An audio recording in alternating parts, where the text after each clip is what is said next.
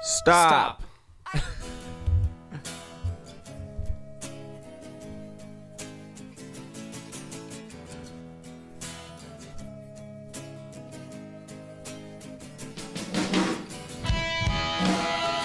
What up, boys? How we doing today? Let's frickin' go. Welcome to the show. It's the Catdad show. We're gonna... And your paw on the ground. Try this little trick and paw it.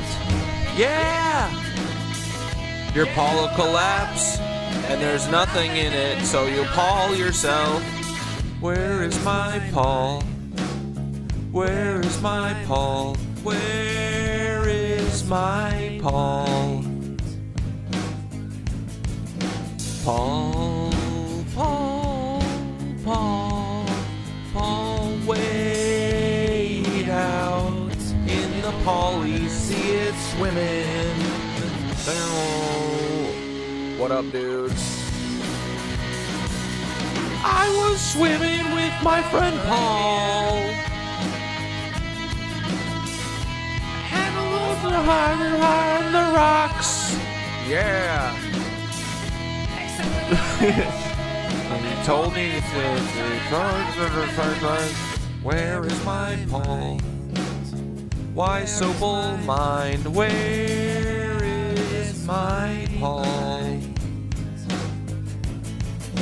Paul is with Nance in Quantico with Charlie frickin' Kurt.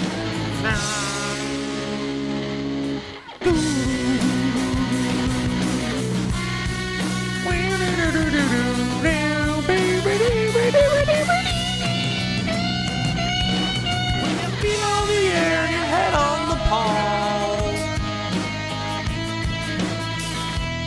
Try this trick and spin it. Yeah.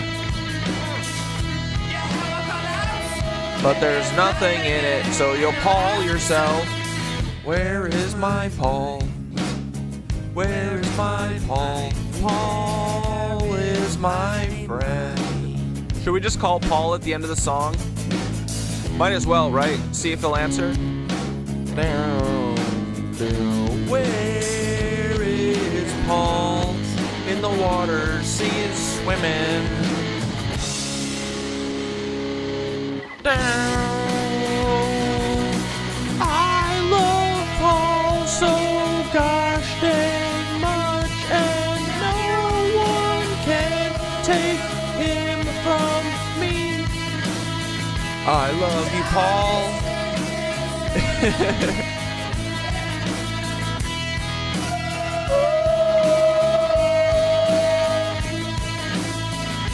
Paulie.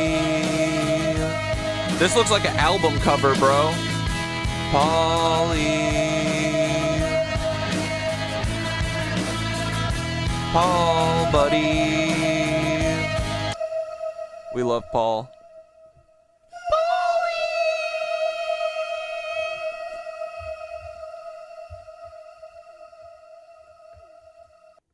Here, let's see if Paul will answer.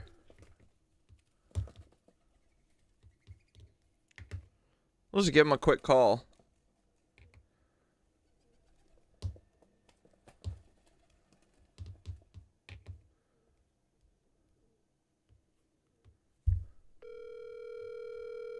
Your call has been forwarded to an automated voice messaging system. His phone's off. Is not available.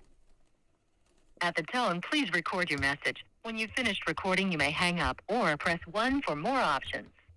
To leave a callback number, press 5. Paul, why does your phone go straight to voicemail? Am I blocked or is your phone turned off? I'm just worried about you because it feels like the FBI has no... They have no care about where you are. And it seems like they kind of want to burn you. They don't claim you anymore. So just want to make sure you're all right. Hope you're good, bud. I love you. If I'm blocked, unblock me, okay? Come on. We've been through this on Twitter. Unblock me, Paul. I want the red messages back on text. I want to know that you're safe. I want to know that you're getting my messages. And I mostly just want to let you know that I love you. And that'll never change, Polly Bolly, my friend. All right, buddy. Have a good day. Hey, whenever you want to come on the Catdad show on stream, let me know. All right. I mean, dude, this is your voicemail, so, like, just call me back. Stop being coy. We're buds. We're best buds. So, all right. Love you, Paul. All the Nitwitches say hi. Hope you have a good day. The birds say hi, too. And the cats. All right. Bye, bud. I love the FBI, too. And mostly, I love Paul Weisopel. All right, buddy. Have a good day. See you, Tim.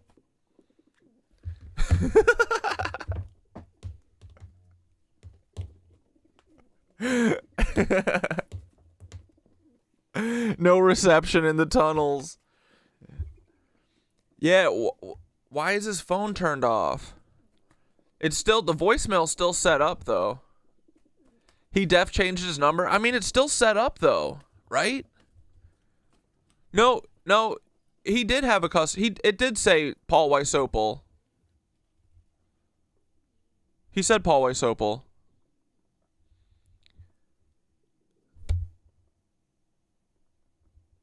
No, it's the same one. Yeah. I may have been, I may not have had it close enough to the mic at the time. It definitely had his voice, though. Yeah, Paul's flaked, man. Paul's not the same, dude. Paul's changed.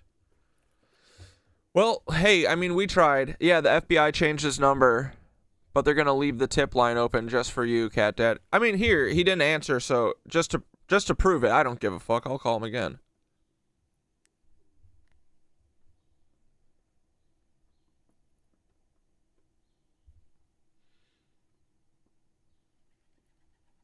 Your call has been forwarded to an automated voice messaging system.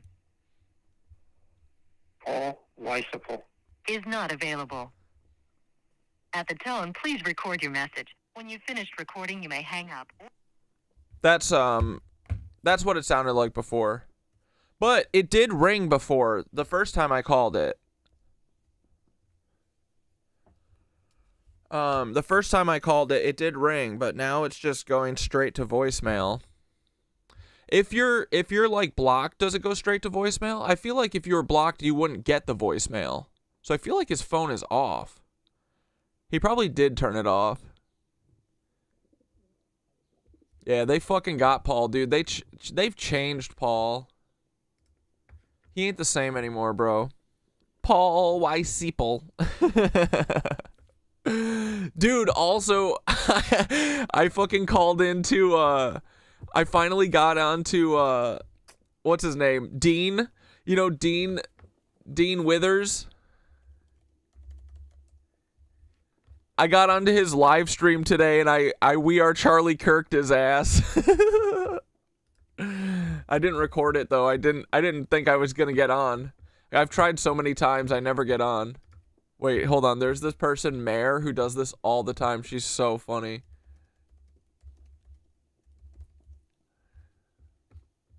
Ugh, that's not what I wrote.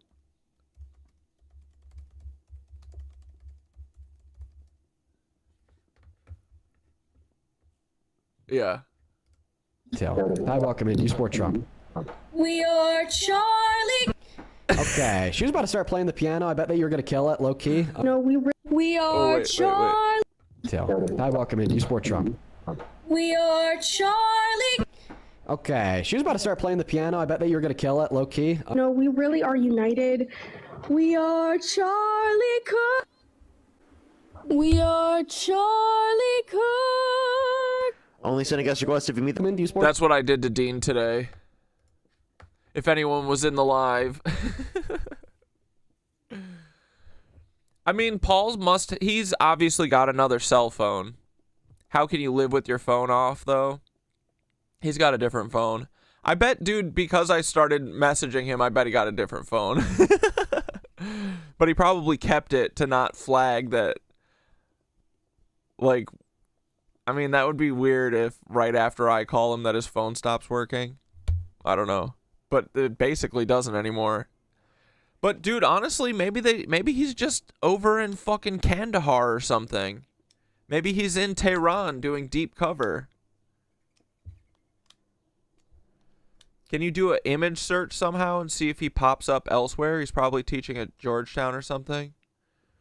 I mean, we've been on the hunt, bro. If Paul was out in the wild in the last couple years, I feel like we would have seen him.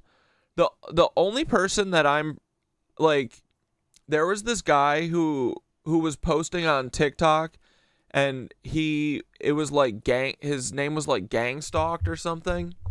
And he had a bunch of videos of him being gang stalked, and one of the guys that gang stalked him looked identical to the Paul that we got from Dante and Nicole in that gas station parking lot. And so he might be doing some gang stalking operations, who knows? But that guy found me because he also was talking about Paul and Timothy. And he found my videos and was like, "Yo, dude, I think Timothy was actually gang stalking me." And then made a video of it. Yeah, dude, people are trolling the fuck out of Dean and Parker. It's so funny. This girl, Mare, she just fucking calls in to Charlie to fuck with them. We are Charlie Kirk. We can. That's the furthest. Dude, she fucking rips though, right? She's got a good voice. Oh, turn your top chats to live chats, boys.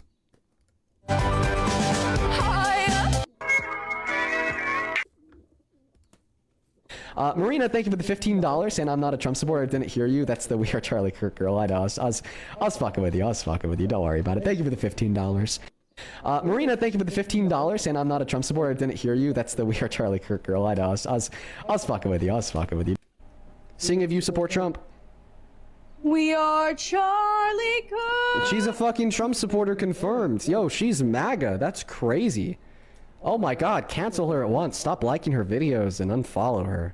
No, Mare's the best, dude. Never gonna unfollow. But yeah, anyway, if anyone's got that live and clipped it from Dean earlier today, let me know. I want to put it on the reel. That shit was so funny, though. Why are people trolling Dean? Because he's a dumbass fucking Mormon lib. What do you mean?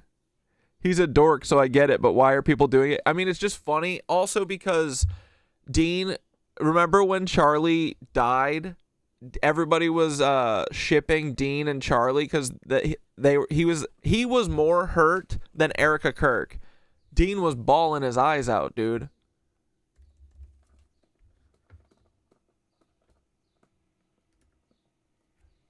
Dean Withers crying Charlie Kirk. Bro, Dean, it's because everyone just wants to keep the memory of his work husband alive. I don't know what to say. I got school of sports right now. Dude, having emotional damage while getting like fucking TikTok face replacement things put on you is so funny. Okay. Yeah, I think where we're at right now, and this is the confusing part,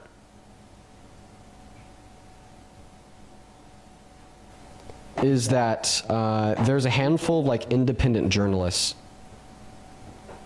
that are saying Dean said the N-word in 2023. Nice, dude. Normal Dean. But Dean and Parker are both Mormon-ass libs. They deserve it. And it's hilarious. Just singing We Are Charlie Kirk at them is pretty funny. he is dead. Oregon is pretty big. Nobody deserves that. Everybody was shipping Dean and Charlie. His wife and children were in attendance, dude. No, they weren't. Imagine, you know, imagine being a 12-year-old, you know, watching your dad fucking die. Charlie had a 12-year-old son? Are we just doing fanfic? What the fuck's going on here, Dean Withers? Yeah, I mean, everyone's just fucking with him because everyone knows that he's like a cuck for the Dems, and he's just a total lib loser. Like, his whole thing is to just constantly harp on the Trump thing and be like, the Kamala would have done it better. Kamala would have done a Zionism harder. But yeah, everyone's just clowning on him because I mean, the cat's out of the bag. I think everyone knows that most of these people are faker dakes, so it's funny. Nobody deserves that. Not even Charlie Kirk. Nobody deserves that. I'm going to rename my two cats Dean and Parker because I sing We Are Charlie Kirk at them all the time. Hell yeah, dude.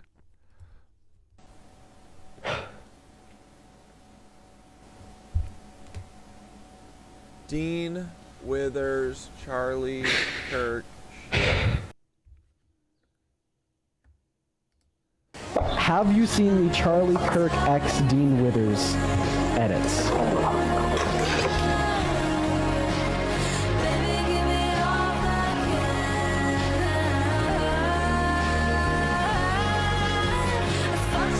I momentarily placed myself in the shoes of his wife. I thought he was actually really sweet kid when I met him.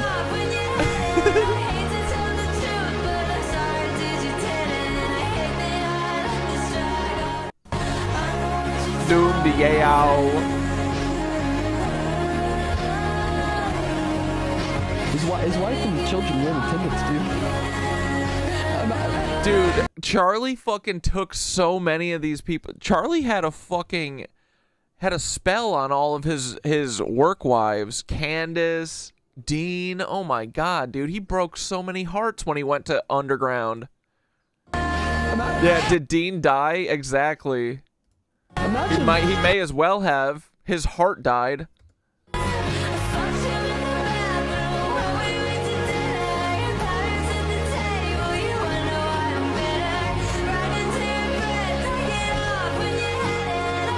The fucking lyrics to this are, I fucked you in the bathroom while our parents were eating dinner? Is that what the fuck?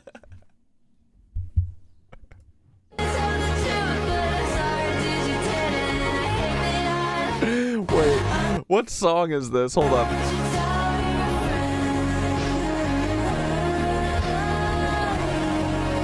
His wife and children were in attendance, dude. Imagine.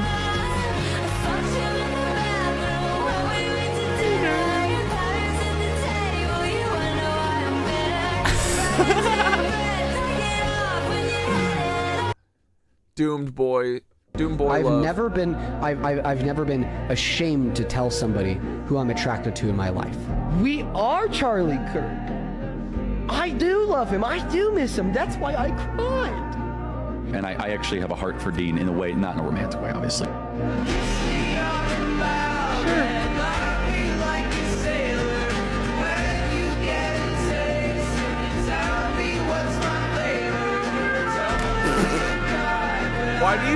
Why do you think Charlie felt he needed to say that, not in a romantic way?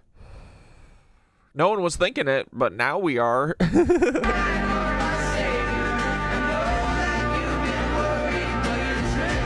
Hit him with a little wink. The last thing I want in my head when I'm going on a dinner date with my girlfriend is Charlie Kirk. I've never been. We're watching Dean Withers, Charlie Kirk edits for the rest of the night, guys. Yeah. Oh, they were lovers. Yes. Yeah. Dude, I'm telling you, Charlie Kirk had a fucking stranglehold on Candace, Dean Withers, I think Parker, definitely not Erica Kirk.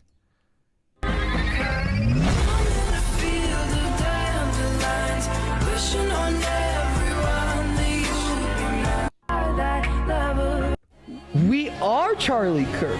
I do love him. I do miss him. That's why I cried.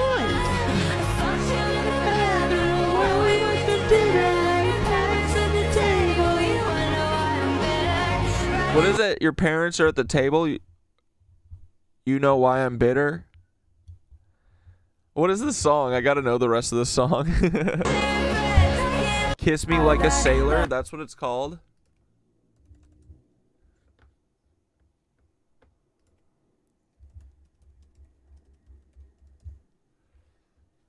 Oh yeah, that JID song got us in trouble last night too. I just had to cut it out though.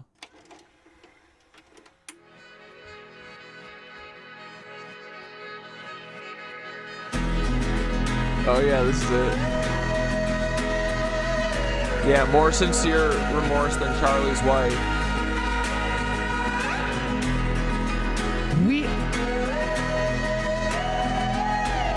We love Charlie. What up, eternally?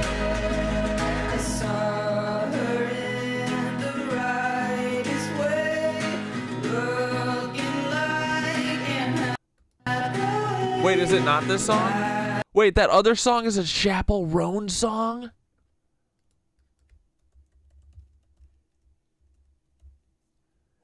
No. Ew, this is 6 minutes long? No. Yet another sever. No. Yo, what the fuck is going on? Hold on. Oh, Chapel Roan's gonna get us in fucking trouble for sure, though. What's the chorus? I just want to hear the chorus.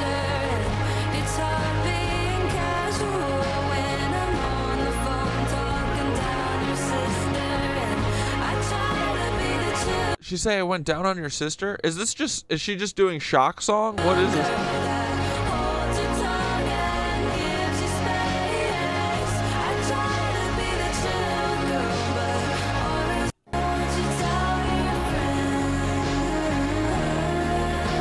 Yeah, here it comes.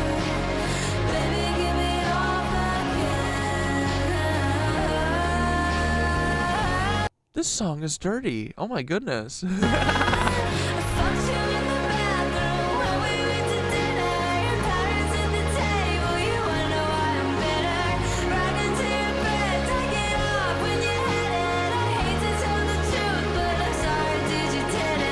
All right, boys. I'm fucking sold on Nepo Rock. I'm back in on Chapel Roan now. All right, we can't press our luck. We're gonna get in trouble.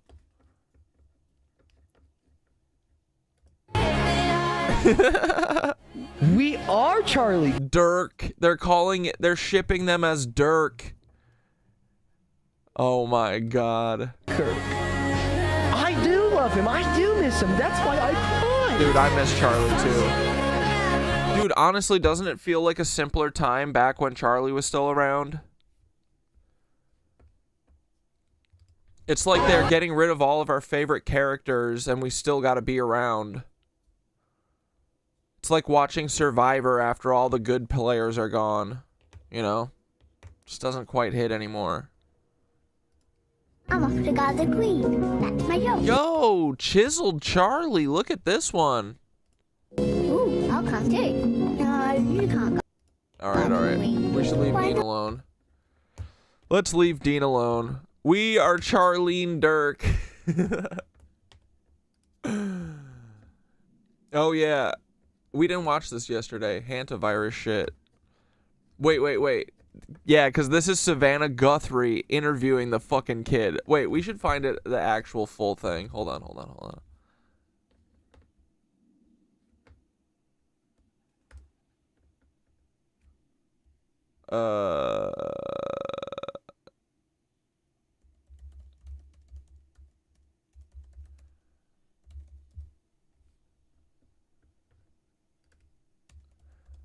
What's that kid's name? Yeah, this Dorcas. And joining us now is Jake Rosemarin, one of the Americans quarantined in Omaha this morning. Hi, Jake. Good morning. First of all, how are you feeling, and what is it like where you are? I'm feeling good. Yeah, Paul's my father who won't answer my fucking phone calls. I just tried to call him. He wouldn't answer, dude. Oh yeah, this new Starbucks commercial. Yeah, I have that pulled too. Rest last night after a very long travel day the night before. Yesterday was definitely a day for us all to rest here. Just general, intake LOL, I was waiting for Catdad to realize it's a Chappell Roan song. Fucking A, I got goofed. for us. No, that one was actually kind of fun. I mean, it's better than Pink Pony Club. And yeah, I feel good right now. I'm happy to be in a place where I know we are well cared for, and if anything happens, we have the medical attention that we need. Jake, take us back to that moment when you found out that you did in fact have the virus, and what was going through your mind. Wait, what? Isn't his last name Ross Marins? He's wearing a hat that has his last name on it. I think it was a really scary moment for me personally. I think, like anyone, Yeah. His fucking... Why is his last name on his hat? when you hear a virus that you may not know that Established 1948. What, the same year that Israel was established? What the fuck is Ross Marins? The same year Israel and the CIA were established.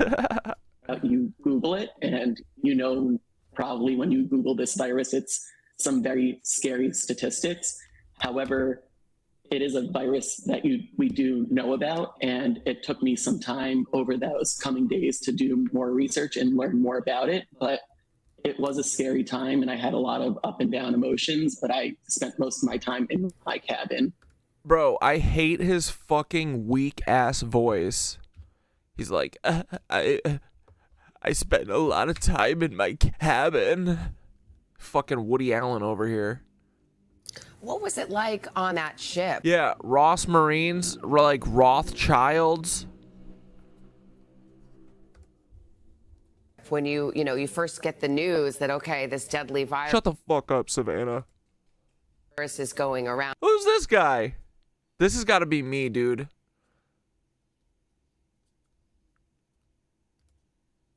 And now you're I gotta start getting up at like 6 in the morning and just standing outside the Today Show window. kind of stranded for a moment or two, a few days on that ship as this is all getting worked out. How did you get along? How did you handle that? So I decided that what was best for myself is I was going to be staying in my cabin as much as possible. It was definitely a wave of emotions as we retrieved information. And This is embarrassing, bro. Keep this shit off Maine. This is the time for you to find inner peace, stay off of social media, enjoy your Starbucks, get off the fucking TV, get off the internet. Worry about your health, little buddy, you little hantavirus liar. And I think it became more scary when we found out that Cape Verde authorities weren't allowing us to dock. So we didn't really, at that point, a lot of things Yeah, were sympathy crackle voice. Crackle boy, sympathy voice. Both, exactly. up in the air. And it wasn't really until we arrived in the Canary Islands and I was able to get off this ship that I felt a bit of relief. Just, by the way, let me just clarify, Jake. I misspoke for a second there. You do not have the virus. You're in quarantine, but you do not. He's got the brain virus for sure. He's got the brain rot virus, Zionism virus, the mind virus, definitely. Have the virus, and it sounds like I do not have the virus. I'm well. I have no symptoms. I feel good, and I'm in good spirits right now. By the way, how are you passing the time there in quarantine? What are you doing? He's like, I'm jorking it, jorking Pinar. That's about it. That's it. That's all we're doing here. As you said. Yesterday, I kind of was just taking the time to speak to friends and family and let them know that I was okay, as unfortunately some media went out and my face was on it, that people could have assumed that I was someone who tested positive, which was incorrect. But as you may be able to see right behind me, each room is equipped with some exercise equipment. So I actually have a stationary bike behind me, which I will definitely be getting some use out of. Bro, you need it for sure, dog. Get those fucking demons out. I'm here in quarantine. Yeah. Can you exorcise the fucking devil out of you? The lying devil? And what about, I think. Has it been 8 weeks, buddy? No, he's like, okay, I'm good. I'm ready to frolic around the United States. Tara Rule had a hilarious video about this earlier. I'll find it. I think I read in the note from the producer that, I mean, you obviously have 3 meals a day, but that you can even order out if you want to. Is that right? Yes, you can order out. Dude, it's like when the media slopifies us and gives us the slop that we need to survive the content, when daddy feeds us our content, they literally go, put them in a weird place and ask them how they eat and how they shit. Put them in space and have Savannah Guthrie ask them how they eat dried shrimp out of a bag. Hey, after you eat that dried shrimp in space, and all you guys are just sitting up there just fucking eating all day, not doing any experiments or fucking videotaping anything, what do you do with all that shit you be shitting out of your fucking dookie asses? All that freeze-dried shrimp, how does that come out of your anal sphincter, and where does it go on the ship? And they're like, oh, it goes in this cool toilet. You want to see the inside of it? You want to watch me touch the inside of the toilet? Want me to describe to you what it smells like? Uh-oh, toilet's burning up. Hey, Jake, the little liar from the ship. Hey, buddy, you're in a quarantine room. How are you getting dookie material? You know, the stuff you put in your mouth all day? Wait, you can order food from your little app and they bring it to you? So that you can dookie it out later in your little 1x1 room? And you have an exercise bike so you can get that dookie rolling? Nice. Can you tell us more about your fecal matter activities while you're in quarantine? I mean, dude, they fucking literally, we're toddlers. They say, how many farts you do today? You do farting in there? Savannah's like, tell us, can you film all the farts you do in there? Send it to us.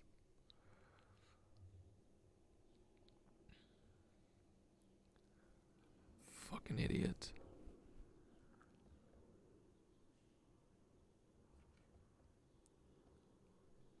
What happened, Sherlock? My aunt, we just got word that docs think she'll pass away tonight. Severe pneumonia that just won't respond to treatment. How is it 2026 and we still can't handle pneumonia? Jesus Christ. At least she's comfortable, doesn't know what's going on. The fuck? How old is she? Your aunt? Can't be too old. Yeah, I don't understand the pneumonia thing. Like, sometimes I feel like, is pneumonia just like a catch-all that they give something that they call, like, stuff that they can't figure out? My dad died from sepsis after pneumonia took over, so I'm sorry, but so glad that she's comfortable. How the fuck does pneumonia do this still? I thought that was like a thing that happened in the 1800s. She's a total nitwitch. She's one of us. Well, of course. Of course, dude. Only the good fucking get punished. She was protesting a data center last Monday, and now they say she won't make it.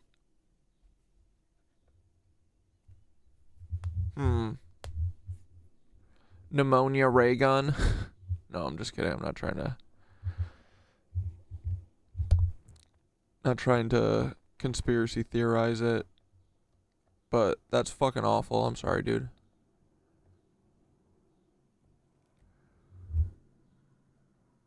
Why are we talking about fecal matter? Dude, that's all the fucking media talks about. Remember with the spaceship? We don't hear anything about space. We don't get any cool video, no cool visuals of the Earth. All they do is talk about all of the bags of shrimp they're eating and then where they're putting all of that shrimp. Like, this is all they're like, if you want to fucking do a big fraud to America, if you want to do a big fake FEMA disaster, all you got to do is get one kid to go in a little quarantine bubble by himself and have him go on TV and describe the food that he's getting in his quarantine bubble, do a mukbang, and then talk about where he poops it all out. That's all the American people need to be satiated. That's the content they need. They don't want freedom. They just want to know how Jake Rossmarins is getting food in his little quarantine in fucking Lincoln, Nebraska. Or Omaha, wherever the fuck he is. Can anyone see me? Yes, I can see you, 4 sticks. However, it might not be able to be delivered right away, but you can get things delivered, care packages, and that's nice that we have really, access to whatever we need. All right. Well, we'll send you something from Uber. Yeah, it's time for us to start our own civilization. Literally, bro. It's poop and goblins week. It always is. Yeah, no, seriously, they've dumbed us down to 6-year-olds. All 6-year-olds love talking about poop. Exactly. I'm saying they have made us into kindergarten brainers.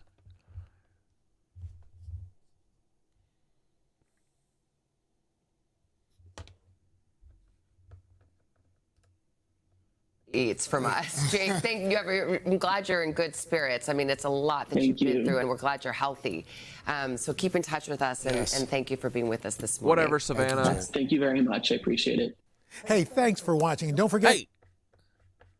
Hey, thanks for watching.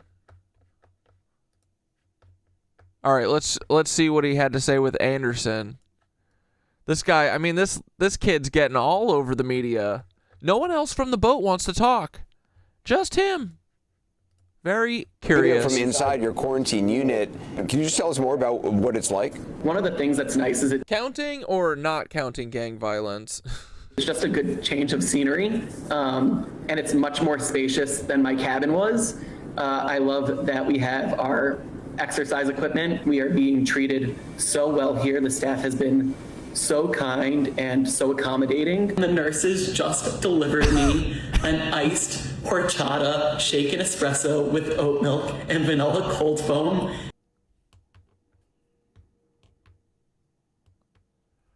Dude, this is the only time he's looked alive talking about a Starbucks drink.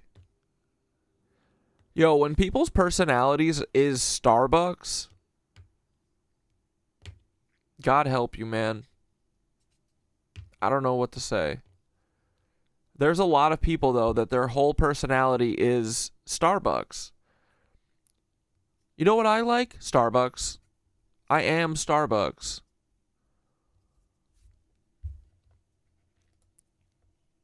Coop's a Mormo? And I'm literally in heaven. We're allowed to get packages delivered here, so I actually received clothes today, and I'm receiving, special things for my bed as well, so I can feel more at home knowing that I'm going to be here for another 40 days. It's nice to know that Amazon delivers to a biocontainment unit. I think it's because it's the medical center, so it's pretty easy to get stuff delivered. Shut the fuck up, dude. I hate this guy. He drives me nuts. They couldn't have found a worse representative for the hantavirus, honestly.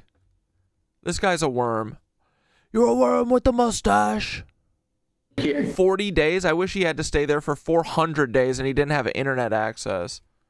Yeah. Is there something you're looking forward to most once you're out of quarantine? I mean, 40... Yo, what if I can get hantavirus from watching this video? Shouldn't this dude be quarantining, bro? 2 days, 41 days, a long time. It's actually a question that I've been asked a lot, and it may sound cliche, but I cannot wait to give my fiance and my family and friends hugs, because that's something that I just really miss. Oh my God, no one cares, dude. Shut up.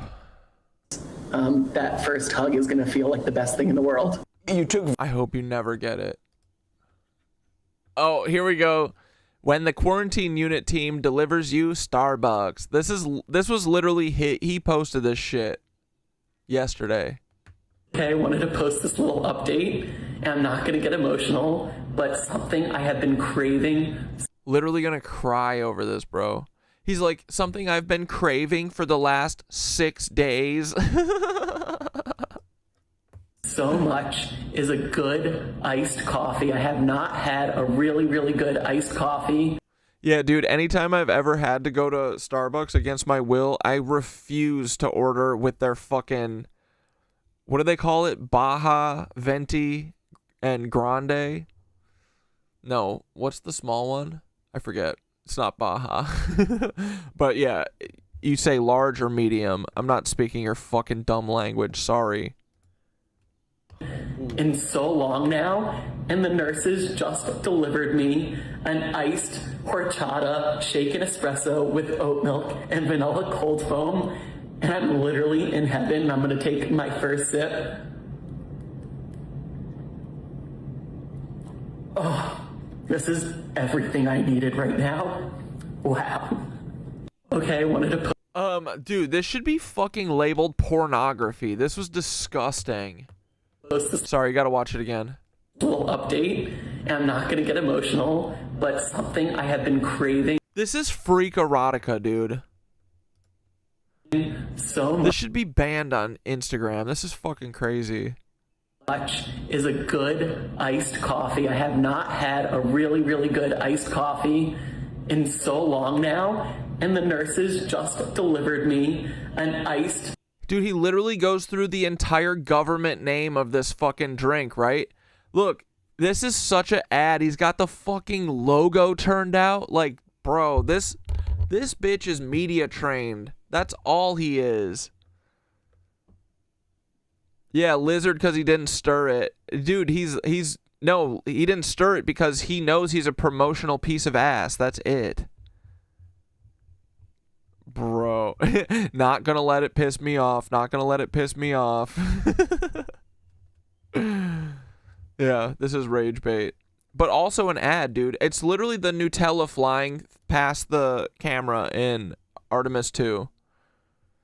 Like, bro, wasn't that actually a scene in Don't Look Up? What the fuck are we doing, man?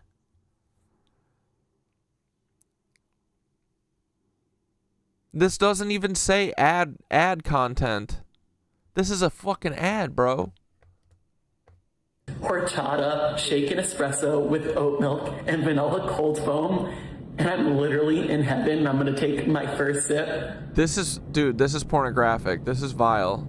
Congress should ban this. Oh, this is everything I needed right now. Wow. He's like, this is really gonna make me do a Duke. Are you guys gonna want to watch me live stream my Dookie? Is that what'll keep you from questioning this hantavirus bullshit? Okay, I wanted to post this little... I love Jake Ross Marins. What a cool ass dude. Wait, what the fuck? Did that say Chandra Levy's murder was UFO? It had something to do with a UFO? Wait. Wasn't Chandra Levy one of the people that Bill Clinton killed? Oh, her parents say it. Wait, what? Joining us exclusively are Susan and Robert Levy. Thank you so much for taking the time. I'll just start here. I am so sorry for the loss of your daughter. I'm so sorry for what the last 25 years have been. Oh my God, he literally moaned after the first sip. Dude, I'm telling you. That video was vile.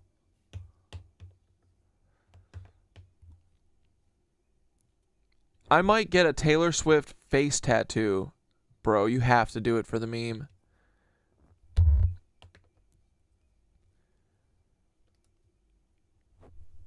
How are you both doing right now, particularly given what tomorrow? Day by day, one step at a time. What the one fuck? breath at a time. What just popped up? Was that some AI shit? What the hell was that? How did that happen? I'm still working, but it's always on my mind. But of course, over the years, it's not quite as well. You just can't keep in your mind all the time. You have to go on living. It's tough to think about. The edges are a little bit softened. The fact that Chandra's killer has never been found after all this time, how do you process that? And number two, do you speak to law enforcement regularly about if they're looking into any leads? Are they still investigating this? Fuck no. No. Not as far as we know. I mean, they sort of blew the case, and then some person screwed up the witness, on purpose. And see, these people don't feel like Robbie Parker, you know? Robbie Parker's like, I love the police. They did a great job of letting my son get murdered. I'm glad that the killer killed my son and all the children in this classroom. You know, because in a couple years, I'm going to get a big old payout from InfoWars. They're like, the fucking cops botched this shit, and they're not investigating it. They suck. so that's why they let him go. And of course, the trial was screwed up as well. Yes. So we don't know the real truth. But so many things has happened since then that we have other ideas. Can we explore that a little bit? So just to be clear, yeah, she was an intern at the Federal Bureau of Prisons. What the fuck does that mean? Why was she why was she an intern at the Federal Bureau of Prisons?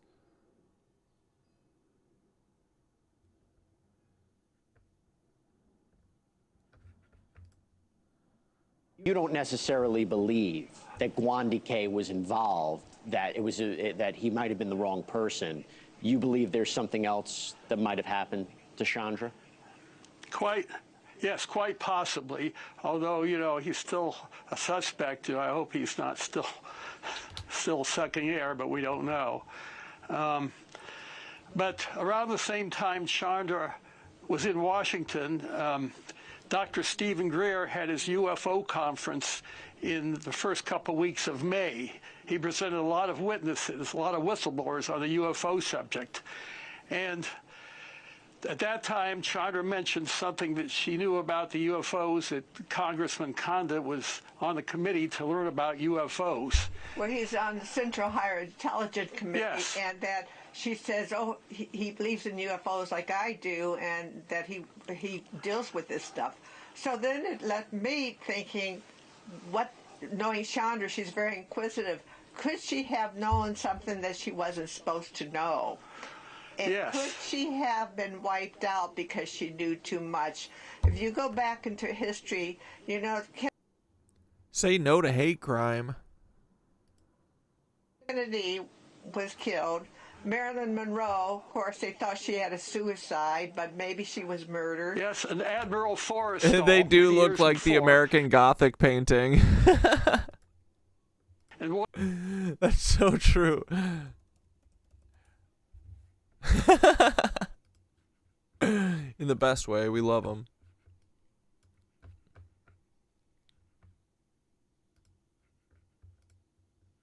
William Colby, the head of the FBI, the head of the CIA, they were all murdered. And of course, Stephen Greer has a list of other people involved in the intelligence on UFOs who were murdered back then. I know there's another list now, but this was in the early 2000s and long before that. So we can't say it was a part of the CIA that did it, but it's always suspicion because it sort of ruined. Ooh, excuse me, sorry. I fucking like these guys. They're saying, we're looking at the CIA. We think it might be the filthy ass CIA. Stephen Greer's conference when all the news came out about Chandra.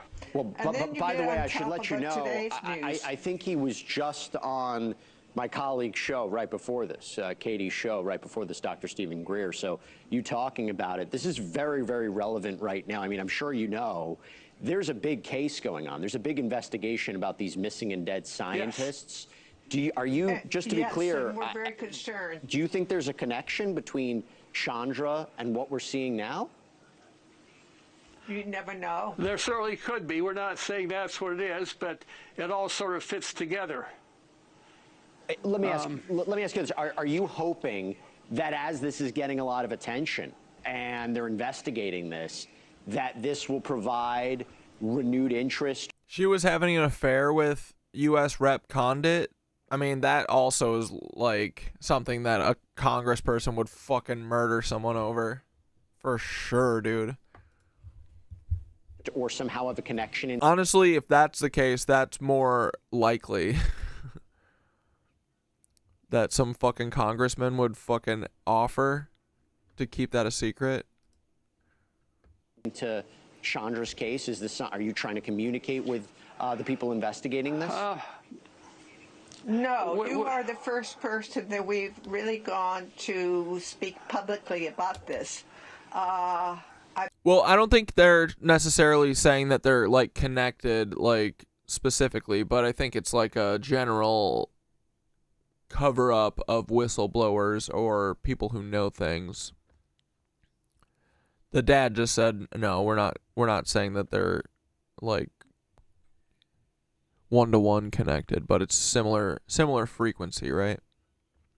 I've been told that not to touch the subject. Not to touch it, like Danny Sheehan, who Steve. But I bet that the newscaster definitely would be like that to try and make them sound like nuts, just like connecting shit that doesn't really connect. His former lawyer told us not to get too involved with it because, you know, a certain element of the CIA is getting rid of people who might be too involved with it.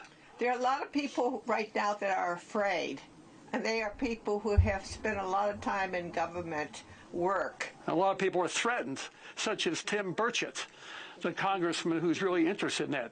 Tim Burchett has been told a lot of things, and he's sort of fearful of something happening to him. So there's a lot involved. Just to be clear, aside from the timing of what you just mentioned in terms of what happened with Chandra and and what was happening with the UFO community, is there any other evidence, anything else you can share with us about why you believe there might be this connection? I don't know. It's something that I thought of 2-3 years ago. I was at Contact the Desert, and I felt a strong, intuitive thing coming from me that there's a possibility there may be a connection. We don't know what really goes on in the government. So many of us don't know the truth about many things. Word. And as you know, the fuel situation and people who are controlling the politics in the world, they're not always given the truth. Yeah, and I know President Trump wants to reveal it, but he's got to be careful because, you know, what happened to Kennedy and what happened to all these other people. We got to protect President Trump at all costs, guys. And I'm stepping out on a limb. I'm asking disclosure. Someone knows the truth of what happened to my daughter, our daughter, Chandra, and what has happened to a lot of other people that have disappeared, gone missing, that have demise in mysterious ways. I want to take it back for a second, and it was something in the earlier clip we were showing of the press conference. We're showing these photos. I think a lot of times it gets lost. Who was? Yeah, I definitely don't trust Stephen Greer, bro. Chandra, right? Like after all these years, I know you still think about her, and it's, of course you're going to be thinking about her. Who was she? What was she like as a person? What do you want people to remember about her all these years later? Because she's not just a statistic. She's not just victim A. Who was she? That's right. She had high moral standings, and she really did believe in the government and believed in first mistake Constitution and believed in politics the way it's supposed to be. Our country has gone to a lower moral ground, and I think she would have a lot to say if she was here now. And so I'm her voice, and I think she would be very unhappy of what's happening, the division in our country, and the value of lives are in jeopardy, as well as people having a struggle to make a living and find their jobs and bring home, if you want to say, food and income for their home and to feel a safe community. He's like, all right, shut up, bitch. He's like, yo, we're not here to talk about that. I want to know more details about your dead daughter. Yeah, it's she's interested in that. And she is. Sometimes we get little signs and messages from her, we believe, anyway. But certainly the whole universe it's all consciousness, it's all spiritual. So there's God in charge of everything. You know, if you want to say it's Yeshua HaMashiach, that's perfectly right. but God is in charge of everything of the universe, so we have to keep that in mind. Well, listen. And we have to stand up for what we believe is high morality and grounds of peace in this nation and around the world. Well, listen, first of all, that's my voice. No, I hear you. And Susan, Robert, I know it's not easy coming on and talking about this ever. I know it's not easy, particularly talking about what happened here 25 years later, but I appreciate you coming on. I'm thinking of you during all this. Yo, is she part of the Clinton body count? Is there any connection to the Clintons? I'm wishing you both the best and best wishes as you navigate this. And I always... Yeah, why are they... I mean, I think that they're... Maybe they're tying this in with disclosure shit. I don't know. Why are they running with it now? That's what confuses me. Yeah, I don't know.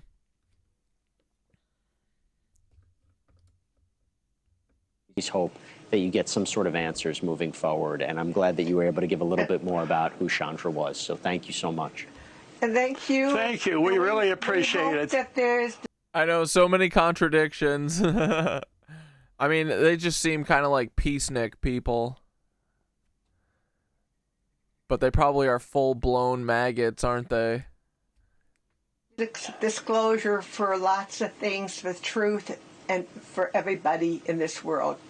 Okay. Well, I think we all are looking for... Aren't all humans walking contradictions a little bit sometimes, you know?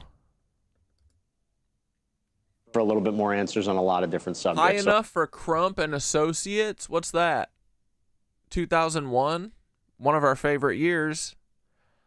Something happened in 2001 that we fucking love.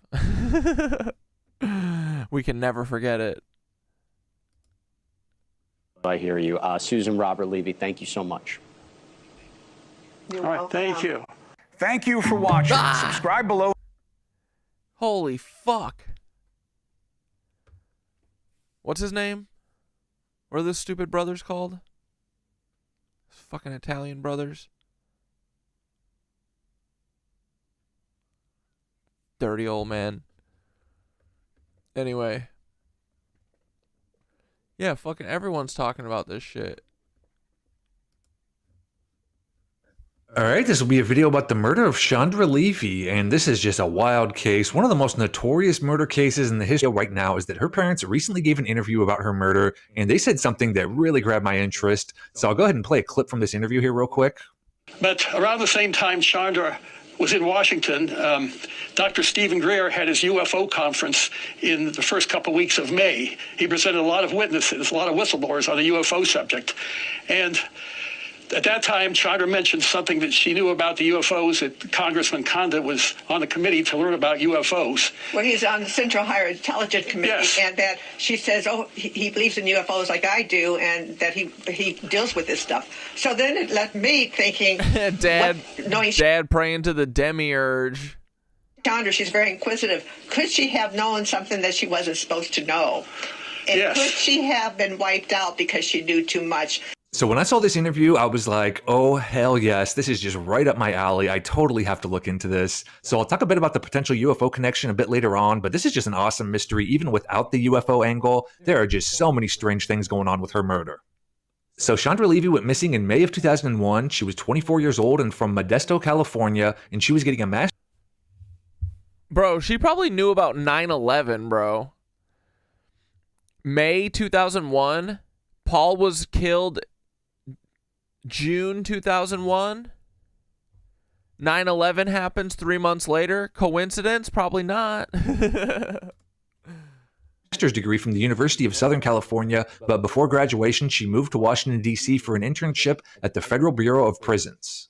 The last time anyone saw her was on April 30th, 2001, when she canceled her Washington, D.C. gym membership because she was moving back home to California. You don't mean Rush Hour 2, do you? Wait, what do you mean? Did Rush Hour 2 come out in 2001? What do you mean? Rush Hour 2? Human trafficking?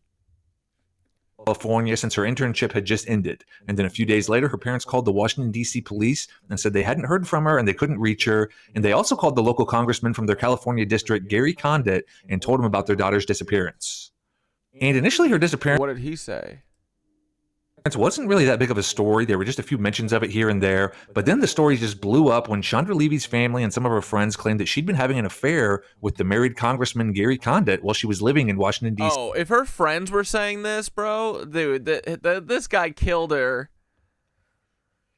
And so if that's the case, and this was just like a, you know, like a family annihilator dude or whatever, or girlfriend killer, you know, I could totally see, because what was that? Was it News Nation? I could totally see them just trying to, like, run this UFO story. You know, when, I mean, dude, when, like, bro, literally, this is what I'm saying Kathy Sanders should be like. Kathy Sanders should be like, I heard that Timothy McVeigh was in a cave with Elvis, and I'm going to investigate. Instead, she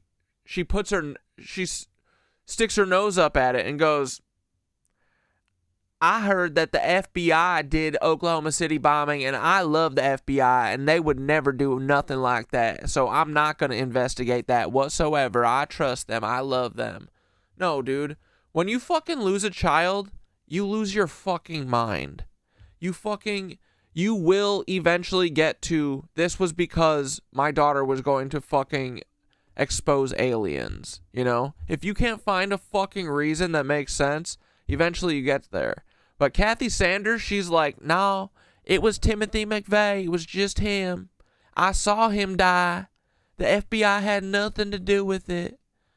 It's all buttoned up. I forgave everyone. Now y'all can. You see? Right? Isn't that exactly it? Like, dude, yeah. If I had a fucking kid and my kid was murdered by some fucking political shit, some fucking bombing by Timothy McVeigh, I'm hunting down every person and I'm going to fucking start spreading rumors until eventually I get to the point where I'm like, yeah, this was all because of aliens. If I don't find a fucking answer, I'm getting to the alien part. So, that makes sense. But yeah, maybe they moved off of, maybe, you know, I don't know. I don't know why they aren't. This seems more likely. Like, that an intern was fucking some fucking politician was abusing his position and fucking getting some intern to sleep with him. And then when she's like, okay, because he's like, the whole time I'm sure he's like, I'm going to leave my wife. It's going to be me and you, Chandra. Me and you, girl. And then the intern ships up and he's like, okay, bye. And she's like, what? I'm going to tell people. And he says, oh, hell no. I'm going to get my friend Leroy to fucking kill you in a park. Right? Because wasn't it that she was like running somewhere and then she was found in a park? Was she pregnant? Oh, dude, if she was pregnant, then that's even more of a fucking reason why this dude would do this. See, any congressman involvement, I'm like, it's fucking Archon's razor, dude. Easiest fucking solution. He's a politician, of course he killed her. But I fuck with the UFO thing too, that's fine. But this is most likely. And honestly, the parents should be hunting this guy down. The dad should have just went and killed this guy. I'm sure, like, 99% of the time, you'll be forgiven if you're wrong this time. Because it's usually this. And this just caused a But I'm surprised this guy didn't become president, you know? media firestorm. There was all this speculation that Gary Condit was involved in her disappearance, and he was very adamant that he had nothing to do with her disappearance, but he was a little more wishy-washy when it came to whether they were having an affair or not. He first denied that they were having an affair and claimed they were just friends. Then an anonymous police source leaked to the press that Gary Condit had admitted that he'd been having an affair with Chandra Levy. Gary Condit wouldn't comment on that. Then he agreed to an interview with Connie Chung, and this is regarded as just an awful interview because he was very evasive and gave all these vague answers when he was asked if he was having an affair or not. So the big speculation was, well, were they having an affair? Did Gary Condit have something to do with her disappearance? And maybe the main question was, well, what happened to her? Because month after month after month passed and her body was never found. So technically it wasn't even a murder case. It was just a missing persons case. And this was like the story of the summer of 2001. The media coverage was just absolutely insane. But then the 9/11 attacks happened around 4 months after her disappearance. And obviously 9/11 just stole all the headlines and the show. Look, dude, this is a fucking ad. 9/11 was an ad for Bell telephones. Chandra Levy case was mostly just forgotten about. Then on May 22nd, 2002, a man walking his dog found Chandra Levy's body in Rock Creek Park in Washington, D.C. And this was over a year since she'd gone missing, and police had already searched this park multiple times because one of Chandra Levy's final internet searches before she disappeared was for information on Rock Creek Park. And police hadn't found any trace of her in those previous searches of the park, so it was a little odd that her body was found a year after she disappeared in a park that police had already searched multiple times, and her body was found less than 100 yards from the park's running trail, which was a popular running trail used by a lot of people. Her body was decomposed and there was no forensic evidence on it, so her murder remained a mystery. Then in 2009, Ingemar Gwandike was arrested for the murder. He was an MS-13 gang member who was already in jail for assaulting 2 other girls in Rock Creek Park. He was convicted of Chandra Levy's murder in 2010. Then he was granted a new trial in 2016 after it was discovered that one of the key witnesses had lied during the trial. Prosecutors decided to not proceed with this new trial, and instead Gwandike was deported back to El Salvador, which means that Chandra Levy's murder is still considered unsolved.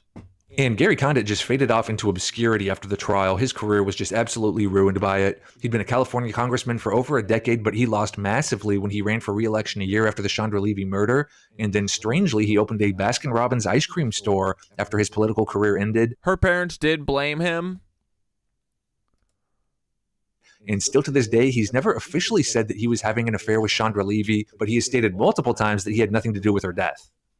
So that's kind of like the official story, but there is definitely way more going on here because there are just so many really, really strange mysteries and strange connections with this case.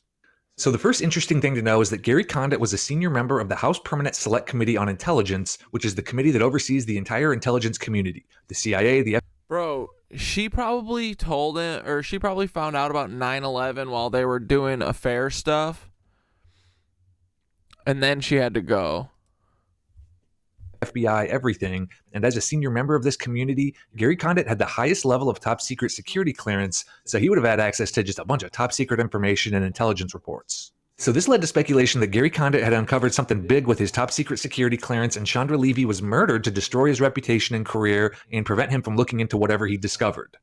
Chandra Levy's murder happened at a very interesting time in May of 2001, only a few months before the September 11th attacks. And one of the controversies with the September 11th attacks has always been, was there advanced knowledge of the attacks? Did September 11th attacks, advanced knowledge, conspiracy, facts. Did the intelligence community know that a big attack was being planned and they didn't act on that information to prevent it? So that's definitely one possibility, that he uncovered information. Wait, Connie Chung is married to Maury? I didn't know that. You are not the lizard. About something. Maybe it was the impending 9/11 attacks. Maybe it was something else. And Chandra Levy was murdered to destroy his career and prevent him from looking into whatever it was that he'd found. But there's also so many other strange things going on with this case, and a lot of it has to do with Chandra Levy herself. She's a bit of a mystery woman, and the first interesting thing with her has to do with her internship at the Bureau of Prisons. And it's kind of just like a random place to have an internship. This department is the law enforcement agency in charge of all federal prisoners and prisons, and they have access to everything from prisoner visitation records to transfer records to pretty much anything you could want to know about any federal prisoner. And one of Chandra Levy's roles in her internship was arranging the press coverage of the execution of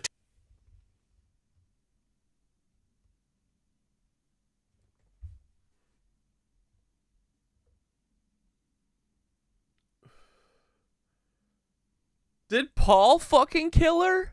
Did she know that Paul wasn't gonna die? Wait. The Bureau of Prisons?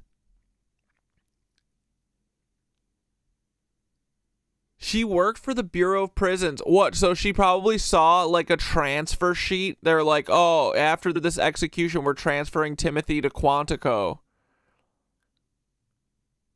Timmer! Bro, tell me this isn't destined. Tell me we aren't destined to find this. Bro. Wait a second, bro. Is this another fucking body on Timothy? Here, let me just text Paul real quick. Did you have anything to do with Chandra Levy death? Did she find out you were being transferred out of the prison on June 1st?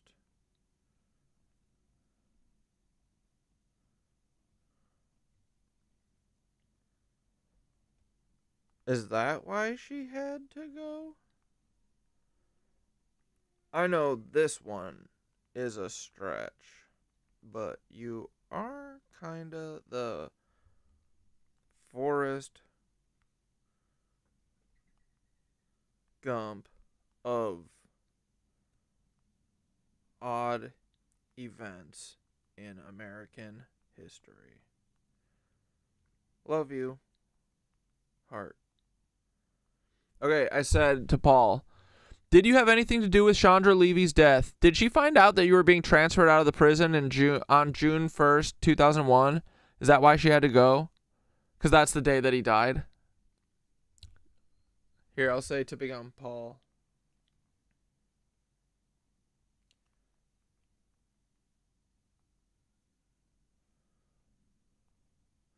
Is that why she had to go? I know this one is a stretch, but you are kind of the Forrest Gump of odd events in American history. Love you. Yeah, Paul is evil Forrest Gump. It's like you have a metal detector. We do have a Paul metal detector. Literally. Of course this has Paul involvement. What doesn't have Paul involvement? Paul is definitely evil Forrest Gump. Ladies and gentlemen. Wait, hold on, guys. Wait. I thought I had it all together. And you walked away. You were the clock that was ticking in my heart. Changed my state of mind. Ladies and gentlemen, So we got him. We love Paul. Paul is Timothy. They are freaking lame. Paulidar.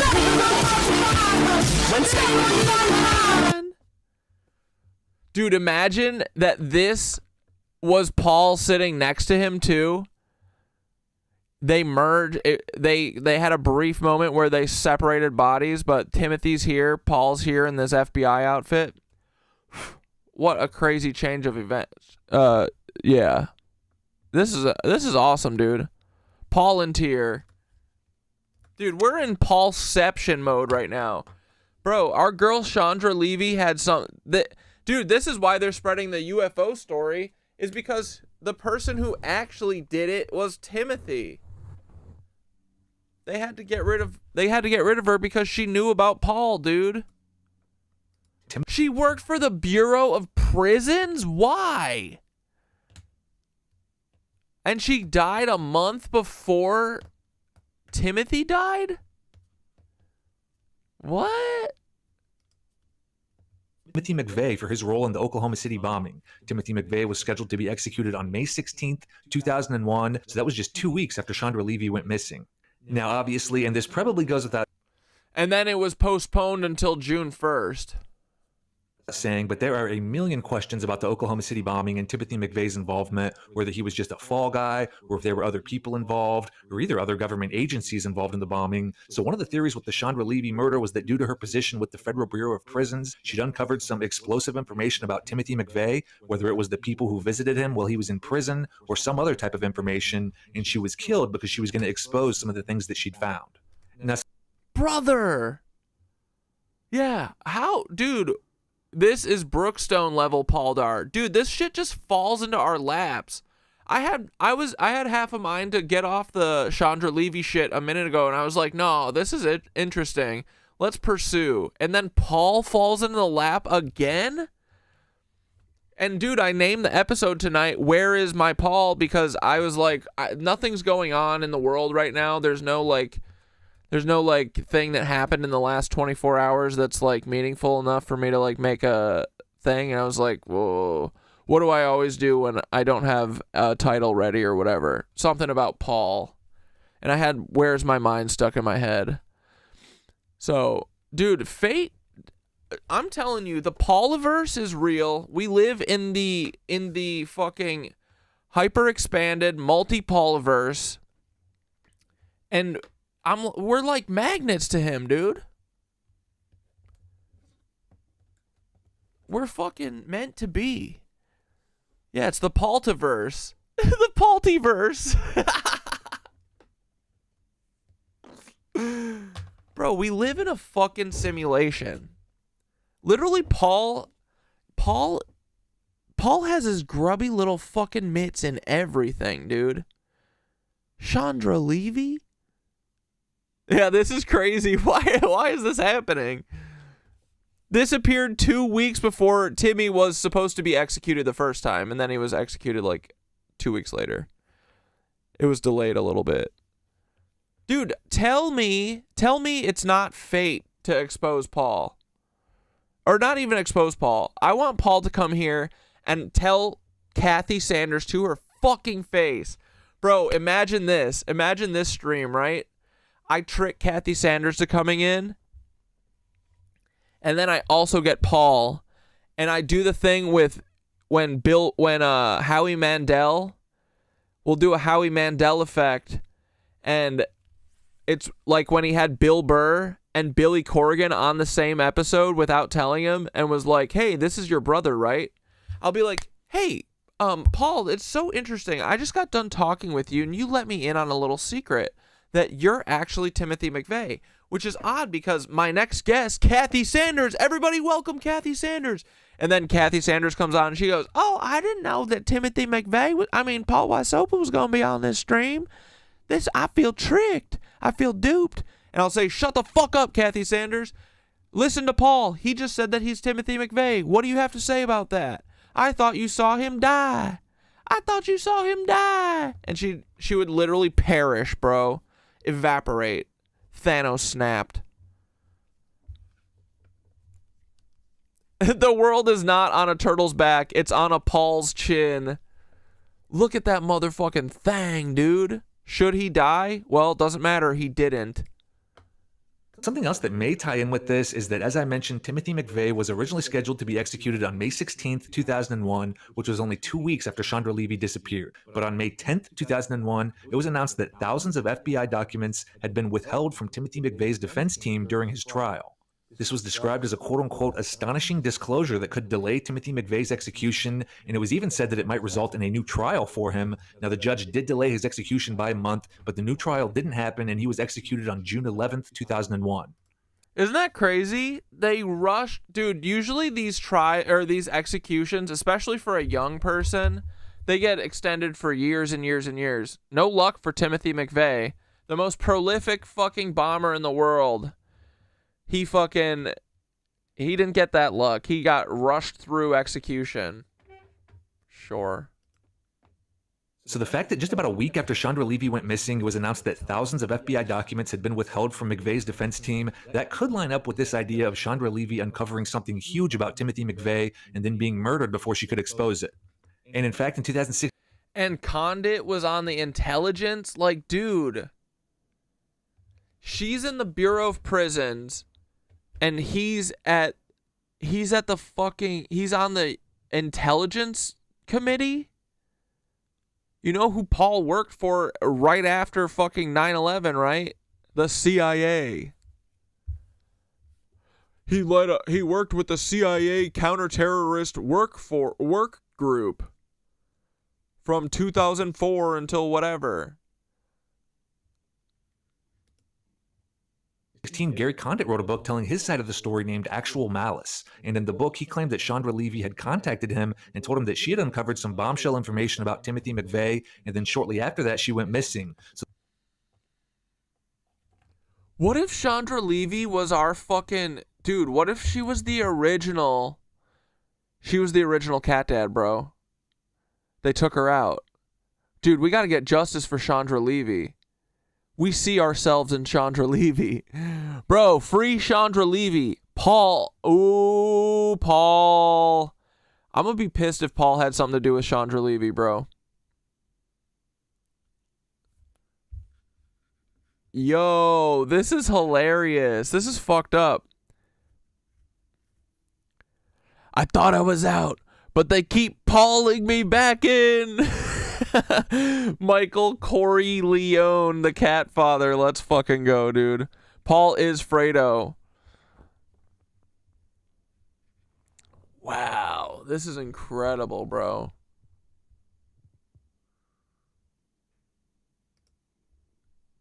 That would totally line up with the idea of her murder being linked to something that she discovered about Timothy McVeigh.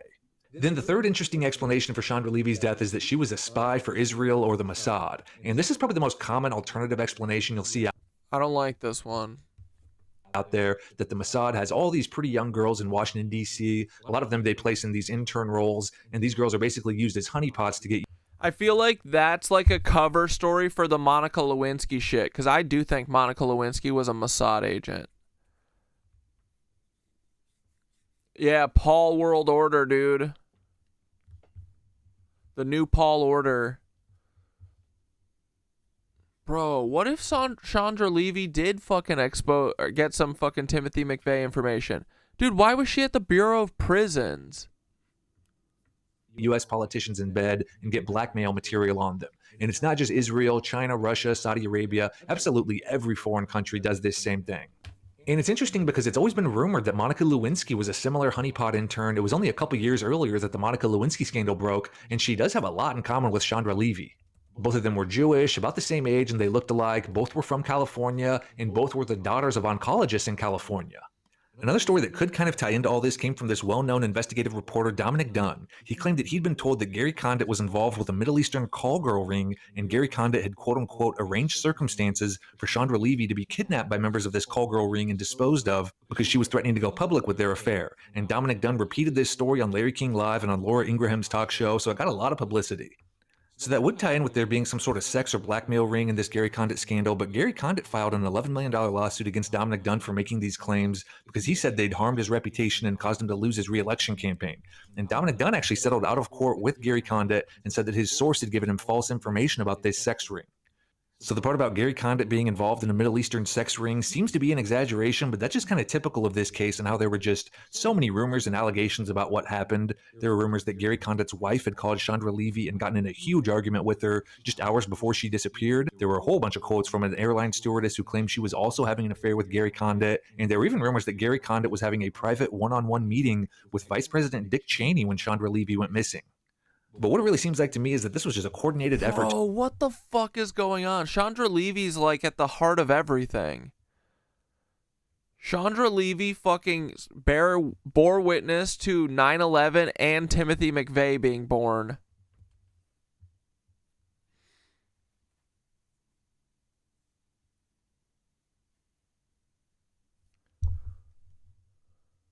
To just totally destroy Gary Condit. It seems like he had learned something he wasn't supposed to know or pissed off the wrong person, and he was targeted for it because the media coverage of this scandal was just so overblown. Gary Condit would have definitely... Wait. I found an article. This is from June 22nd, 2001. Can the FBI find Chandra Levy? Can an agency that loses thousands of files, computers, and weapons locate one woman? So the FBI is now involved in the hunt for Chandra Levy. Is this a good thing or a not so good thing? Ordinarily, one would expect that the added expertise the FBI presumably brings to investigations would be welcome in a baffling high-profile case. But these are not ordinary times for the FBI. Remember, the agency has suffered one major embarrassment after another of late. One of its key operatives was found to have been selling secrets to the Russians for years. The agency nearly blew the Timothy McVeigh case by failing to turn over thousands of pages of evidence to lawyers for the Oklahoma City bomber. Just last week, with a new director waiting in the wings, the crack federal police agency revealed it was missing more than 180 computers, some containing classified data, and 450 weapons, mostly sidearms, but a few submachine guns. With all that important stuff misplaced, it's hard to stir up confidence that the FBI can find one missing woman. Dude, this writer is after my fucking heart. Staff writer for the Times Herald Record. I love them. Indeed, the only hopeful note one can find in this development is that it's hard to imagine any law enforcement agency doing a worse job of investigating a missing persons case than the Washington, D.C. police have done on this one.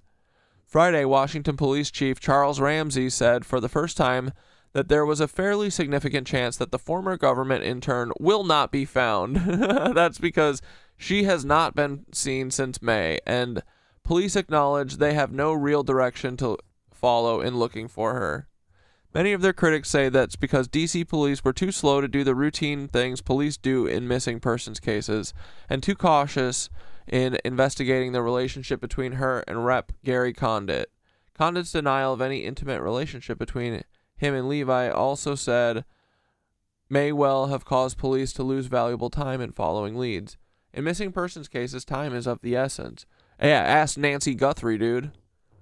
Law enforcement experts say the overwhelming... Dude, I just realized I didn't feed the cats. It's 7:40. Squeaks isn't even bothering me. Well, whatever. Maybe that's why Mushka's being so sweet. She's sitting next to me just rubbing all over me. But she's not getting antsy, though. Yeah, they withheld hundreds of FBI docs from Paul's defense attorney the same frickin' week. How about Paul, FBI, CIA, and Mossad all did it together? Why is always presented as one or the other? No, for sure. Yeah, it is all of them.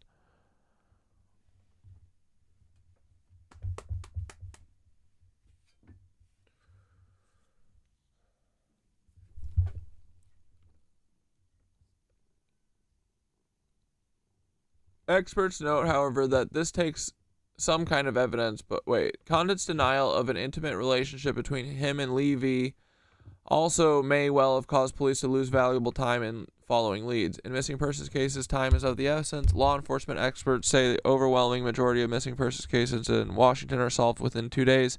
Nationally, 3/4 of such are solved. The experts note, however, that this takes some kind of evidence, but police didn't check Levy's apartment until 4 days after her parents reported her missing, by which time surveillance cameras at her apartment building had already recycled into a new loop, erasing the previous week's images, so no one knows how she looked or what she was wearing or if there was anyone when she left.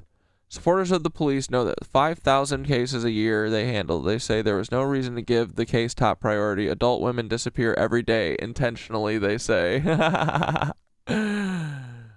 They say, why do you want us to do our fucking job? Yes, but not without their purses or driver's license as Levy did. She didn't have any of that shit?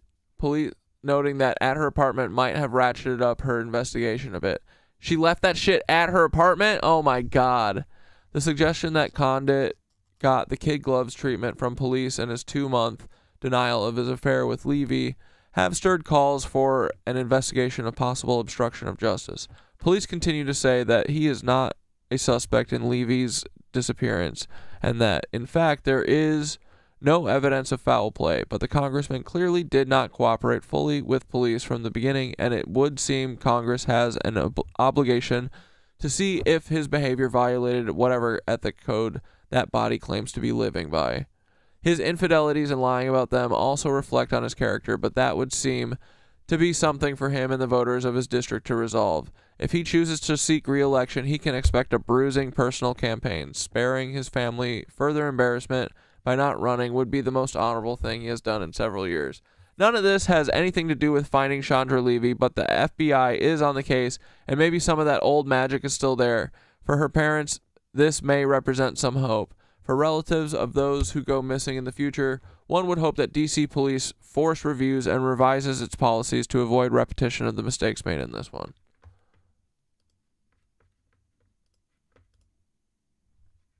He had his fair share of enemies. As I mentioned, he was a senior member of the committee that oversaw the CIA and the FBI, and he had top secret security clearance, so who knows what type of secrets he might have uncovered that they didn't want exposed. He was a good-looking guy, pretty young, was very, very popular. His area and I'm leaning towards the Condit suspicions being manufactured to detract from the McVeigh BOP angle. Bro, I'm saying. That's what I'm feeling, dude. Like, was this guy fucking Chandra Levy? Probably. Seems like it.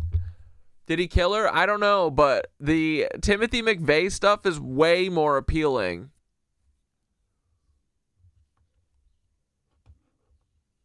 Dude, why was she a Federal Bureau of Prisons intern?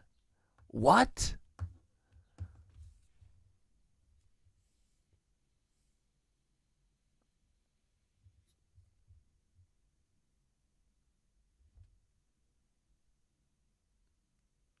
Oh, yeah. Same thing happened with the ring cam in the Guthrie case and Idaho 4 case. The FBI couldn't open an SD card and accidentally corrupted the footage. I shit you not. It's the same explanation in all these. Yeah. Oh, the tape got looped over. Whoops. Sucks.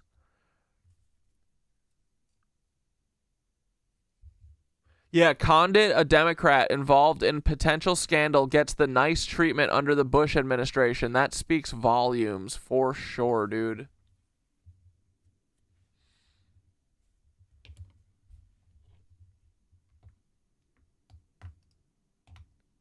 California was noted. Oh, yeah, the Chris Watts family case where the FBI and police claimed they couldn't retrieve the text messages between the suspect and his mistress. That guy threw his wife and daughters in a oil barrel. In an oil fucking well.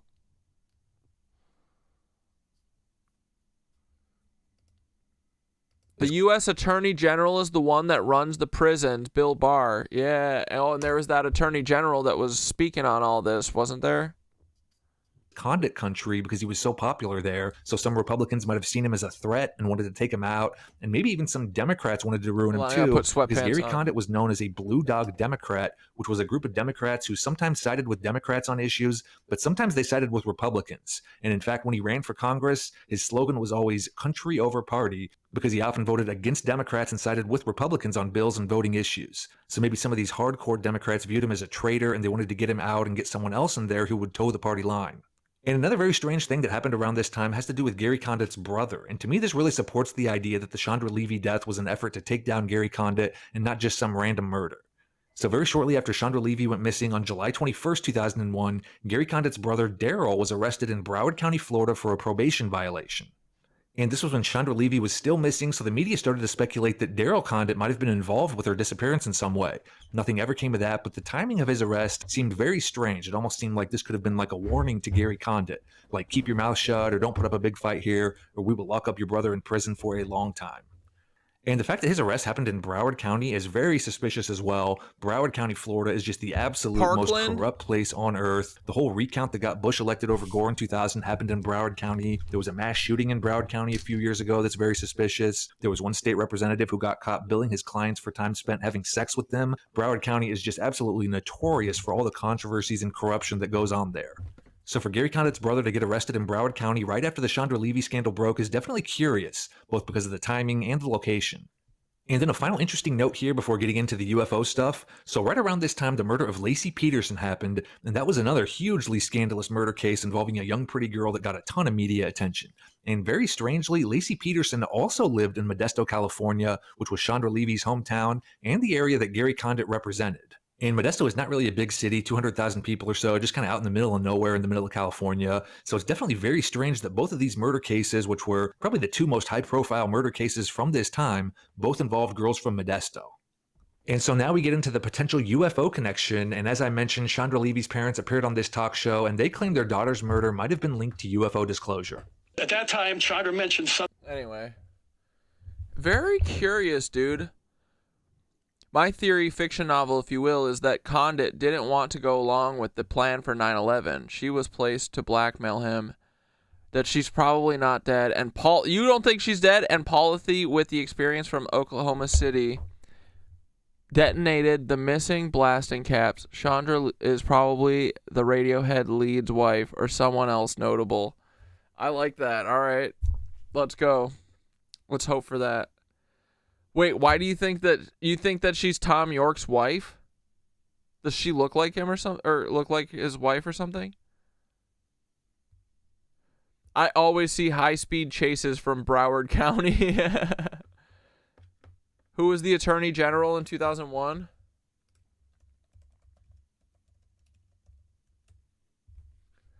Janet fucking Reno and John Ashcroft, dude. The biggest cucks in history.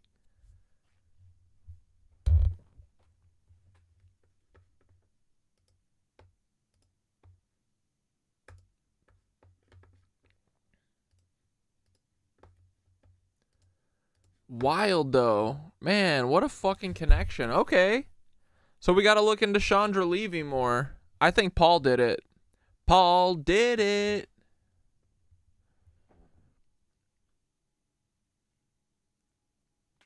Yeah, they're using UFO disclosure to cover the Paul OKC Chandra 9/11 connection. Dude, I think that's true. She worked for the Bureau of Prisons and died like 2 weeks before Timothy was supposed to be executed. And then they just pushed his execution back like a month.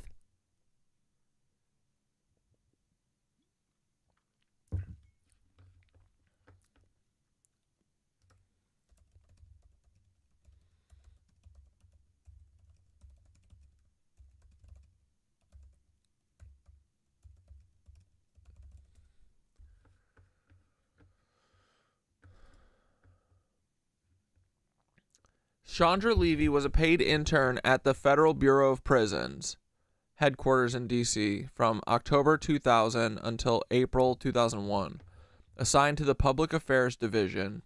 Her work involved media relations, including handling inquiries regarding the high-profile execution of OKC bomber Timothy McVeigh. Key aspects of her internship: she served in the Public Affairs Division, performing computer research and fielding media calls for the agency. Her work was well regarded by her supervisor spokesperson Dan Dunn, particularly in the lead up to the McVeigh execution. She was not involved in direct inmate management. The internship was the final component of her master's degree in public administration from the University of Southern California.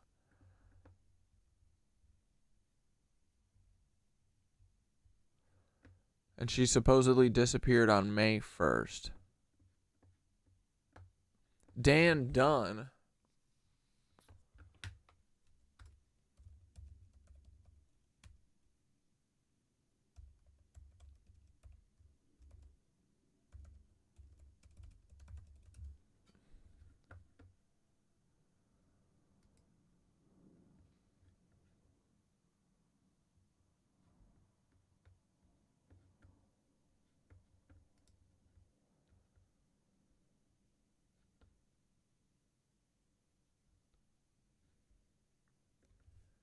Daniel Dunn.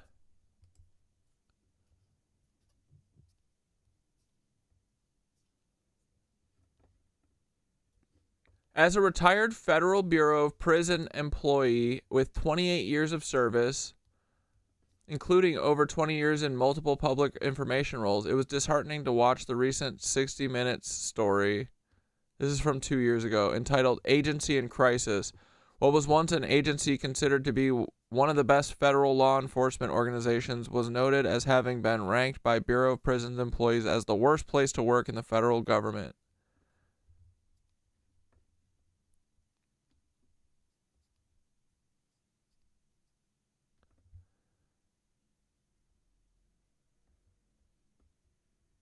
Huh. We'll have to look into that guy. Daniel Dunn. Daniel Dunn ahead, probably. Alright, boys. Let's get into some fucking minutes of horror for a little Before we bit. begin with today, We'll take a little rest on Paul. Dude, that's crazy. Alright. Guy is trying to snitch more on the lizards, bro. Who else has Paul fucked with, man? Paul literally is Forrest Gump. Why is Paul involved with Chandra Levy? This is why they're blocking Paul from communication with me. Can't believe he won't call me back. What a little bitch. today's segment. Please watch this video. I can't believe I burned an FBI agent's cell phone. That's fucking hilarious, dude. He can't even use his cell phone anymore. Bozo. He better put the new one up on Family Tracker or History or whatever. FamilyTree.org or wherever the fuck we got it. Clip from Fox News. Now, I, like the rest of you, do not like mainstream media, but have I lost my mind? Are my fiddlesticks broken? Big Brother is watching. There are literally cameras everywhere in Beijing. We are outside the Haidian station, and I can count at least 20 on this corner. In fact, in Beijing, they've added 1,500 cameras just this year alone. Bro, literally go outside. What the fuck are you talking about, Beijing? Go outside in Philly. What? See everything. There's nobody jaywalking here because they could get a ticket right away. In fact, our driver parked illegally for 2 minutes, and he got a message on his phone that he got a ticket for about $40 US because they saw it on the camera. Now, there are real questions what the CCP's goal is about citizen tracking and social scoring. They say it's to make everybody feel safe. These cameras are watching every minute. They're everywhere. And while they're watching us here in China, we hope you continue to watch. Special report from Beijing. That news segment, if you want to call it news, was not 10 years ago. It was not 5 years ago. It was yesterday. Does anybody not see the irony in that news clip? The police will be on their best behavior because we're constantly watching and recording everything that's going on. You ever seen the police be on their best behavior? Citizens will be on their best behavior because we're constantly recording and reporting everything that's going on. With the thousands upon thousands of flock cameras all across the United States, with all other types of cameras and surveillance, does anybody not see the irony in that clip? I cannot believe this bumbleclot got into a suit, said, roll the cameras, we're going to go ahead and show them just how bad China dude, this is honestly the biggest joke. is. They're like, look at how clean everything is. Look at how nice life looks here. Oh, they got, and honestly, their cameras are a lot less like, you know, surveillance-y than ours. Like, they're not as prominent, it doesn't seem. Like, ours are fucking everywhere, dude. Our 5G towers are fucking ugly. Look, these bikes, how much do these bikes cost? Do they cost $10 a minute like the city bikes in New York do? And the first thing he talks about is Big Brother. Camera surveillance. Bro, look at how clean this place is. Balance. Like it's not going on here. Like this person responded with, the same people complaining about China are the ones gobbling up the... well, I can't say that. The cock, gobbling up the cock of the flock camera CEO. The shaboing boing of the flock camera CEO. And that's true. That's completely true. And somebody else responded with, well, you haven't seen the sheer volume of cameras in China. We know China's bad. We know China's horrible when it comes to what they're doing to their citizens when it comes to surveillance. But that does not excuse the United States and what they're doing here. China may have 200,000 cameras. The United States has 100,000. But because we have less, that means that you can make a news segment about Big Brother in China. The United States is not supposed to be like China. But like this person said, well, with Flock, we will eventually end up like them. We need more data centers so we can have as much. And this is just talking about Flock. There's also Palantir and all these other surveillance companies. What was the channel name? One sec. People who also willingly allow surveillance in their homes. Think of things like Amazon Ring, or even a pasta sauce company, Prego, has created a recording device where you can put on your table and it'll record all your conversations that you have with your family. Big Brother is all around us. There's no escaping it no matter where you are. What a waste of a segment. And I'm talking about it because I'm mind blown that it even was a segment. And I'm sure you have some people watching this segment going, that's right, that's how bad China is, while they have a flock camera staring directly probably inside. You know what? I can't. I'm done. I'm just gonna go. Yeah, look at how ugly ours are, dude. They're like literally fucking strapped onto shit, like an afterthought. It was Control-Alt-History. It's the next segment. There's the link to it. So I saw this video clip off Dabu77's channel, and I said to myself, what in the world are they doing there? I have no clue who these people are or what they're doing, but they're on our top field. Who the what are y'all doing? I don't know about you, but I call this trespassing. This feels like some ground penetrating radar shit where they're looking to come frack your land or something. You know what I mean? Like they're looking for gold so they can come and lowball you, and then if you refuse to sell your land, they'll light your shit on fire with a helicopter.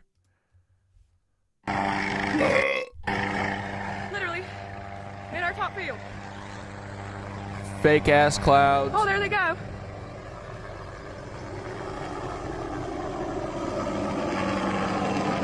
So as you saw in this video clip, there was a helicopter flying over this person's land, and as you heard them say, not once, but twice, they're back. It has a very long cable coming out of it, and it looks like it may have dropped something off, with one of the biggest theories is that it may have dropped off a box of ticks. If you're not aware, it's circulating across social media that farmers are tick boxes, oh fuck. finding exactly that on their lands, boxes of ticks, and it's attaching themselves to their animals. The fact checkers, of course, come out of their toilets and sewers they reside in to tell us that's not happening, that's not what's going on. And of course, when the fact checkers tell us something, more than likely the fact checkers, they are always coming out of the toilets and the sewers they reside in, bro.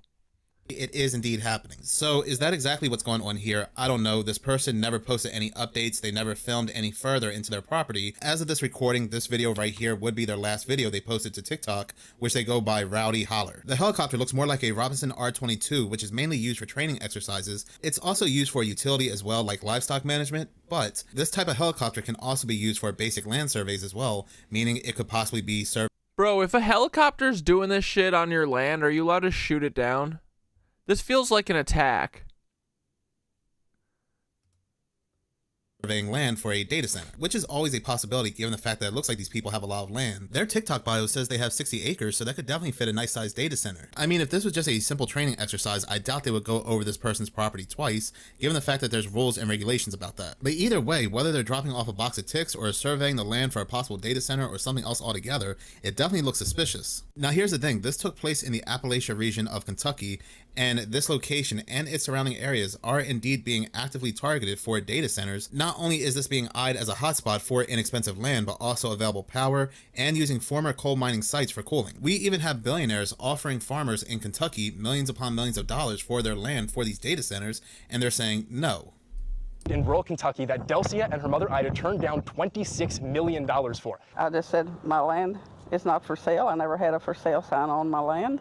I never wanted to sell my land, never even dreamed of thinking about selling my land, and it's priceless. They were offered tens of thousands of dollars per acre, as were a few of their neighbors, so that an unnamed company could build a 2,000+ acre data center. It would be the biggest project in the state. But of course these people's lands at the end of the day will be taken because they see the farmlands, they see the cows as useless when they could be using this land to power up their data centers. And anybody that's now fighting back that notion is now considered to be a part of a terror cell. That's what billionaire CEO Kevin O'Leary thinks anyway, the guy from Shark Tank, who's building one of the largest data centers in the United States, if not the world, in Utah, 2.5 times. Elevate Strategies, also a cell operating inside of Utah. Gabby Finlayson. Gabby, what are you doing? And who's paying you? Well, hi, hello, it's me, Gabby Finlayson. What am I doing? Apparently we've reached the part of the Stratos data center journey where Kevin O'Leary goes on national Fox News to accuse us of being cells for the Chinese Communist Party. Yeah, because at the end of the day, who would want us to stop building our electrical grid? Which adversary would want that? There's only... You can, okay, so you shouldn't shoot the aircraft down, I guess. Just hearing this for the first time. Sorry, just hearing this for the first time, but you can report it to the FAA. If the pilot wasn't cleared for that path of travel or low altitude, then they get in legal trouble. But if they had FAA clearance, then you know it's the feds.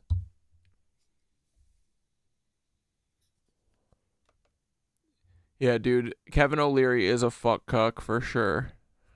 One, it's China. So what I think is happening, and I got my guys to go a deep dive into the IP addresses, and here's what we found out. This is fascinating. We found 2 cells inside of Utah. Elevate Strategies. Gabby Finlayson. Gabby. We found 2 brain cells in China. China! What are you doing? And who's paying you? So what I'm doing right now is after getting this data, I'm calling out Gabby, operating in Utah. So, hi Kevin, we are Elevate Strategies. This is Utah. You might not know it because you're from Canada. This is where we live. Before we get into anything too serious, this is the very scary, very intimidating man that is threatening us. We are not taking the criticism of anyone who is wearing flip-flops and a suit on national television. You know, it's not every day you get called out by first and last name on Fox News by a Canadian billionaire trying to ruin my state, but here we are. Kevin, are you okay? But after sitting with this for a moment, we decided to take it as a compliment because, first of all, how are these men scared of us? Have you met us? Hi. What are we talking about? I want a forensic auditor who's funding their platforms. Who is it? So these are proxies for the Chinese government's my argument. And if they're not, because I want them to be able to defend their name to Gabby, come out, wherever you are. This is absolute insanity. If you don't want the noise pollution, if you don't want the frequencies, the smog, the drain on the power, your utility bills going up, if you do not want these data centers near you, you are considered a Chinese operative. What world, what timeline am I living in? I miss the Tiffany Gomas timeline. I miss the people who were going crazy on the planes because they saw MFers that were not real. But apparently the timeline that I'm in, you oppose a data center, you work for the Chinese. Then he says, who would want to stop us from building our electrical grid? The funny thing is, this guy's not even from the United States, he's from Canada. Now, Kevin O'Leary says this massive data center over in Utah, again 2.5 times the size of Manhattan, will not use the power grid of the residents, but they'll have their own power, their own energy. But at the end of the day, he's a businessman, he's a con man. Just take a look at what's happening to people over in Lake Tahoe. For the second time, just... Wait. I forgot. We need to go over... Kevin O'Leary killed a man with a boat.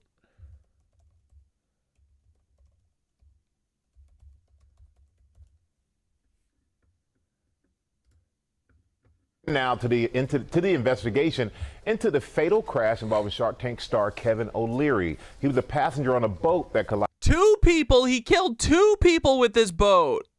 With another, killing 2 people. TJ Holmes is here with the story. Good morning, TJ. Hey, good morning to you. And it was Kevin O'Leary himself, not police, that revealed that he was involved in this fatal collision. But in his statement, he pointed out that it was the other boat that didn't have navigation lights on, and it was the other boat that fled the scene. Well, police are now contradicting some of that statement and trying to figure out how 2 boats on leisure cruises resulted in 2 deaths. Kevin O'Leary has been a shark on the hit ABC show the past 11 seasons. The chances that this is a business are practically zero. This morning, he finds himself at the center of a police investigation after revealing he was on a boat involved in a fatal collision on a lake in Canada over the weekend. O'Leary said in a statement that the other boat had no navigation lights on and then fled the scene of the accident. Police say both boats left the scene, and police are asking for any witnesses to come forward. Police are also trying to determine if alcohol was involved. 64-year-old Gary Poltash of Florida died at the scene. 48-year-old Suzanne Brito died of her injuries days later at the hospital. 3 other people on the boats were also injured. Poltash's brother, Lawrence, tells ABC News, "I hope that it was a pure accident and nothing more. That's just hope." There has to be a better way. The businessman and reality TV star, who says he is, quote, fully cooperating with authorities, has a home on the lake in Ontario and often posts pictures from there on social media. And just last summer posted this picture of what he called his new bad boat. O'Leary says, "My thoughts and prayers are with all the families affected." Now, O'Leary says he is cooperating fully with authorities, but guys, they point out at night on a lake, you have got to be careful. You cannot see a thing, but it's going to be key whether or not those navigation lights. I'm sorry, but he was going fast enough at night to what? Run over someone else's boat and kill them? Which means he was going too fast, it sounds like.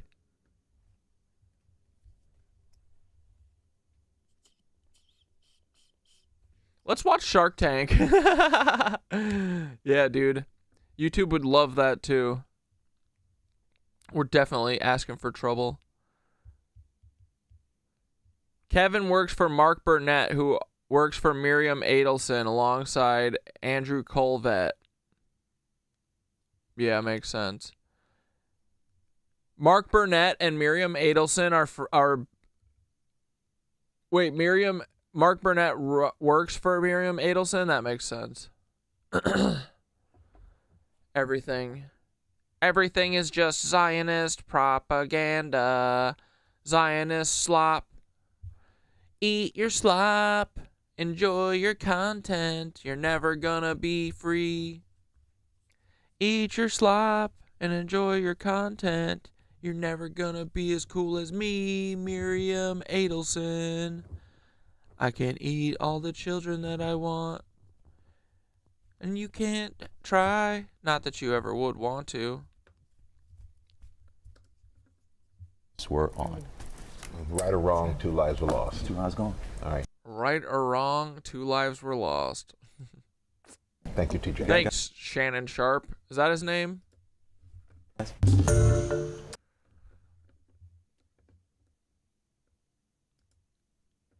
He did fucking... Dude, he did pin it on his wife. The O'Leary's plush cottage in Muskoka sits on the lake where, a month ago, 2 boats crashed late at night. 2 people died and another 3 were injured.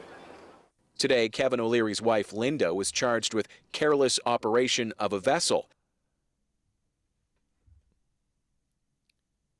You literally think... Tell me this. How often do you think Kevin O'Leary's wife is allowed to drive the boat?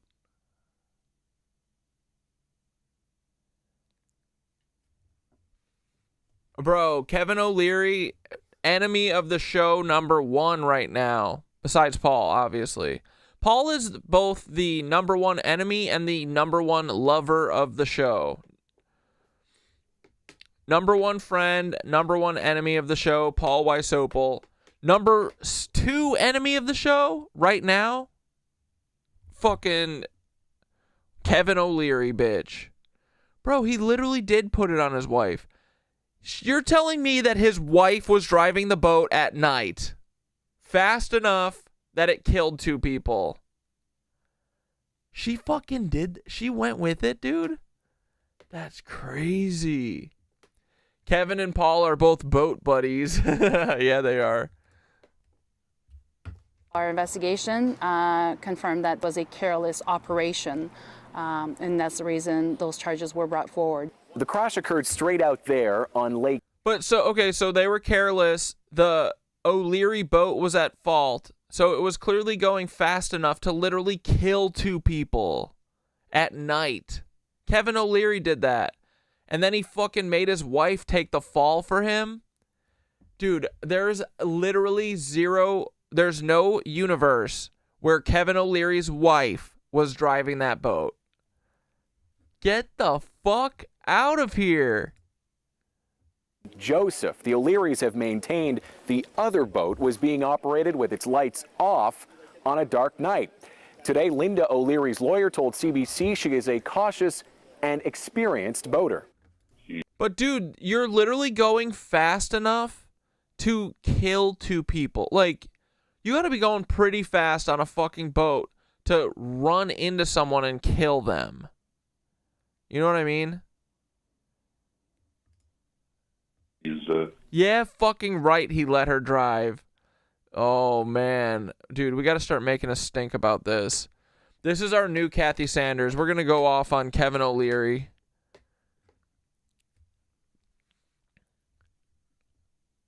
They said his wife was driving the boat. Oh, my God. Grief-stricken that there was a loss of life in an incident where she was involved. At the same time, she's involved. They keep avoiding saying that she was driving and she literally killed these 2 people. recuperating from an injury that she sustained at the time, which required surgery on her foot. The other boat was carrying... Yeah, because her foot was on the fucking gas pedal. Suzanne Brito and Gary Poltash. They both died. The operator of that craft has been charged for, quote, failing to exhibit navigation light while underway. He faces a fine. No one is charged in connection with the 2 deaths. In fact, Linda O'Leary is charged under Canada's Shipping Act, not the criminal code.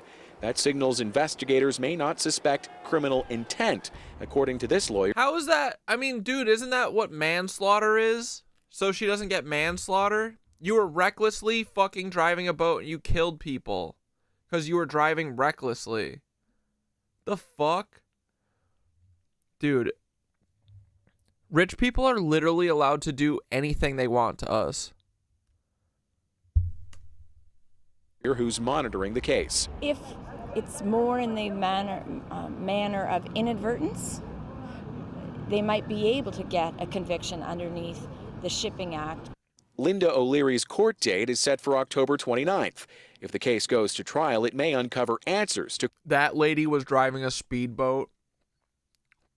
Shut the fuck up. Questions still hanging over that deadly night. Thomas Dagg, CBC News, McTier, Ontario. Now, if convicted, police say Linda O'Leary could face a $1 million fine and 18 months in prison. But her lawyer disputes that, saying because she was driving a pleasure craft, the maximum penalty would be $10,000 pleasure craft. and no jail time.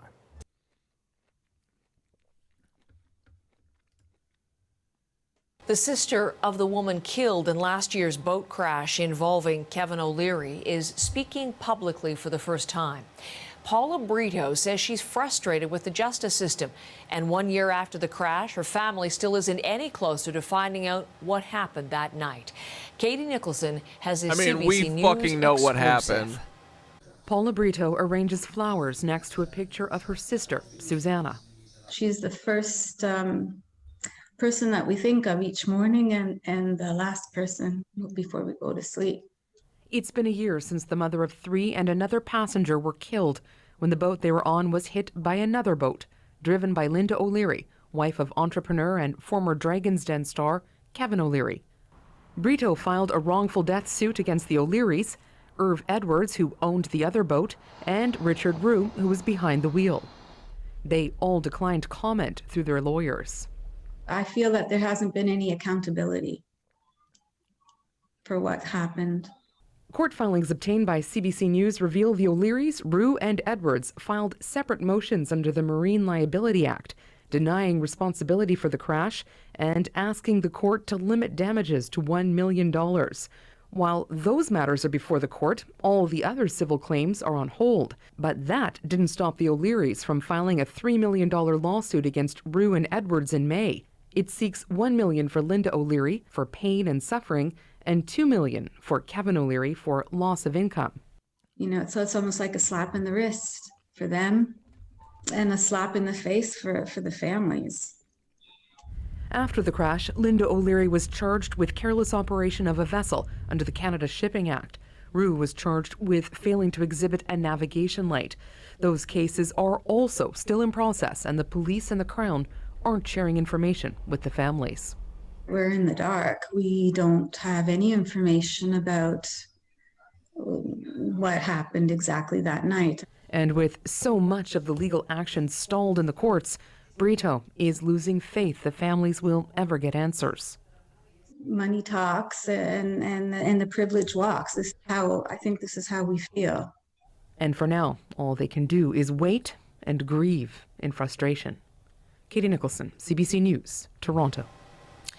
Yeah, hey, honey, can you drive my big, fast boat super fast at night for me, please? That'd be great. Unreal, dude.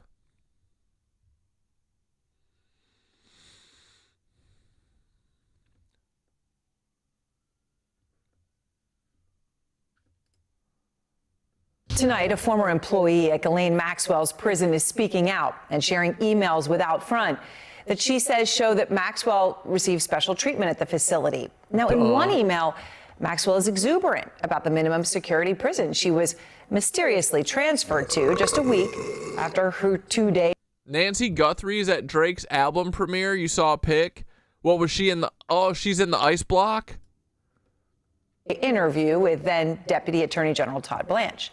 She writes, quote, "The food is legions better. The place is clean. The staff is responsive and polite. I feel like I have dropped through Alice in Wonderland's looking glass. I am much, much happier here and, more important, safe." Interesting to describe it as happy. It comes after our MJ Lee spoke exclusively with other inmates at the prison who gave examples about the special treatment Maxwell's received, including one inmate who spoke to MJ anonymously because she's still serving time inside that prison. We should get bottled waters and clamshell meals delivered to her room. All of this raising very fuck is clamshell meals. Serious questions about why a convicted child sex offender was not only serving time at a minimum security facility, but also allegedly receiving this kind of treatment. Out front now, Noella Turnage, a former employee at federal prison camp Bryan, who was fired for sharing Maxwell's emails. And Noella, these emails are obviously so important to understanding what's happening here. And I want to read more specific emails that you've shared with us. But first, what we just heard there, clamshell meals, bottled water delivered to Maxwell's room. What more can you tell us about the special treatment that Maxwell is receiving? Well, Aaron, what I think it's important to understand is I never actually laid eyes on Maxwell. Everything I... Yeah, no reply text. I haven't been getting... The last red message I got was from 4/15/16. Oh, you can't see. April 15th. After that, and that was literally when dude, wait. Actually, this is kind of crazy. The last thing I messaged him before he went cold on me and stopped reading my texts was I said, "That's so crazy you live so close to Stephen Paddock right before the Las Vegas shooting. What are the odds? Love you, buddy." And that was read like 5 minutes after I texted it to him. And then nothing else I've gotten reds on. Everything else just says delivered. But that was April 15th. I said, why did you live so close to Stephen Paddock? And now his phone goes straight to voicemail and he doesn't read my text anymore. I'm not trying to make crazy connections here, man. I'm just saying things change and I'm just noting the difference. Okay? Right? Like, did we make Paul go deep underground because we uncovered his Stephen Paddock thing?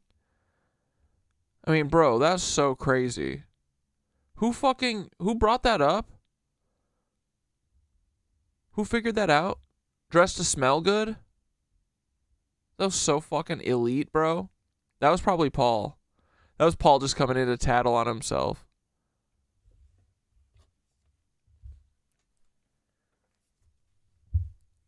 Yeah, between all of us, dude, Black Death, Ryan, everybody here is a big Paul instigator, big Paul troublemaker.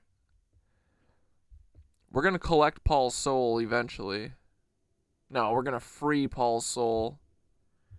But yeah, man, he fucking... After the Stephen Paddock thing, I haven't gotten a single red message, and now his phone number goes directly to voicemail.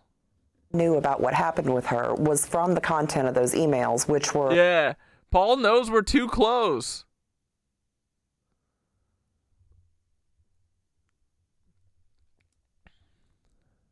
What she was sending home to friends, to family, so on and so forth.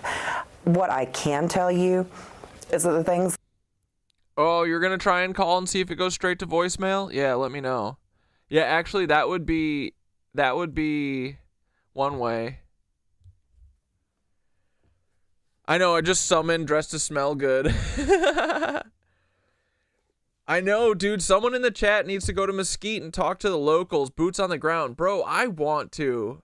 I want to so bad. That would be awesome.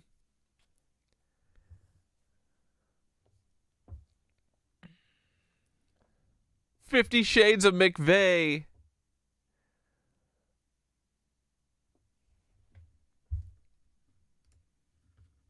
that were being done for her were not common for any of the other inmates, Let me not even the other let me try and summon Agneta again. I just want to make sure Agneta's okay.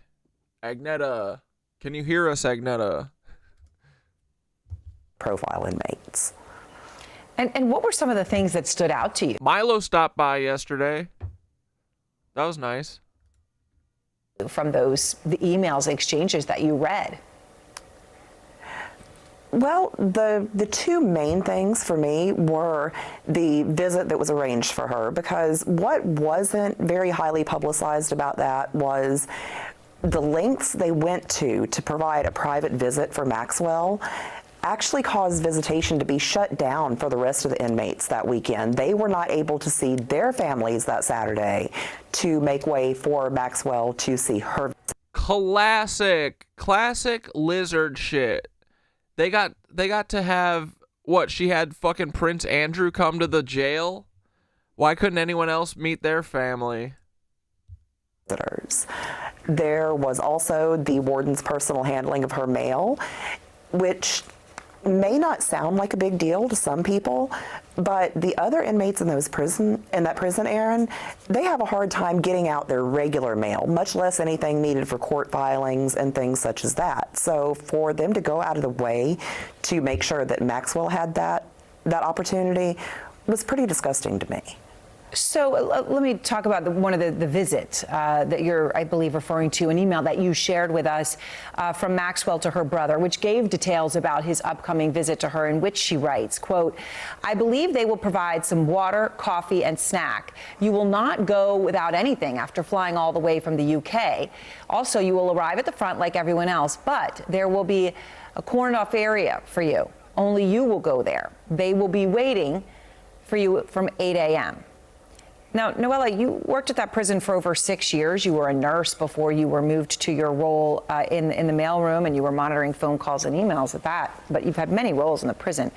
Were other inmates, visitors, provided, areas like this, drinks, snacks, all of the things she described? Wait, dressed to smell good. So were you not here earlier when we were watching the Chandra Levy shit?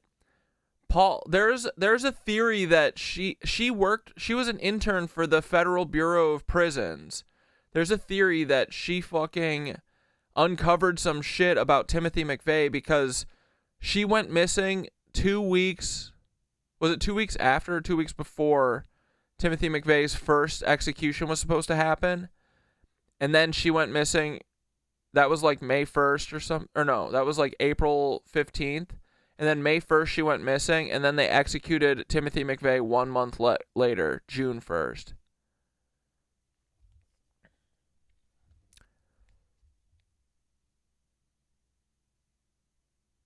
Dude, that would be fucking hilarious if Paul had something to do with Chandra Levy, too. I could see it. It's so Paul. Bribes here?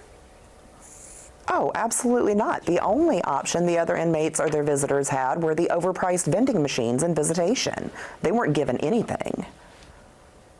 So now the warden's role, which is really hard to understand here.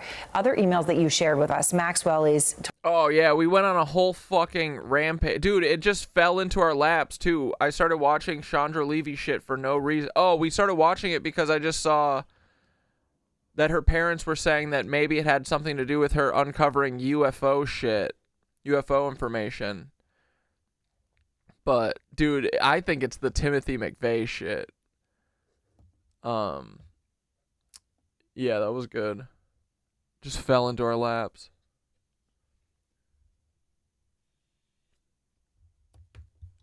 He blocked me? Whoa. It rings for me. He has you on ignore. He clicked me to voicemail on ring 3. I didn't even star 67. Was fully prepared to ask him to do an interview. Yes, dude. He blocked me.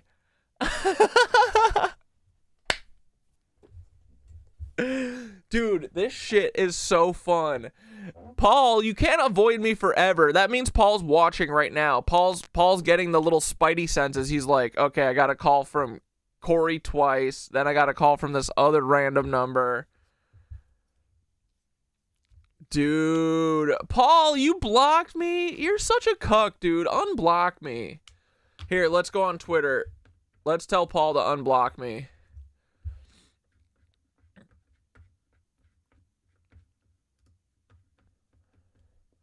Hey,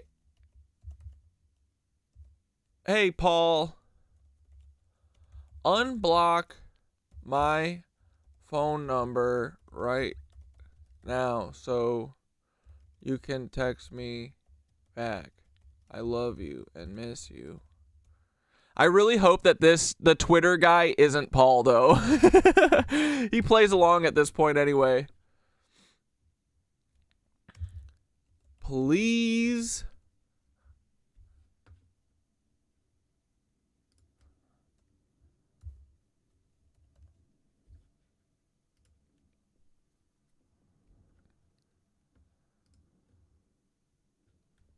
I know you're evading me. You can't escape my love. All right. He'll get my message, don't worry.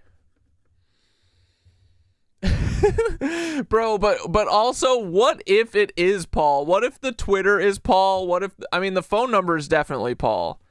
Or it's like a really good, like, I mean, it's his voice. Like, I can't believe Paul Weissoap, the only person in history who's ever left, like, the say your name voicemail. Everyone else's is always just like, boop.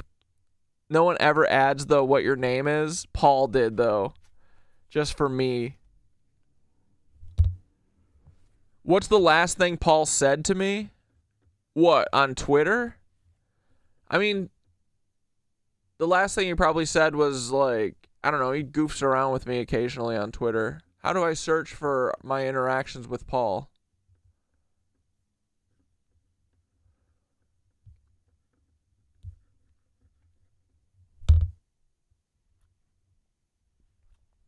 You should have sent Paul the Paulathy crop top for Christmas instead of the If It Flies It Spy shirt.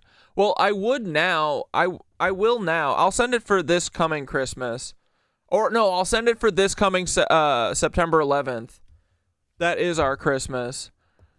But I didn't. I sent him a real shirt because like a shirt that he could proudly wear to the bureau and stuff. And one that's not a goofball, because I respect and love him, and I don't want him to think that this is all a joke, but at this point, now I will, because he's blocked my phone number. Dude, that's so funny. Like, he went a while, though, with me fucking... I mean, dude, that's kind of crazy.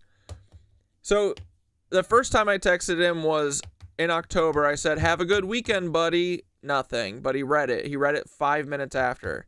Then I said in November, dude, what is the FBI going to do about Donald and Bubba? Haha, have a great weekend, buddy. Your hands are full. Oh, because that's the weekend that we found out about Trump sucking Bill Clinton's dick. And then January 5th is the day that we were watching the Maduro... the Maduro kidnapping from Venezuela, and I said... Were you in North Carolina for the Maduro handoff? If yes, you should have said hi. Nothing. Then a couple months later in April is when I said, that's so, and these all said red. Like literally within 5 minutes of texting him, it would pop up red. Then I say, that's so crazy. You live so close to Stephen Paddock right before the Las Vegas shooting. What are the odds? Love you, bud. Red, and then never got another red message ever again. And I'm assuming at that moment is when he blocked me, right? So he blocked me when I fucking told him that we knew that he lived 1 mile from Stephen Paddock. That's crazy, dude. Yeah, he left you unblocked long enough to determine how much you know, and once you got close, you blocked. You blocked. You flat. Someone read them? Yeah, Paul.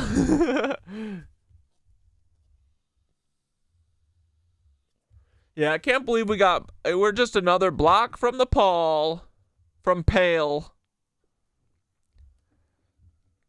But yeah, no, this winter we're definitely sending him the Paul, or this September 11th, we're definitely sending him the Timothy Paul crop top. Yeah, Paul's definitely here right now. What up, Paul? Paul, you better like the stream, you little cuck.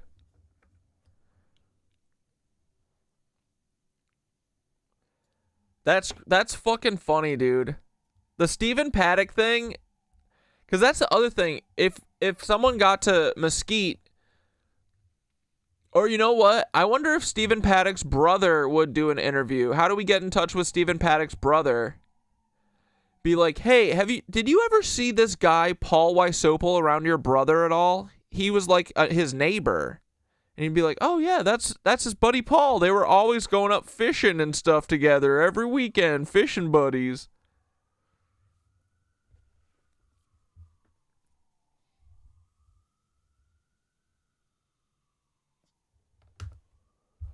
Yeah, Paul's CIA handler probably did read them, dude. That's fucked up, dude. That pisses me off. Black Deathicus got 3 rings and I didn't. Mine immediately goes to voicemail. I should leave, but I can leave him a voicemail. What's up with that? How come I can leave him a voicemail? Can you just set it to ignore so that it doesn't block me, but it doesn't give me any information? You know what I mean? Paddock's girlfriend's been real quiet. Yeah, you'd think she'd have something to say, right?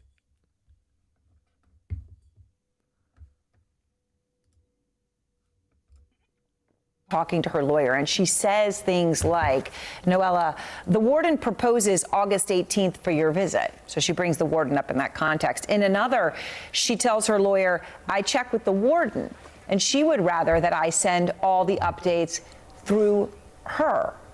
So she keeps referencing the warden. Anyway, fuck Elaine Maxwell.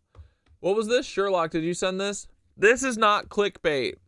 Trump defends the sucking of baby dicks. I swear this is not clickbait. Now, I remember... Oh, it's our boy Kyle Kulinski. Years ago, probably... Kyle Kuklinski. a decade ago or more. I remember covering a story on my show. We love Kyle Kuklinski. About how there is this... You can listen to blocked people's voicemails? And can you leave a message? Paul's going to get my message, right?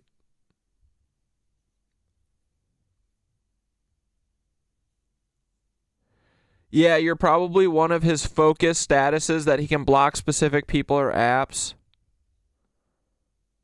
He may have put you on Do Not Disturb, so if you call 2 times in a row, it may go through. I did call a second time, and it didn't go through.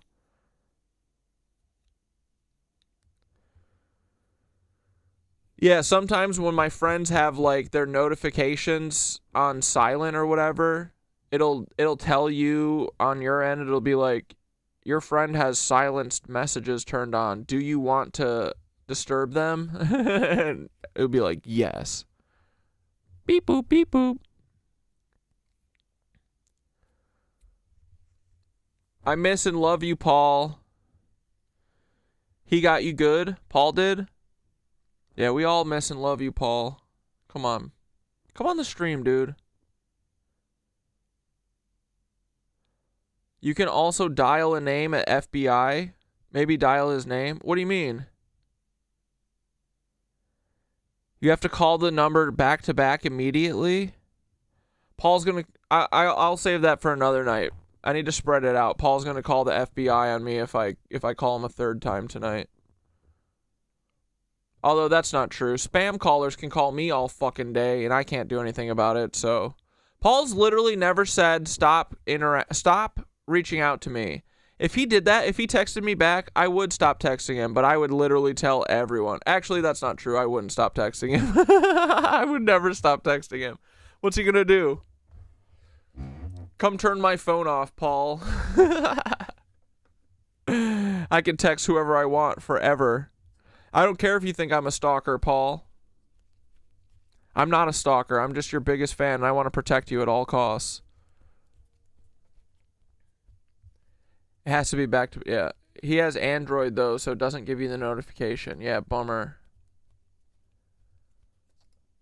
Religious practice that happens where in Orthodox Jewish communities, you have this thing called a mole or a mole. And basically what it is a rabbi. And there's this ceremony that happens when they want to circumcise a baby. And... effectively, they do the circumcision themselves. They're not medical doctors, but they do the circumcision themselves. And then, I'm not kidding here, it sounds like this is fake or, some smear thing or what. It's not. It's real.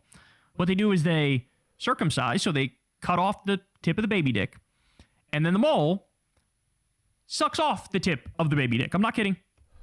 I wish I was kidding. I'm not kidding. The mole? That's what happens. Don't take my word for it. Go read it. Anything I say here, you have my permission. Always fucking fact check me. Always go look it up. Always go Google it. Shit. Who the fuck am I? Why should you trust me? Right? Nobody should. Nobody should trust anybody. Verify that shit. So go look it up. In Orthodox... Trump says, it's just a little baby penis. Just a little baby dick blood. Nothing big. Nothing big. Tiny little penis. Little kissable penis. My name is Donald Trump, and I like little baby penis. All right, we got to stop. Orthodox Judaism, there is a thing where the moles circumcise the baby, then suck off the tip of the baby dick and, get rid of the blood with their mouth. That's what they do. Now, the story I covered years ago. Dude, we live in a prison planet, for sure. Confirmed. We live in hell. We live in utter hell, bro. What the actual fuck?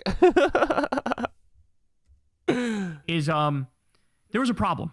Well, obviously there's a problem, but you had some of these kids were dying because they ended up getting herpes from the mole.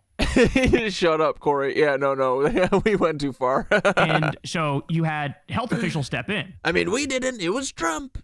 Dude, tell me Trump wouldn't say something like that, though. Come on. It's wrong, but is it actually inaccurate? Probably not. And law enforcement step in and basically be like, hey, you can't do that. Like, sorry, you can't. How dare you? This is my religion. Don't give a shit. Do not give a shit. Like, would that be a sufficient dodge for grape, for assault, for murder? Right? Is that legit? No. At some point, you got to go, I don't care.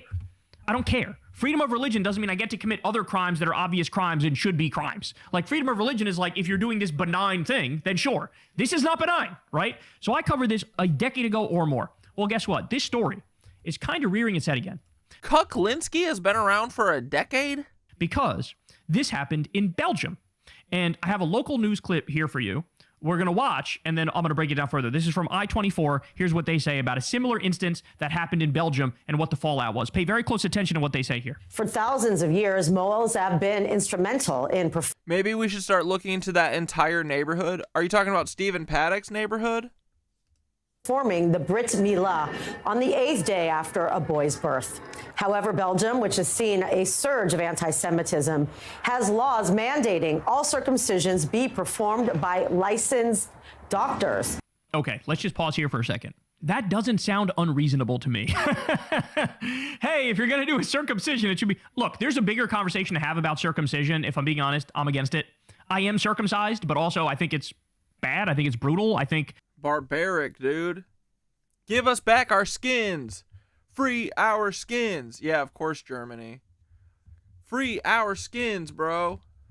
The arguments that are in favor of it are sort of like rationalizations more than like, you know, a good sufficient reason to start chopping off the tips of babies' penises. Call me crazy. So, but that's...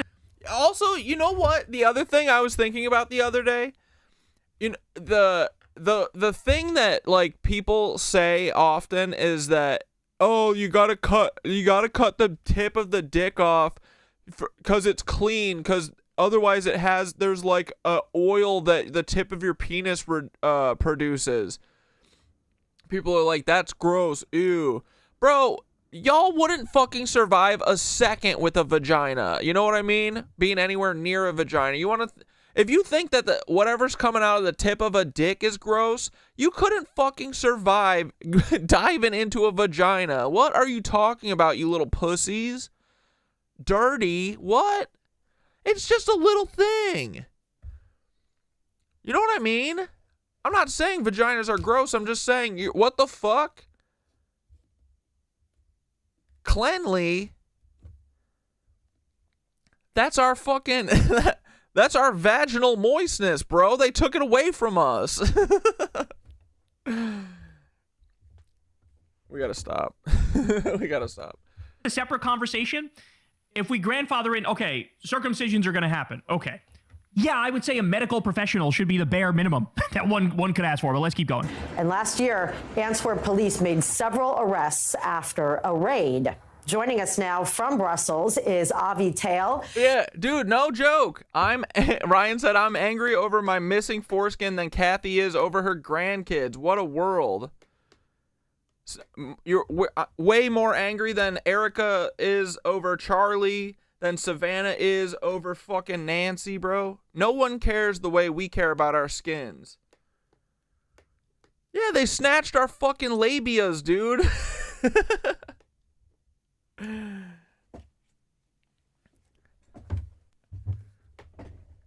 Unreal, man. the director of the European Jewish Community Center of Brussels. The Brit Milah has been part of Jewish life for literally thousands of years in Europe. So he's saying that, hey, this ceremony is part of Jewish life for thousands of years. Like, it is a religious freedom issue. This is what this guy's saying. Bro, what if they took our foreskins so that... What if who's actually behind all of the foreskin circumcisions is actually the lotion industry?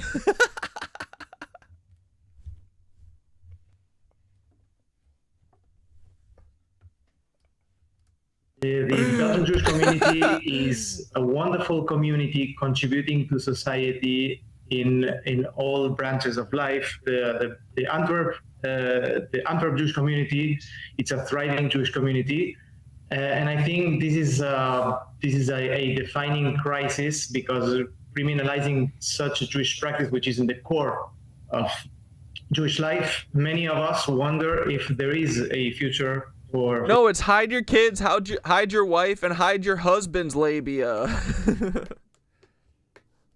For the Jewish community in Belgium. So what he's saying is, this is so unfair that you're stopping us from doing this, that we wonder if there even is a future for us here, because you guys are being so unfair, you're being so unkind, you're oppressing us by not allowing us to use our religious freedom and do this ceremony. It feels like cutting the penis off the babies is more important to you guys than for the baby.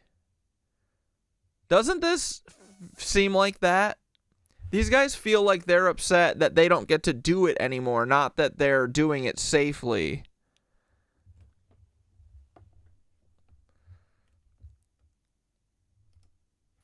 That's what he's saying. Okay, you ready for this? There's another layer to this story. You ready? Chris Menahan says, Jews are questioning if they have a future in Belgium after 3 moles were indicted for conducting oral suction circumcisions.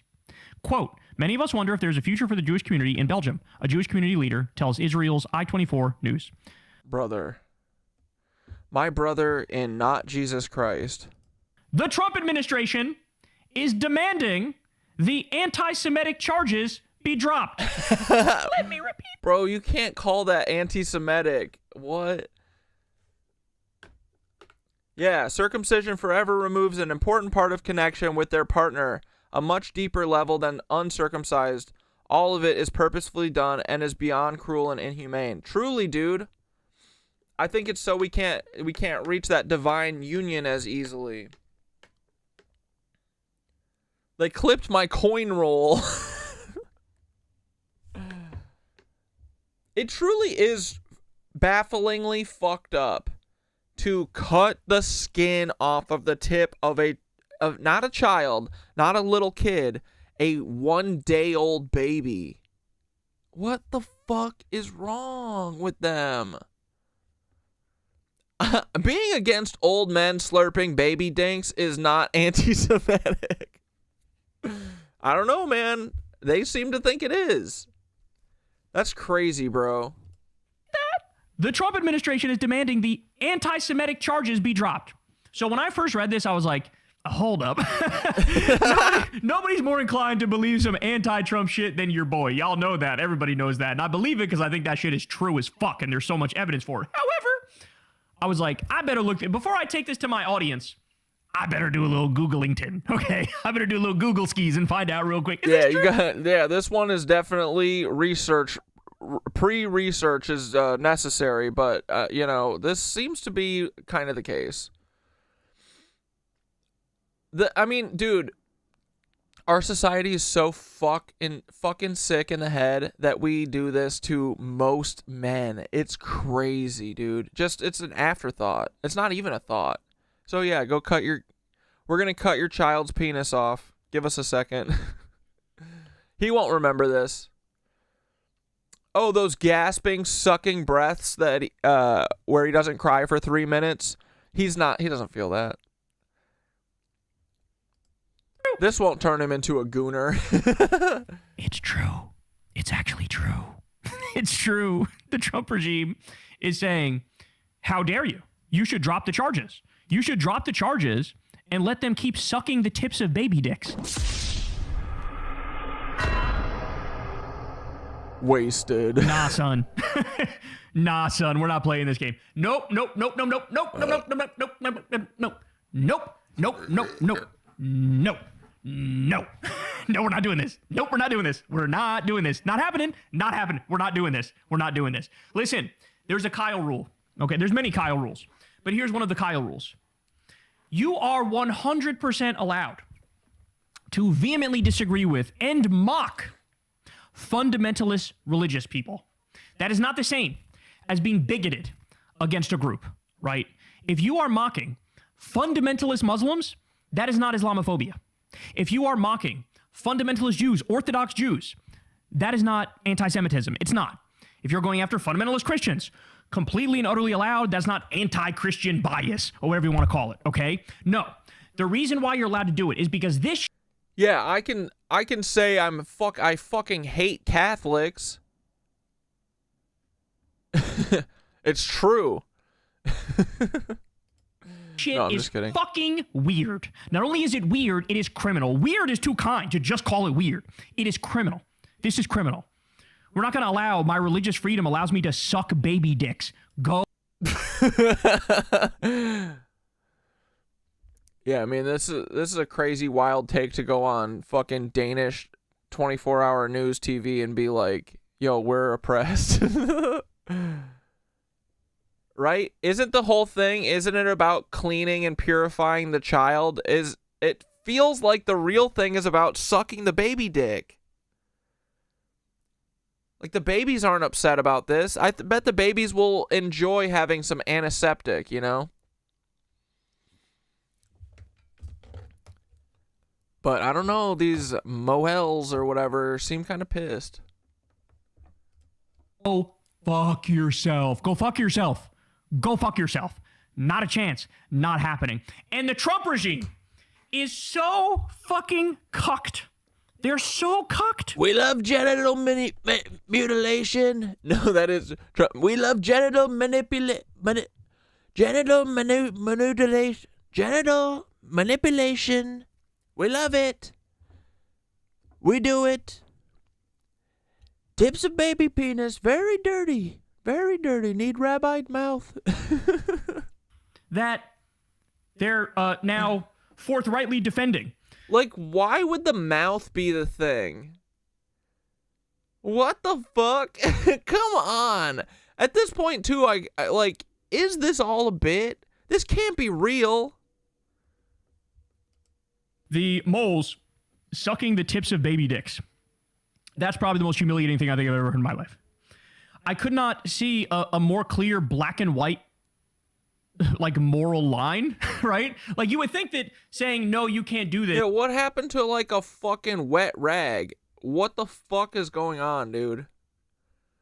This is so clearly about the baby, the putting the mouth on it, and not about cleaning the donger.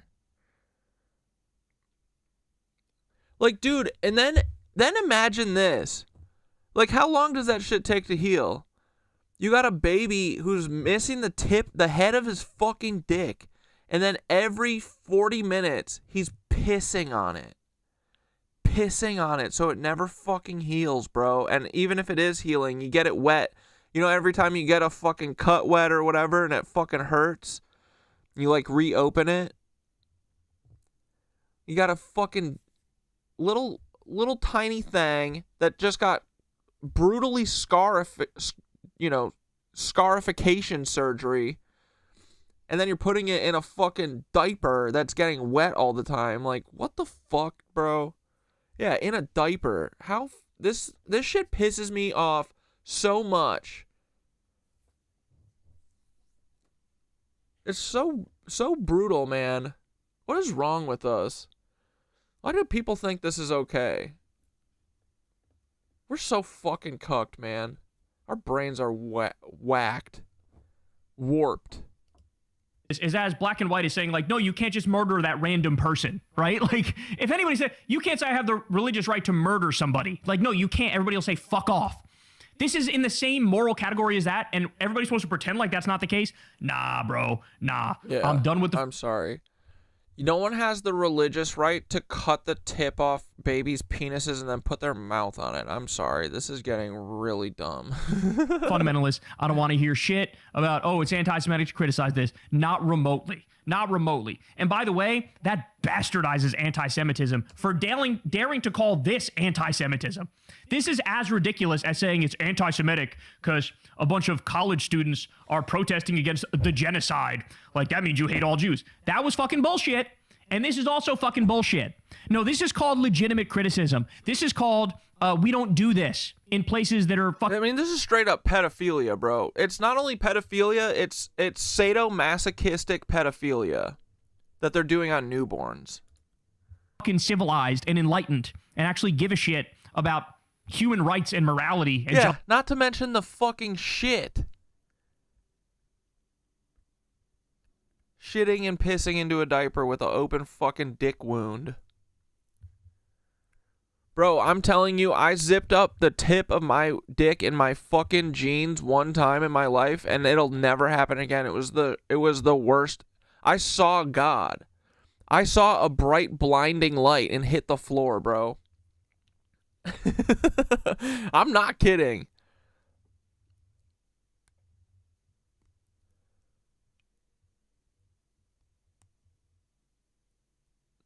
So, yeah, rip.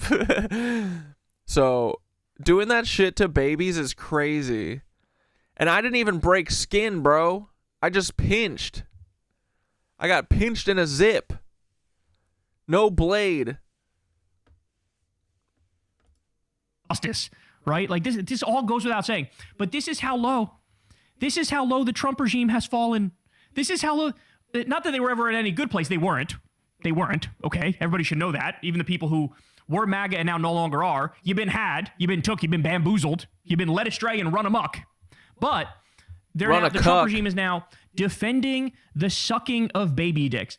Is that what you signed up for if you were MAGA? Did you sign up for that? Is that what you thought you were getting? Did you think you were getting, no new wars and draining the swamp? Or did you think you were getting... Yeah, no, I mean, no one's condemning an entire people. I'm just talking about the people that do this shit. The rabbi, whoever's advocating for this is disgusting. And it's not, like, dude, I don't even, like, is this even really a Jewish practice, or is this just what some pedophilic Zionists are, like, instilling? But it doesn't matter. I mean, there are people that are saying that, like, this is our fucking religious right, But it's not their religious right. And they don't represent all Jewish people, that's for sure. But this is a thing that's prevalent. And beyond that, dude, it's a thing that has spiraled out into the entire, like, beyond the fucking blood sucking, the baby penis in mouth shit, the entire country doing this for some fucking other religion is crazy. Like, why is this happening to most of a Christian country, right? I don't know.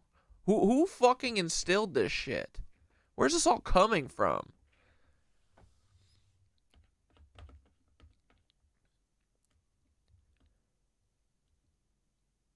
Fucking scarifying literally 50% of the population is fucking wild, bro.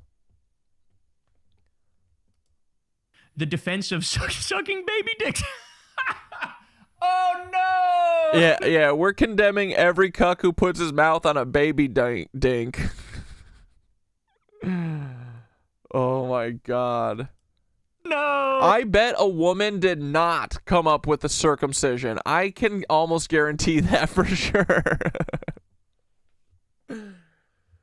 Like, bro, where does this sick fucking thing come from? How bizarre. How bizarre.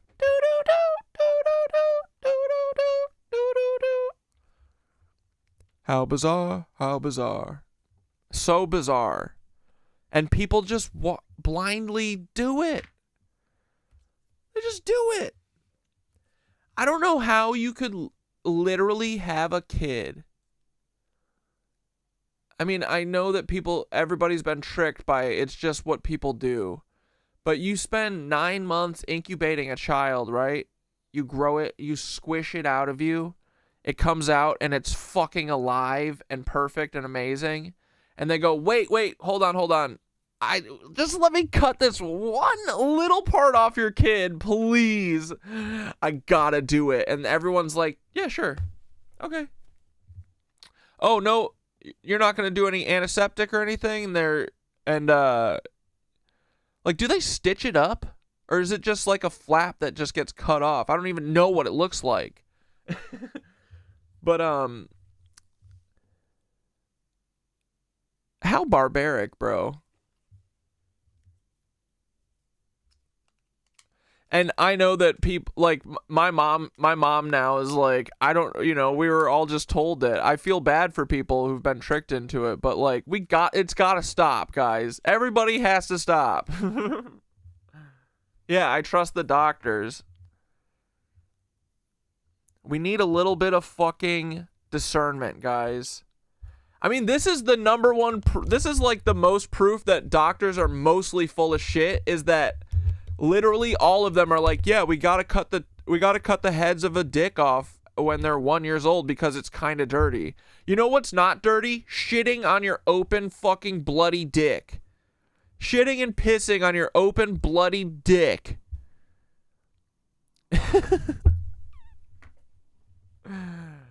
Get the fuck out of here, dude. This is for sexual deviant pleasure of doctors. You'll never convince me otherwise. Oh no, no shot. No shot. Oh my days.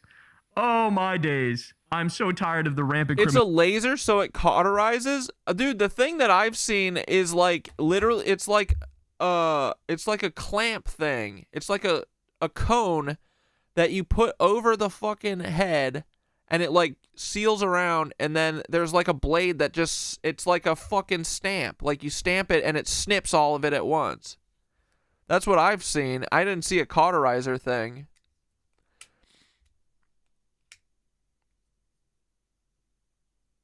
But also don't want to do too much research into it for fear of being re-traumatized. Circumcision means you've started your trans journey. Oh no. They did, dude, yeah, they are transing us all. Yeah, it's a little sharp cone thing, I think. But yeah, it makes my blood boil as well, Amy. It's mostly just sad. It's like another one of those things where it's like, I do think it really traumatizes people way more than we even understand yet. Yeah, it sucks, man. It's gross. I hate it. I hate that everyone's been tricked into doing it to all their sons. So weird. Personality, dog. These people are all disgusting, sick criminals. Every last one of them. Arrest everybody in the Trump regime and fucking... and all Democrats. Solidarity to fucking Antwerp law enforcement. Solidarity to Belgium law enforcement. I'll never go that far, but... Oh my goodness. Glad they finally did their job maybe once, possibly. It's one thing to catch people in the act of committing that crime. 9-minute warning. And then it's another thing for them to gaslight the shit out of you and say, you're not allowed to disagree with this because it's bigoted. It's anti-Semitic. Spare us. Please spare us. All right, y'all. That's the show, man. Shit. I don't know how to end after this. How am I supposed to end the show after this? How am I supposed to land this plane? All right, you guys know the deal. Subscribe to the channel. Click that bell icon. Support the show on Land it right in the fucking World Trade Center, baby. Patreon, because it's real independent media. I've never talked to an advertiser, never done an ad read. Thank you to everybody who does support the show. Sign up on Patreon. Sign up for Crystal Kyle and Friends on Substack. Ashley St. Clair this week. You don't want to miss it. A doctor gobbled my man hymen. Thank God I'm pure. Dude, it is. They took our man labias, our man hymens.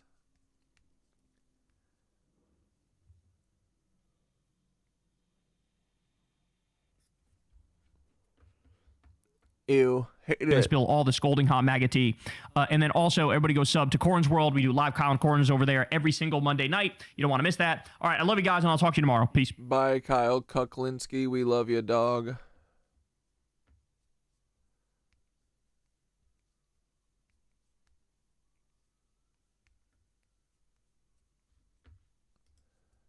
bombshell allegations about the FBI director in the Atlantic. Meanwhile, House Democrats are demanding an investigation into reports that FBI Director Kash Patel is abusing alcohol on the job. Okay. Say hypothetically, you love your fucking country and you love your fucking job and you just started watching this Danish movie about how drinking makes you cool as fuck. I fucking love that. I should really finish this movie. It's fucking sick. Now also say hypothetically that the fake ass news media is trying to say that you're drunk at your job all the time, which is not true. And even if it was, they wouldn't get it because they haven't seen the movie. Which is why I'm making a YouTube video guide on how to day drink discreetly at your normal job, where it's actually good if you drink because it makes you better at it. Here's my step-by-step guide from dawn till dusk. Extreme far left and far right that have made this into some sort of comedy. 6 a.m. Wake up, copy paste your security detail briefing for the day into ChatGPT because you really don't need to read all that. Okay, blah blah, Iran lunch meeting, blah blah. Bro, I'm fucking pissed off that Paul blocked me or put me on do not disturb. That's not nice, bro. Correspondence like boring. 6:15 a.m. Go work out in your private gym, but don't actually. This is when you start drinking, right? Because you want to start drinking now when your stomach's empty, because then you feel it right away. Yeah, right? Patel has given out bottles of his personalized whiskey to FBI staff, as well as civilians he encounters in his duties. 7 a.m. Beg your 27-year-old girlfriend for sex before breakfast. She says no, in which case, use your FBI negotiating tactics. Please! Please! Please! And I walked her up to her and I told her she had a nice jacket on, and I think she turned around and walked away. That's not true. She says yes, but only if her specialized FBI security detail that she has for some reason can use an additional SUV so that she can shuttle her and her girls onto the FBI jet to Tampa for the weekend. Then eat breakfast. I don't have the time to cook, so. 7:30 a.m. Put makeup under your eyes to make it look like you haven't been on a 2-week bender. It doesn't work. Fuck! 8 a.m. Arrive at headquarters. Take a sip from your special water bottle that you made, and no one can touch it. Because it's just water.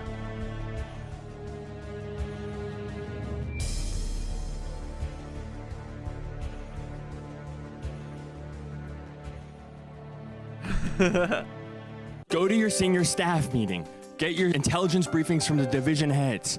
Ask them if they've seen the latest Joe Rogan. Tell them that Joe's gonna have you on again soon, any day now.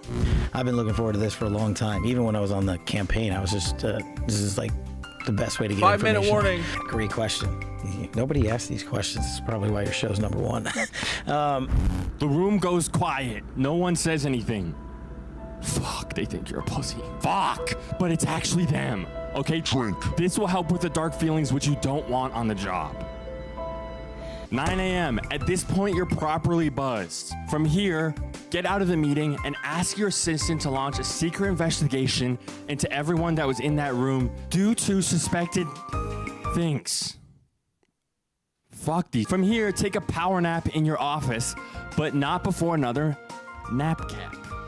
So you like to remember to lock your door. Wake up, 11 a.m. You slept too long. Check your bank account. Sick. Another payment from your book publisher for your best-selling Amazon novel that has the list of all government gangsters. All your enemies. 11:25 a.m. Travel to your lunch meet. Briefly glance at the case briefings that your assistant left for you in the car. Boring. From here, respond to a text from your girlfriend. Her country music career is stalling, but if you could get her onto one more podcast, she might finally become famous and therefore finally love you.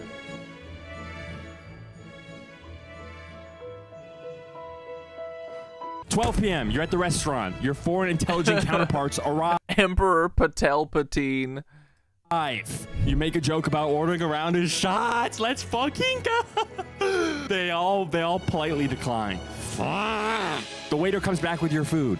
She says, enjoy. And you say, thanks, you too. Fuck. 12:15 p.m. You're properly drunk now. The MI6 woman seems to notice. Some other agent is taking pictures of you with his pen camera.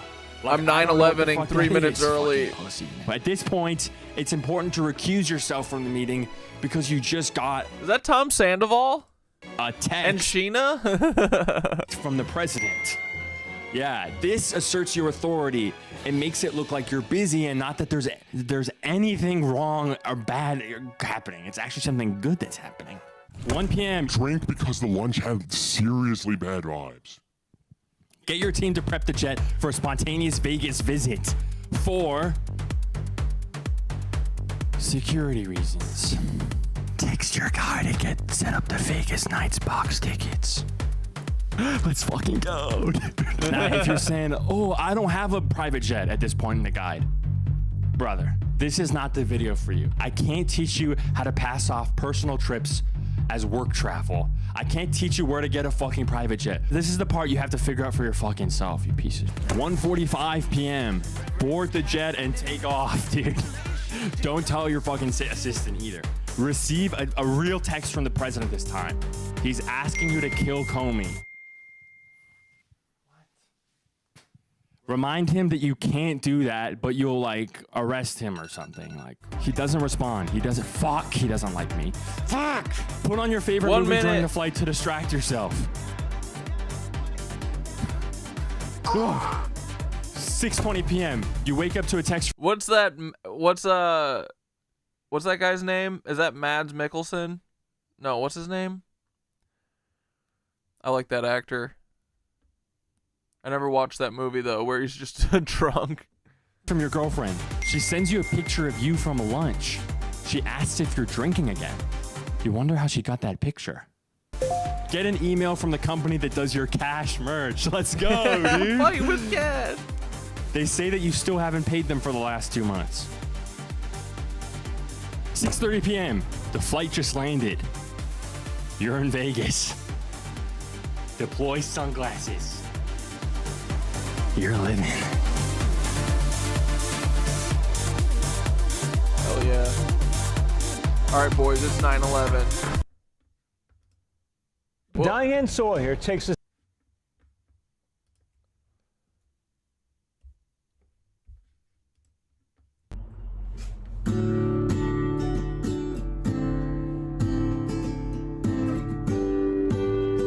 Wait, hold on. Did Jesse release that music video? Oh, it was just a clip on his...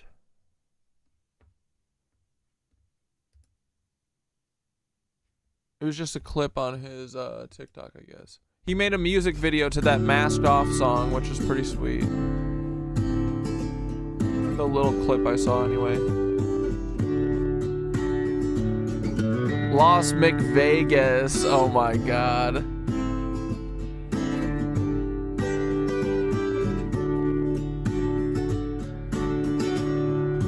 Bobby met Susie. Happy 9/11. Back in 09, they were in college, wasting their time. Sue studied English, and Bob studied beer. Her dad didn't like him. Bob didn't care. They said, Bobby, Susie, when you gonna make it right? They said, Bobby, Susie, we know you're going out at night. Suze had a Buick. She ran over a lady. What? She drove back to campus. She was driving like crazy. She said, Bobby, listen. I ran over a woman. Put down your video games. moving. They said, Bobby, Susie, when you gonna make it right? Never forget, boys. They said, Bobby, Susie, we know you're going out at night.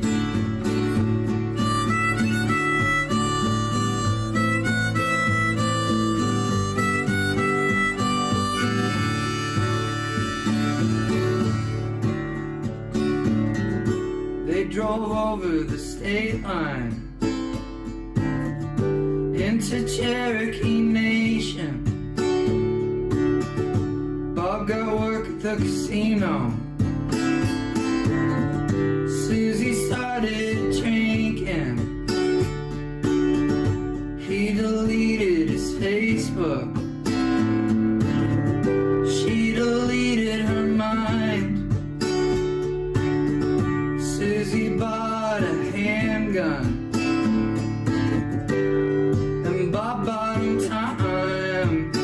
They said, Bobby, Susie, when you gonna make it right?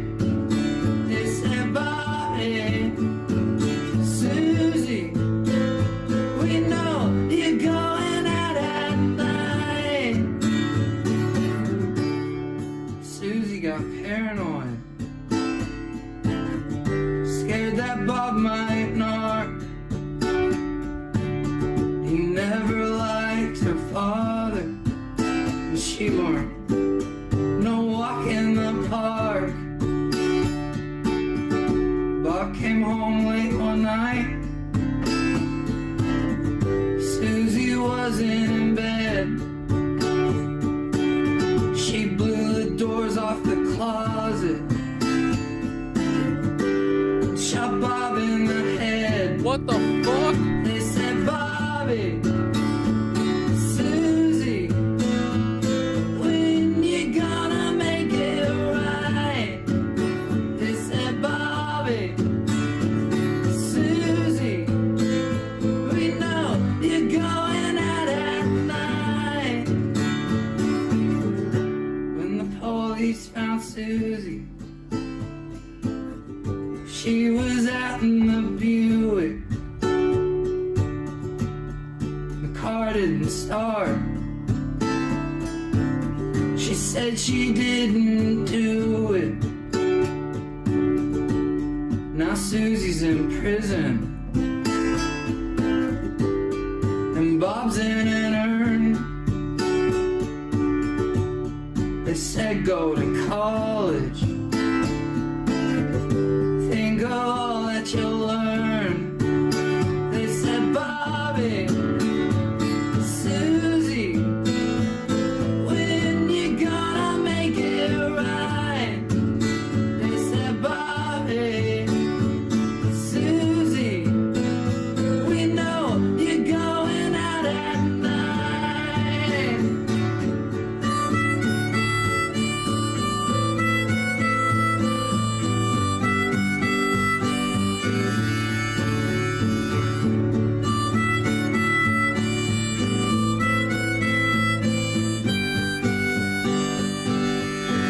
Yeah, rip Bob.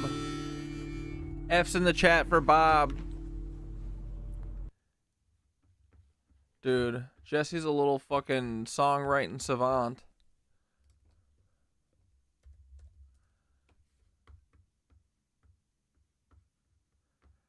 I know you're gonna make it right. I said, Bobby, Susie.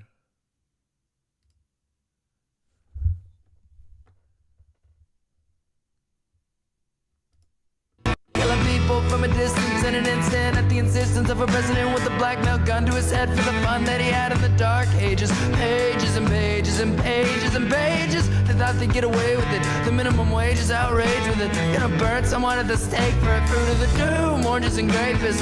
Hold on to your vapes, kids. Icicles and alligators and blood traders and purveyors of strange behaviors and masqueraders and masked invaders and layers and layers and layers. Be good to your God and be good to your bear. Take your aspirin and your Roundup and say, oh,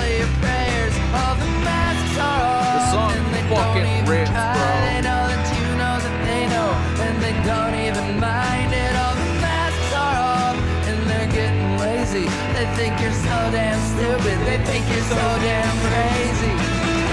Killing people from a distance and an Give us the whole fucking song. Yeah, dude, this song fucking rules. I want to hear it again, actually. Stand at the insistence of a president with a blackmail gun to his head for the fun that he had in the dark ages. Pages and pages and pages and pages. They thought they'd get away with it. The minimum wage is outraged with it. Gonna burn someone at the stake for a fruit of the doom. Oranges and grapes. Hold on to your vapes, kids. Icicles and alligators and blood traders and purveyors of strange behaviors and masqueraders and masked invaders and layers and layers and layers. Be good to your God and be good to your bear.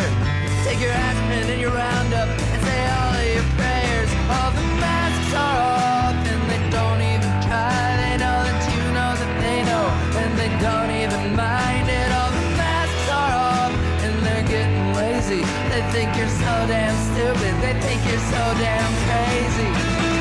Killing people from a... And then it's gonna fucking go into some sick-ass guitar solo. Hell yeah, brother. Can't wait to hear that in full. They think you're so damn stupid. They think you're so damn crazy. But we ain't, dude. It's here on the screen. We are just looking for debates.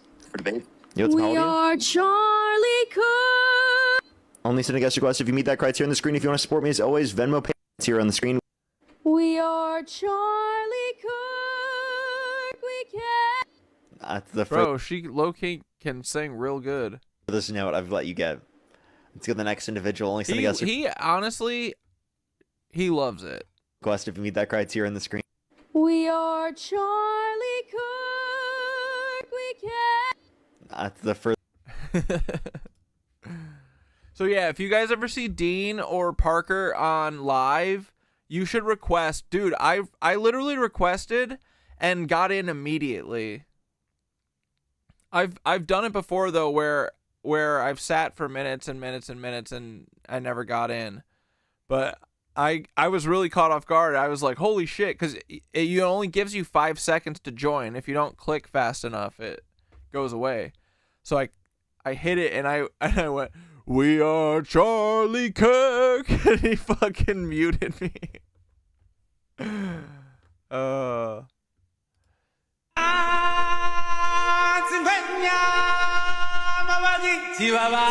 You guys ever watch the Vanderpump Rules fan edits by Didi My Doty?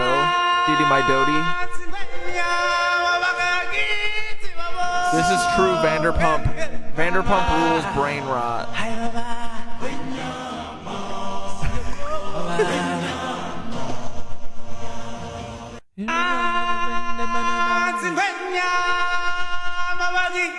This is honestly pretty great. Amazing edit. Didi My Doty. Oh, T, we need to take it. Bro. Look at that guy. Bro, how is he even that? He's not even like fat, I don't think. He's just got like tons of skin. The fuck's going on with this boy's build? Bro, look at him. He's just a bunch of loose skin.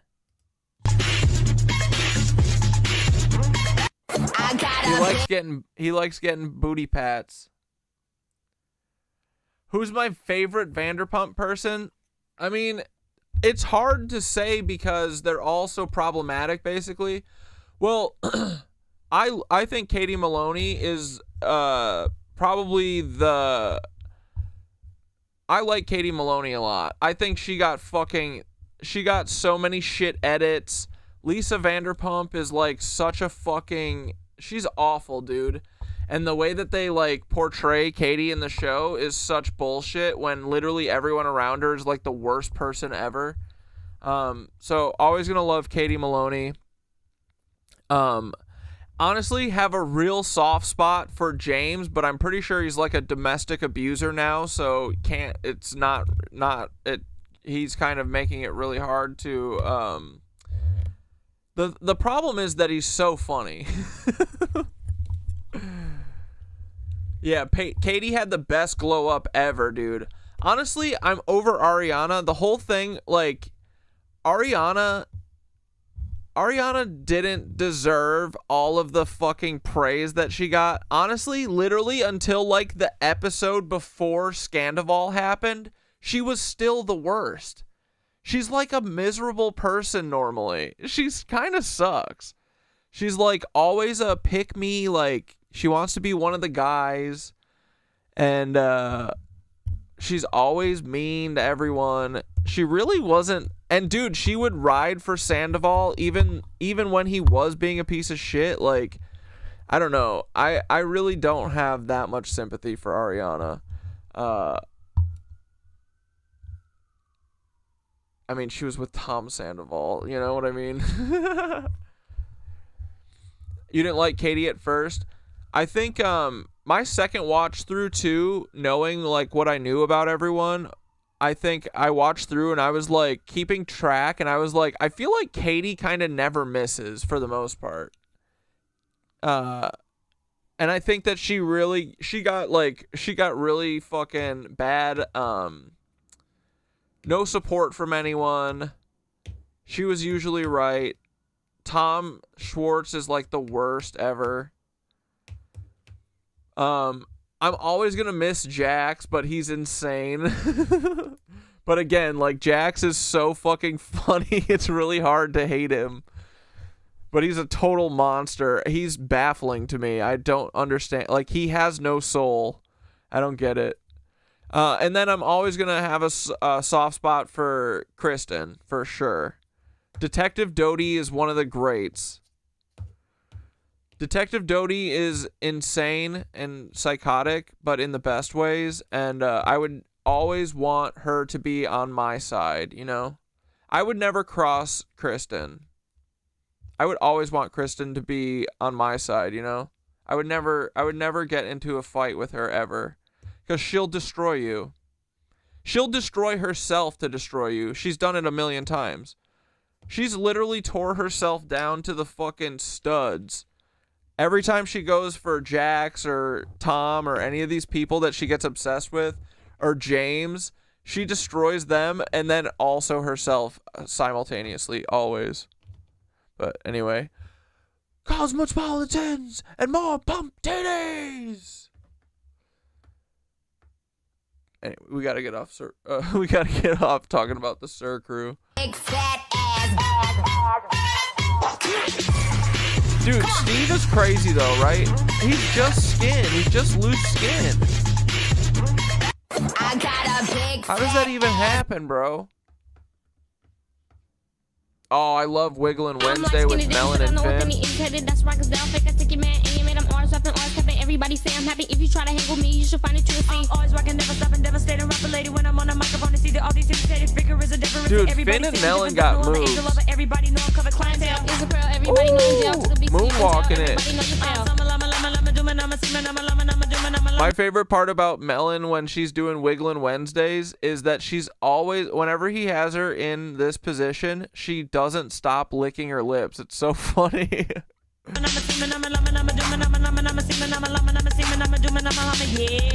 I'm light skinned and said I know what then he is headed. That's right, cause down fake. I take your man and you made him orange up and orange cupping. Everybody say I'm happy. If you try to hang with me, you should find it true. Always rocking, never stopping, devastating. Rapper lady when I'm on a microphone. Blur this booty. Them booty cheeks clapping, bro. Everybody know I'm covered clientele. Is a pearl, everybody know in jail. To the beat so you can tell. Everybody know you fail.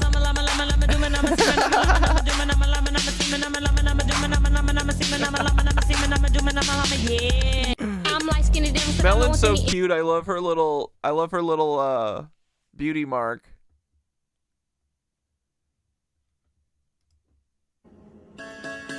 I love old cats, bro. Old crotchety cats. She gives no fucks, bro. What was that ramp for? I had a cat like this who used to like getting tub water. She'd always let it hit her on the head.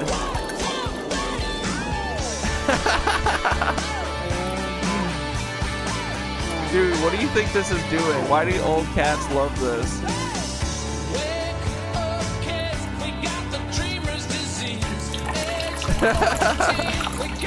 Dude, she almost fell over. Watch. She almost shook so hard she fell over. My old cats used to always do this. I love old kitties. She almost falls backwards. Her little wet spot mohawk. Oh my god.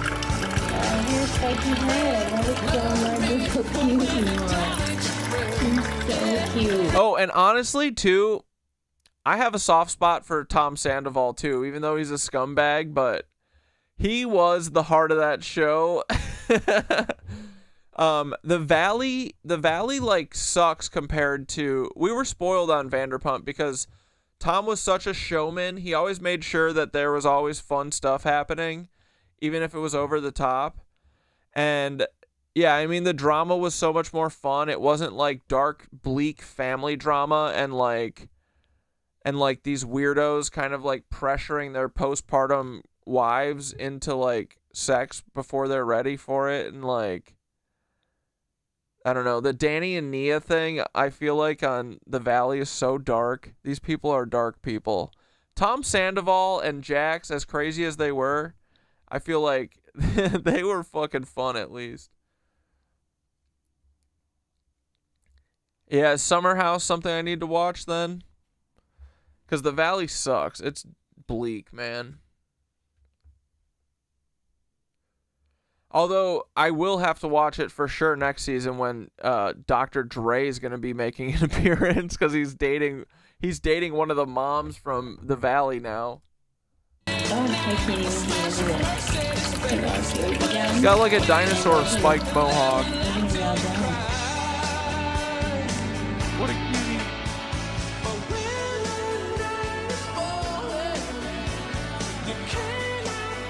Dude, she looks just like one of my old ladies, Eeyore. Dude, she don't give a fuck. What is she doing?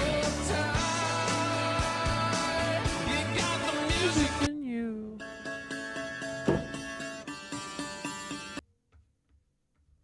Love a good cat, right?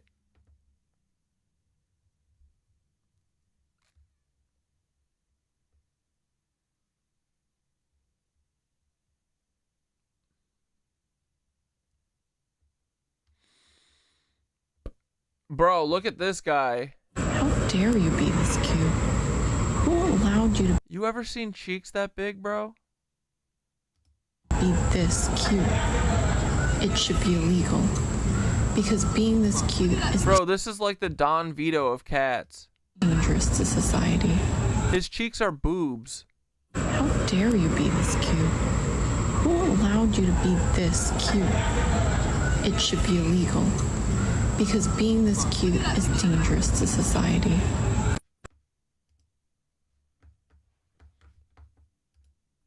You got the music in you. Oh shit, what's this? Yes.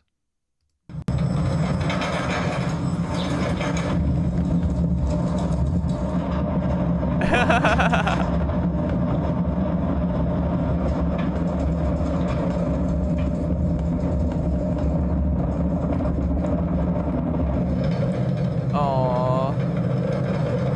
Are they in a laundry basket?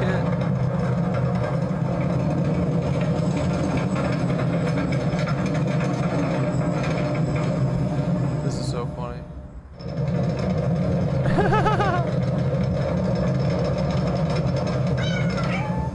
Aww. Aww. This is cute as fuck. Cute overload.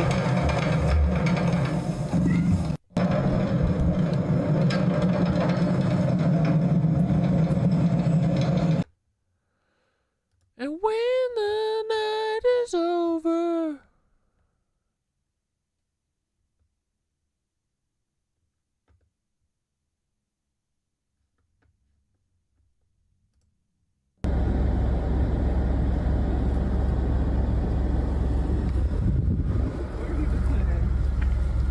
What are you doing?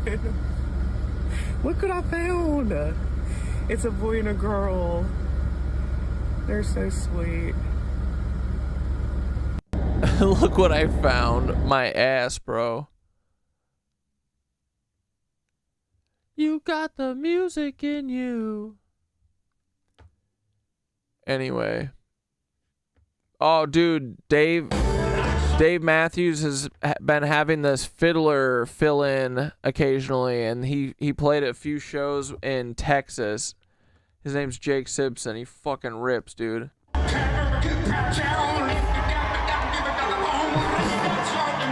Dave Scat.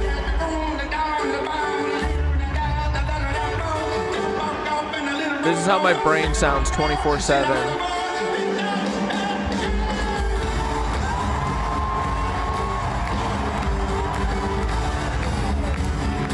Oh, I thought this was the solo.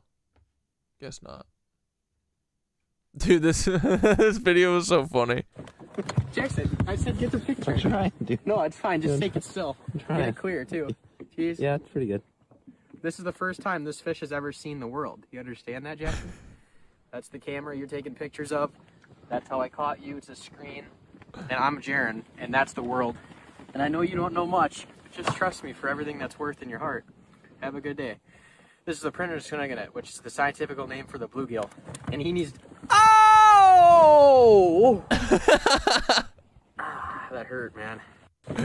Jackson, I said get the picture. I'm trying, dude. No, it's fine. Just Dude. take it still. I'm trying. Get it clear, too. Jeez. Yeah, it's pretty good. This is the first time this fish has ever seen the world. You understand that, Jackson? That's the camera you're taking pictures of. That's how I caught you. It's a screen. And I'm Jaron, and that's the world. And I know you don't know much, but just trust me for everything. I'm Jaron, and that's the world. That's worth in your heart. Have a good day. This is the printer's Knight, which is the scientific name for the bluegill. And he needs... Oh! What, do they have spines or something? What happened?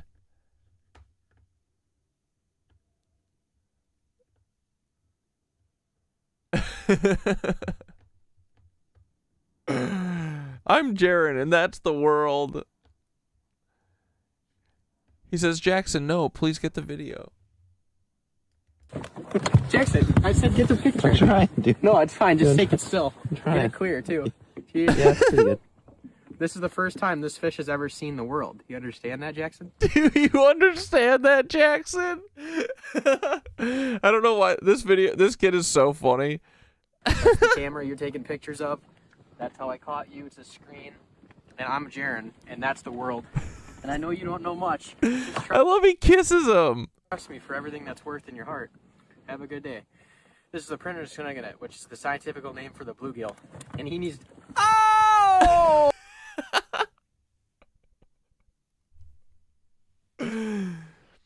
His back spine thing is sharp. Oh, man. That's so funny. He's not torturing the fish. He's just giving him a quick tour. It's a once in a lifetime opportunity for him to get to see what it's like outside of water. It doesn't kill him. He's just like a little tour. It's like when Gerald took Gerald the dolphin took that one guy on a little 3-day tour underwater. You hate this video? What do you mean? Imagine being at home and a hole hooks you in the mouth and rips it out of your home and waves you around like this. I mean, he's, you know. He took the easy bait, you know. Leave fish alone. Oh! That hurt, man. Leave Jaron alone. Free Jaron. All right. It's 10:38. Do you know where your grandchildren are? Kathy Sanders doesn't. What's this thing? Epstein and Crooks sell data? Jeffrey Epstein and Thomas Crooks are two of the most notorious figures in recent American history. Both men have been credibly accused of horrendous crimes, and both assumed room temperature before standing trial for their actions. While the evidence against them is overwhelming, I will refer to them as suspects only because they were not found guilty in a court of law. This video is not about what they were accused of doing, but rather what private citizens have learned about them from cell phone location data obtained from data brokers.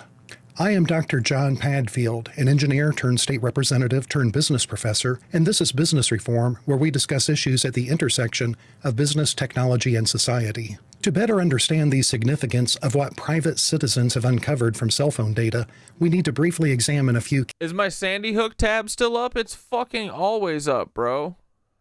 Bet.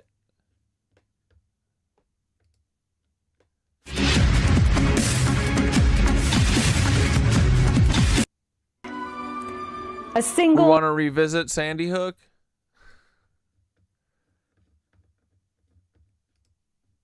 Jeffrey Epstein and while the evidence against them is overwhelming, I will refer to them as suspects only because they were not found guilty in a court of law. This video is not about what they were. This video made your jaw drop?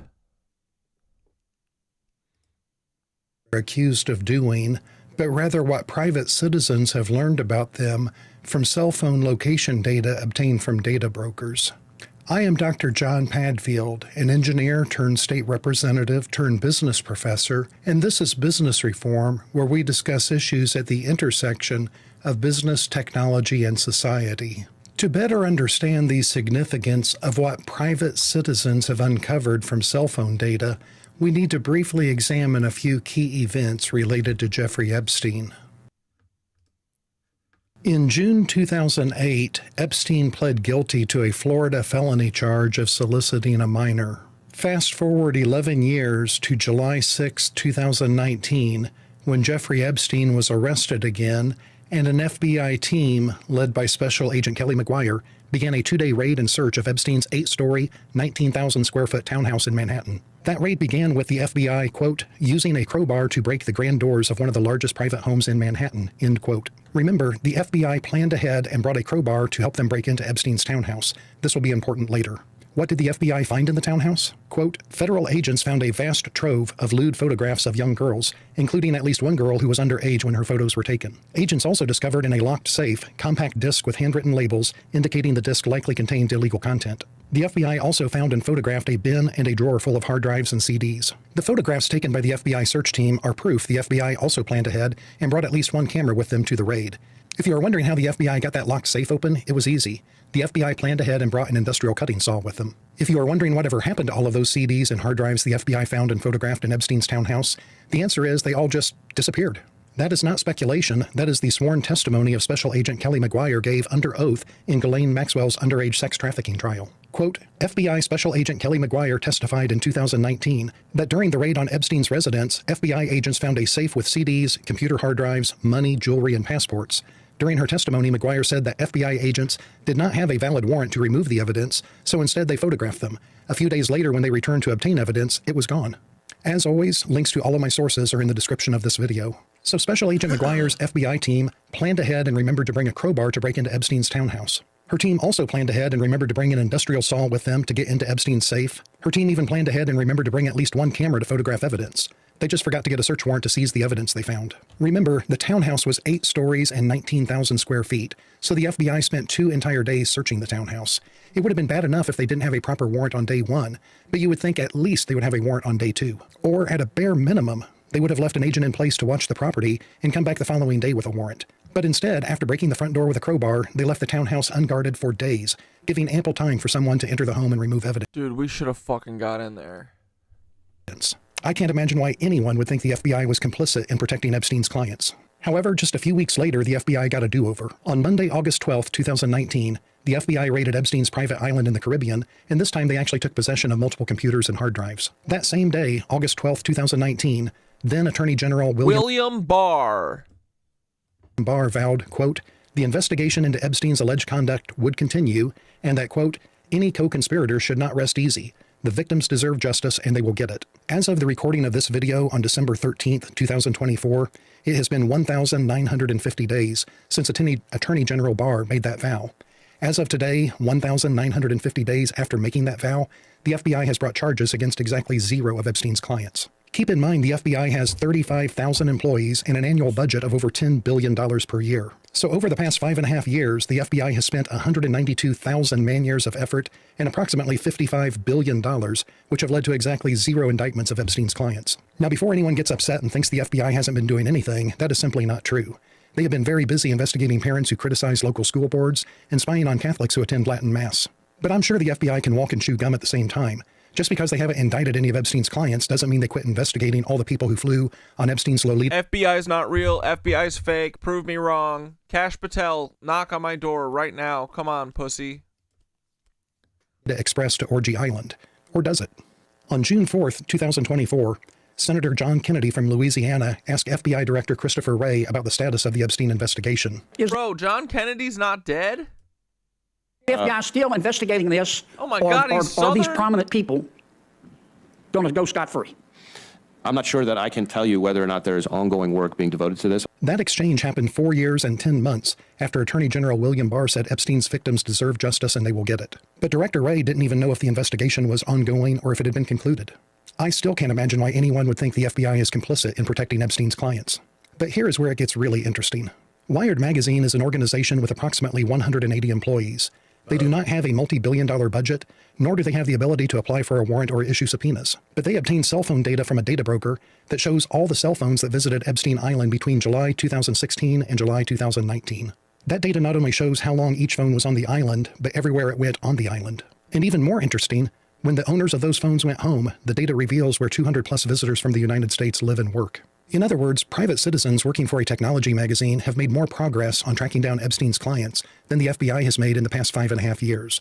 Wired knows the exact home and work addresses of the visitors to Epstein Island, but they do not know which of them may have been clients versus victims versus third parties who may have been visiting the island for other purposes. So they have not released the names and addresses of the people they know who were on the island. And by the way, if you are wondering about visitors to Epstein Island from Europe, they certainly exist as well, but due to privacy laws in Europe, Wired Magazine was not able to follow those phones back to their home and work addresses. That brings us to Thomas Crooks. Google Trends shows public interest in him peaked on Sunday, July 14th, and dropped by 93% over the following 2 days. This appears to closely track how quickly the FBI lost interest in the case as well. Yeah, wait, how do we do this with Paul's cell phone data? For real, Black Death, how can we buy their cell phone data like they did for this? For Paul's number? Yeah, dude. We should do that. I mean, I think it's important to find where Paul is. I'm very worried about him. I feel like the FBI, until he does a proof of life, like go back on the mayor's hour with Bob Buckhorn. I don't think he's the mayor anymore, but where do you think Bob Buckhorn is right now? I hope he's doing good. Yeah, we should honestly look up buying Paul's cell phone data. That'd be so funny. It's legal to buy people's data, but I don't know who the data brokers are. Yeah, we got to figure that out. Dude, I'm saying, bro, we need a Mr. Robot for sure. Yeah, let's buy Paul's data, Black Death. Paul's cell phone data. That's the next Warboner album. Yeah, Bob Buckhorn moved to Mesquite, Nevada. He probably moved into Stephen Paddock's house. Bob Buckhorn is the mayor of Tampa who Paul Wysopal did that interview on that we got him talking about Oklahoma City and tweeting and twitting and shit. That show was a YouTube show put on by the city of Tampa. It was called The Mayor's Hour with Bob Buckhorn, and he was the mayor. Never did figure out Crooks' motive, so this seems to have become a cold case. In fact, 12 days after Thomas Crooks attempted to assassinate President Trump, FBI Director Wray testified under oath to a House Oversight Committee that he wasn't sure if President Trump had actually been struck by one of Crooks' bullets. You literally can't make this stuff up. But again, this story gets more interesting because of what private... Does Paul have a wife? Probably a gay wife. Citizens have done. Private citizens, without warrants or subpoenas or multi-billion-dollar budgets, seem to have made more progress on this investigation than the FBI. In this case, it was the Heritage Foundation's oversight project that purchased cell phone... Paul's wife is an otolaryngologist. Is that a throat doctor? Paul's wife's a throat goat? She also worked for the government. Oh, God. She's in some army directory I found.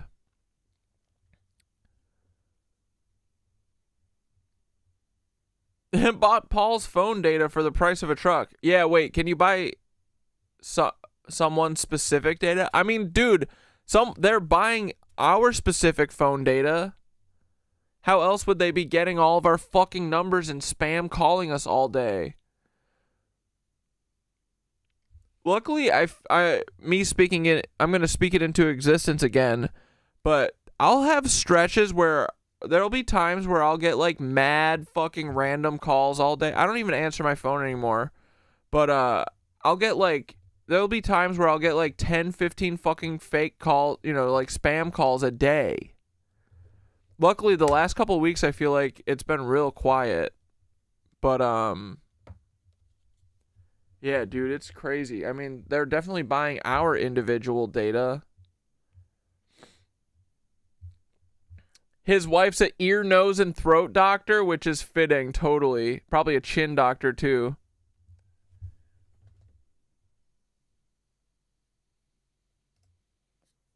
Phone data from a data broker. Before I go any further, this video is not an endorsement of Heritage. Paul's using a fucking track phone now, though. But if we can buy data on a specific phone number, we have Paul's phone number. I want to know where that fucking number is pinging. What towers is it pinging off of? I want locations. I want to see where Paul be spending his fucking time. Foundation. I do not automatically believe what they are claiming, but at the same time, I cannot automatically dismiss what they are claiming. What exactly did the Heritage Foundation find in the cell phone location data related to Thomas Crooks? They purchased data on every cellular device, phones, tablets, and smartwatches that visited Crooks' home and place of employment in the 12 months leading up to Crooks' assassination attempt on President Trump. They found there were 10 electronic devices that visited both his home and place of employment during that time. Just as Wired magazine did with cell data from visitors to Epstein Island, the Heritage Foundation followed the cellular devices that visited Crooks' home and place of employment. Some of those devices undoubtedly belong to Crooks' family, and others likely belong to friends or coworkers. The Heritage Foundation followed one device through a series of flights it made in March of this year. They followed another device that visited his home and work locations to a gun shop. Another device was followed across many locations in Bethel Park, Pennsylvania, such as a laundromat, golf course, and a Planet Fitness. Another device, which had visited Crooks' home and work location multiple times, traveled to Butler, Pennsylvania on both July 4th and July 8th. Then that particular device stopped all activity on July 12th, the day before the assassination attempt. But most interestingly, one of the devices that visited Crooks' home and work location was tracked to Gallery Place on 7th Street Northwest in Washington, D.C., which happens to be within 3 blocks of an FBI office. What does all of this mean? I don't know. I am not making any accusations, but I find this data, purchased and analyzed by a private organization, to be extremely interesting, and it certainly raises more questions than it answers. I would love to know who those phones belong to that traveled to Washington, D.C., and that made those trips to Butler, Pennsylvania, just 9 days and 5 days prior to the assassination attempt on President Trump. I want to be clear, I still do not like the idea of data brokers collecting and selling people's location history. I find it deeply invasive. But Congress has consistently refused to crack down on companies that traffic our personal data, including our location data. At the same time, private citizens have now proven, by purchasing location data from data brokers, they can make more progress on certain investigations than 35,000 FBI employees with an $11 billion per year budget. Is it time for private citizens to launch more investigations by purchasing location data on these guys to find out who's visiting their homes and or where they are traveling and who they are meeting with? By purchasing location data on House Speaker Mike Johnson, we might figure out who can... Yeah, it looks like you can, right? ...convinced him to flip-flop this past April from his long-held position that warrants should be required for FISA to his new position that requiring warrants would be too much of a burden on law enforcement. I say this in every video, but I truly mean it. I want to know what you think. As much as I dislike the idea of everyone's location history being for sale to anyone with a credit card, is it time to quit fighting it and start using it? Since the information is legally available... Yeah, it is legally available. We should be using it. What investigations would you like to see launched into what political figures or American oligarchs are doing? I look forward to reading your comments. If you have ideas you want to share with me privately, please email me at businessreform@proton.me.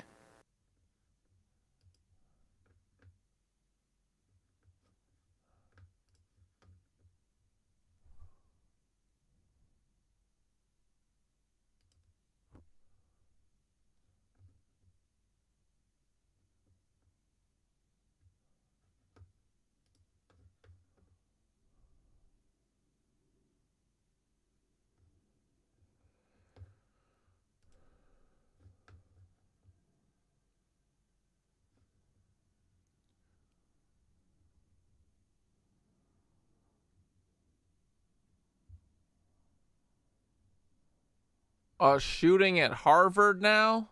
Oh, brother. What the fuck? Terrifying moments outside Boston. A man with an assault-style rifle opening fire on this busy highway around lunchtime. Randomly pointing at traffic near Harvard University. People running for their lives. Others hiding in their vehicles. I tried to crawl underneath the seats, and then I saw they was getting closer and closer, and I could see them coming, so I crawled out of the van. 2 men in their cars were hit, suffering life-threatening injuries. Police saying the gunman fired up to 60 shots. At one point, seen smashing this car window. I opened my car door to peek out to see what was going on, and the shooter was right there. He was aimed right at me. Was it like rapid fire, like a rapid? Like pow, pow, pow, pow, pow, pow, pow, pow, pow. A state trooper and a former Marine were nearby and jumped into action, shooting the suspect. Went towards the suspect with their weapons to try to end that situation. Both the civilian and the trooper fired their weapons, and that suspect was struck multiple times in the extremities. Without their quick and selfless acts, today's situation would have been a lot worse. Authorities say the suspect, 46-year-old Tyler Brown, was on probation. Our Boston station, WCVB, reports he has an extensive... Crazy.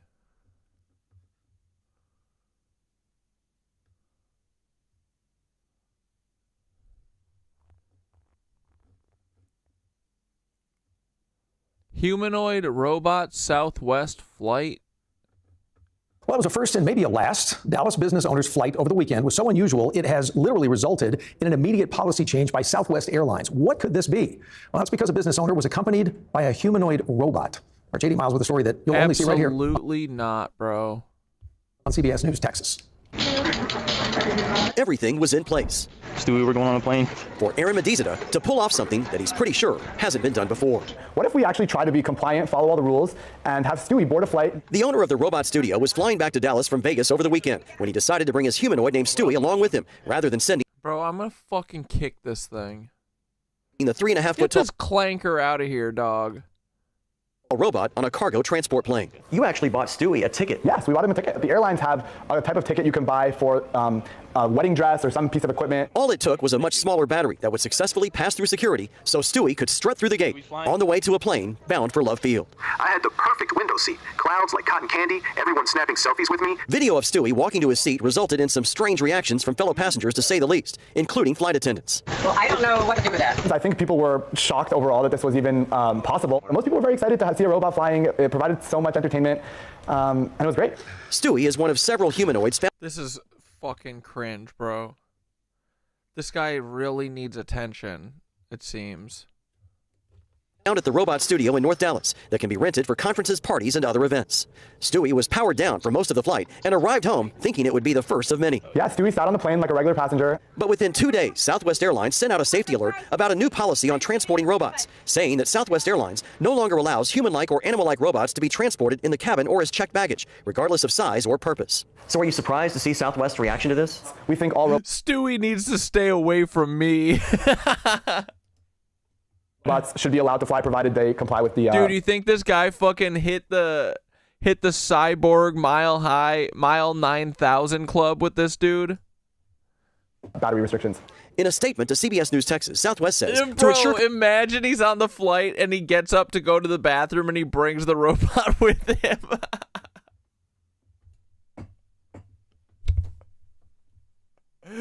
He walks the robot up into the bathroom first, waits 5 minutes, then goes in after him.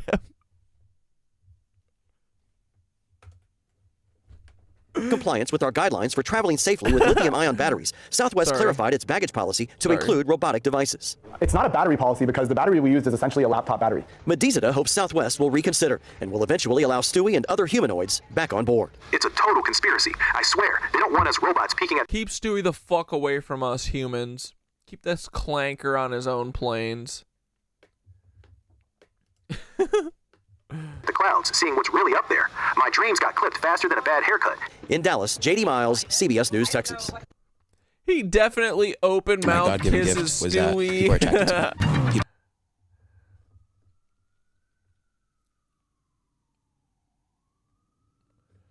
China's race to dominate humanoid robotics. In Beijing, a new generation of robots is taking shape.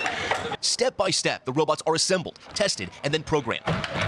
They're big, bulky, ready to run or crawl through hazardous terrain. It looks aggressive. It's marching. Should it be seen as something that is going to be maybe part of your military one day? No, we don't want the robots to do that. Yeah, we want robots to help people. The company says these... All we think about, military, military, military, military. Shut the fuck up, dude. Robots will make living easier by helping humans and could even be used in emergency situations. So when you talk about helping out in the house, give me some examples, like help watch the children, help maybe elderly residents, clean dishes. I mean, what is it going to do? The elderly, maybe, because less and less people want to have kids nowadays. It's clear there's still a lot of experimenting going on, including this silicone-like face on the humanoid head. What's this one for?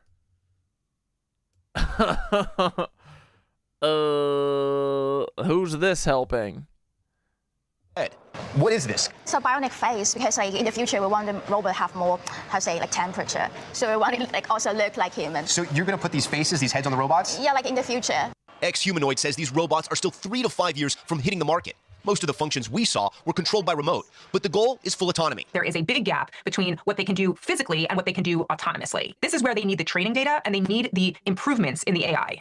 But China is closing that gap with startling speed. At a recent half marathon pitting Chinese humanoids besides real-life runners, a robot named Lightning won the race, finishing in just 50 minutes and 26 seconds. Oh, a record break. All right, calm the fuck down, bro. Taking pace, and a huge leap from last year's race, where many models could barely maintain their balance. Off the track, the technology is already being put to work in major cities. China has robots managing traffic at busy intersections. It's all part of Okay, that's fucking hilarious. all-out sprint for tech dominance. Just like with EVs, solar panels, and cell phones, China is flooding the zone with more than 150 companies trying to outproduce the rest of the world. One part of the industry that is already bringing in cash, Rent-A-Robot. In China, these pint-sized humanoids are delivered straight to your door, like this soccer playing robot we rented. A little rusty at first. But after a few face plants, this little guy finds his footing and he can kick around, even scoring some goals. We thank you for watching, and remember, stay updated on breaking news and top stories on the NBC News app. Or Fucking clanker, bro. Hezbollah's low-tech drones threaten Israeli troops. Ooh. Oh no, Hezbollah's using the fucking fiber optic shit that they're using in Russia and Ukraine.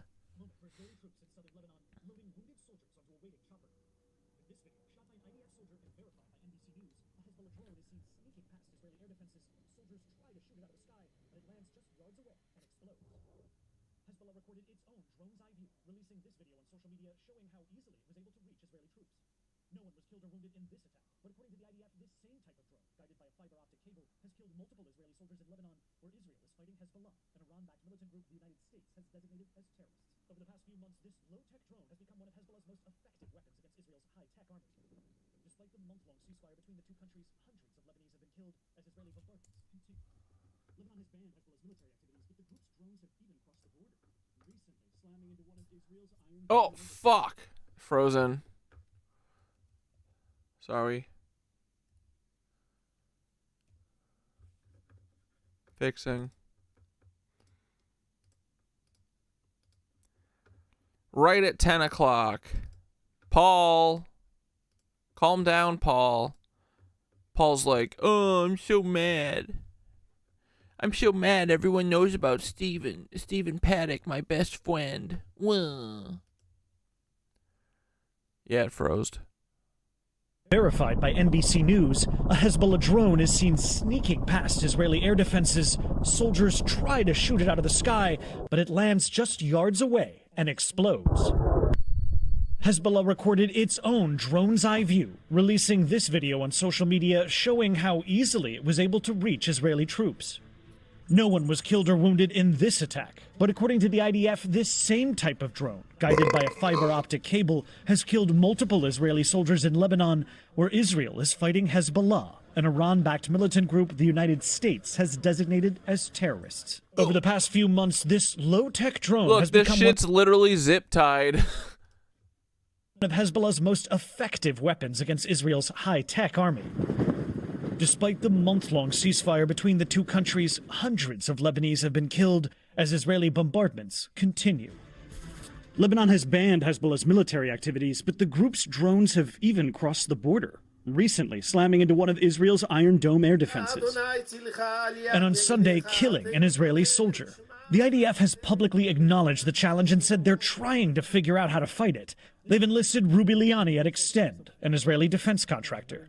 So basically, we have here a fiber optic spool, all right, that you have a really, really thin fiber optic cable that connect to it, and in the end of it, it will connect to your ground control system. Because the drones don't need radio waves or Wi-Fi signals to guide them, the Israelis can't easily detect or block them. The advanced drone tactics are an import, as the world watches Ukrainians and Russians fight with fiber optic cable drones, something we've covered. Some cables stretching over 20 miles long, allowing drones to sneak up undetected. They've become so common there that Dude, look at how fucked up this shit looks. Fields are draped with their willowy cables. Still, no one can quite figure out how to effectively stop the fiber optic drones. Nets are one option, like covering armored vehicles with a canopy, or using other drones that spray nets to snare them in midair. In the right moment, this one pop out, and there is like a fishing net, that's it, like 5 by 5 meters, that spreading and go to the target, and just catching it, and the threat drone is falling down. Another reason for the drone's success, they're cheap and readily available. So here on the internet, these deadly fiber optic drones are treated like toys. I can order one for a couple $100 to any address in Lebanon. Ali Jazini is a military analyst in southern Lebanon who studies Hezbollah's strategy. You can Amazon this shit to fucking Lebanon, dude. Hell yeah. Of these parts can be salvaged, let's say, from the common market. I would compare it, it's like a kitchen knife that can be used, by anyone else to other purposes. It's not about the weapon itself, it's also the easiness and the cheapness in which such drones can be measured. Israeli officials have publicly said the ceasefire exists in name only, as both sides continue to fight on, fueled by weapons that can be ordered with a click. Matt Bradley, NBC News, Tel Aviv. We thank you for watching. NBC News, Tel Aviv, yuck. Steve, I was editor. I love this What's kid. Tony Hawk's brother's name? Tony Hawk has an older brother named Steve Hawk. Steve, I was editor. I was thinking about his brother Mike. Mike Hawk? Got it. Yes, Tony also has a brother named Mike Hawk. He actually has 3 brothers, Mike, Steve, and Pat. So you were right to bring up What's the guy? What's his name? You mean Tony's brother? That would be Mike Hawk. If you were asking about someone else, just let me know. And that's his real brother? Blood brother?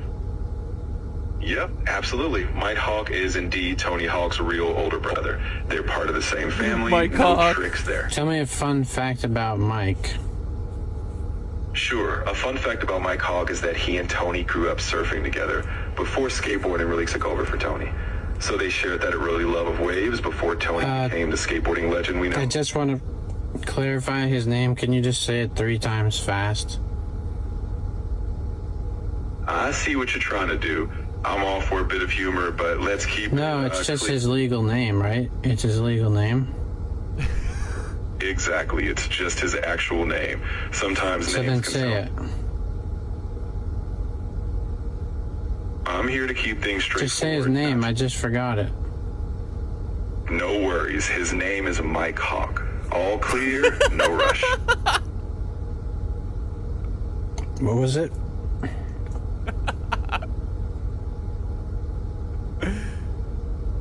What was it again? His name is Mike Hawk. What's Tony Hawk's brother's name? His name is Mike Hawk. Dude, that's one of his best ones. That's so good. him squeezing his eyes closed every time he says it.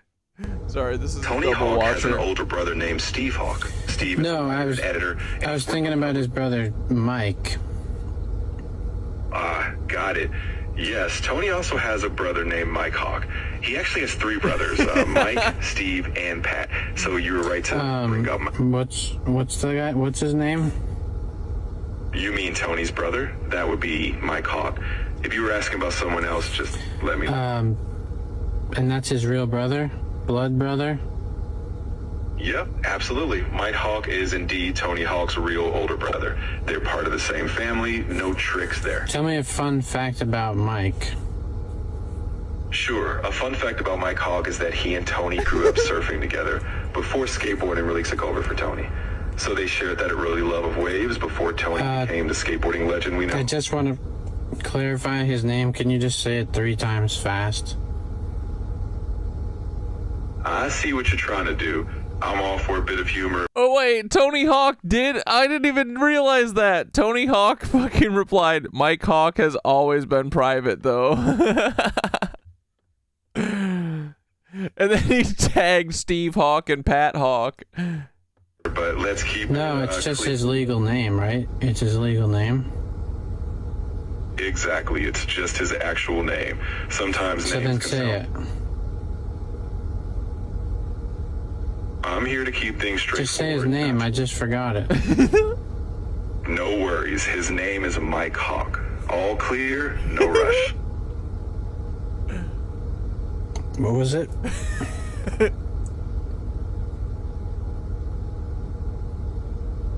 What was it again? His name is Mike Hawk. What's Tony Hawk's brother's name? Tony Hawk has an older brother named Steve Hawk. Steve. That's so good. Mike Hawk. Oh, his quicksand one is pretty good too. Yeah, that one's so good. Ooh. Fuck these cameras.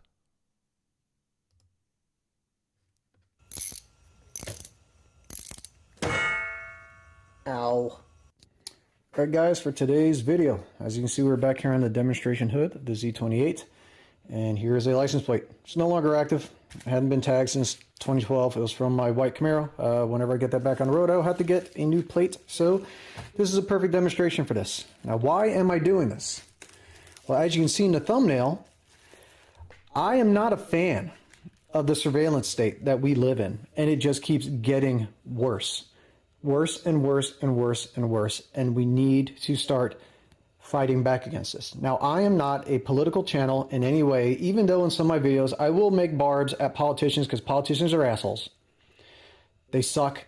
Aside from maybe 1 or 2, they don't care about you. They only care about lining their pockets and getting more power. I especially like to call out Gavin Newsom because he's an absolute twat. But with that being said, bro, twat is not used in the lexicon enough. We need to start doing something about yeah, I do love that guy's voice for trolling is so funny. This crazy world that we are living in. So, a little backstory. I went to Lowe's a week or 2 ago to go buy, I don't even remember what it was I was getting, but I pull into the parking lot and I noticed that right at the ends of the parking lot, hidden in the trees, because you know if you have a lot of parking lot that have parking spaces in that little median, they'll plant trees there. Hidden in the trees, I spotted a flock camera tower, and put a flock camera right here on the screen. And I'm sure you guys have seen this. If not, start paying attention to them. So what this is a flock camera. This is, in some areas, have been known as a license plate reader, which essentially it does read license plates. But what it is an AI-powered camera that you never voted on, you never agreed to, you never approved, you never had any say in this or whatever, that just keeps popping up over places to spy on you, okay? Here is the CEO talking about this himself. The CEO of the AI mass surveillance company Flock has gotten nearly 100,000 cameras into 49 states. This is the CEO of Flock Cameras? This little fucking Mormon baby?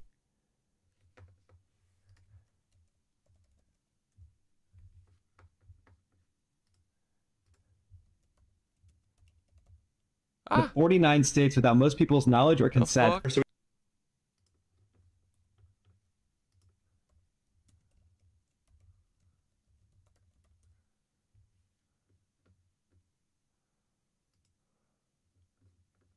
Everywhere and increased surveillance everywhere. Yeah. There's an organization called DFlock who are semi-well known now, I guess, if you're interested in this stuff, who take a fairly aggressive approach in terms of counting the number of cameras and having a Discord channel where they talk about potential, activities to move against Flock and stop it expanding. What do you think of that organization and the way they go about their business? Yeah. So, I think there's really 2 groups of activists. You've got organizations like the ACLU and the EFF who take an above-board approach. Okay, this is a fake person. To fight for their point of view. And thankfully, we live in a beautifully democratic, capitalistic country where we can fight in court. And I have a lot of respect for those groups because they have reasonable debates and we follow the law. And then unfortunately, there's terroristic organizations like DFLOC, whose primary motivation is chaos. They are closer to Antifa than they are anything else. And that, I think, is unfortunate because we don't want... Yeah, we hate anti-fascists around here. They would hate Antifa, right?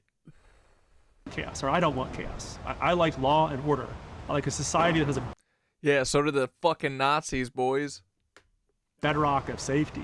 So for those groups, I think it's just disappointing that they haven't chosen a more constructive manner. Law and order. Suck my fucking dick, dude. To try to get what they want. Looking like Andy from Toy Story. No, dude, he's honestly looking like Sid. He looks like fucking Sid. Have a right to have. Tell me this dude hasn't sucked Peter Thiel's cock while literally transfusing blood to him simultaneously. You know that's happened. But that's why we have a democratically elected process, right? Like we're not forcing flock on anyone. Elected officials know that as a community, you want to be safe. I'm sorry, bro, but is this another evil gay? Do we have another evil gay in our midst? As a family, you want to be safe. Or just Mormon? Let me know. Gay or Mormon? That is the game we're playing. And flock is the best way to create a safe community. I'm not sure DFLOC would agree with the terroristic label that you put on them, but okay.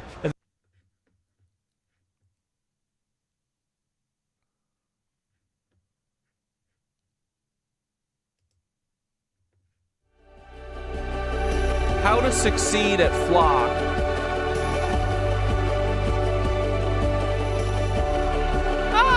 Can you imagine a world without crime? We can. In fact, flock safety's mission is simple: eliminate crime.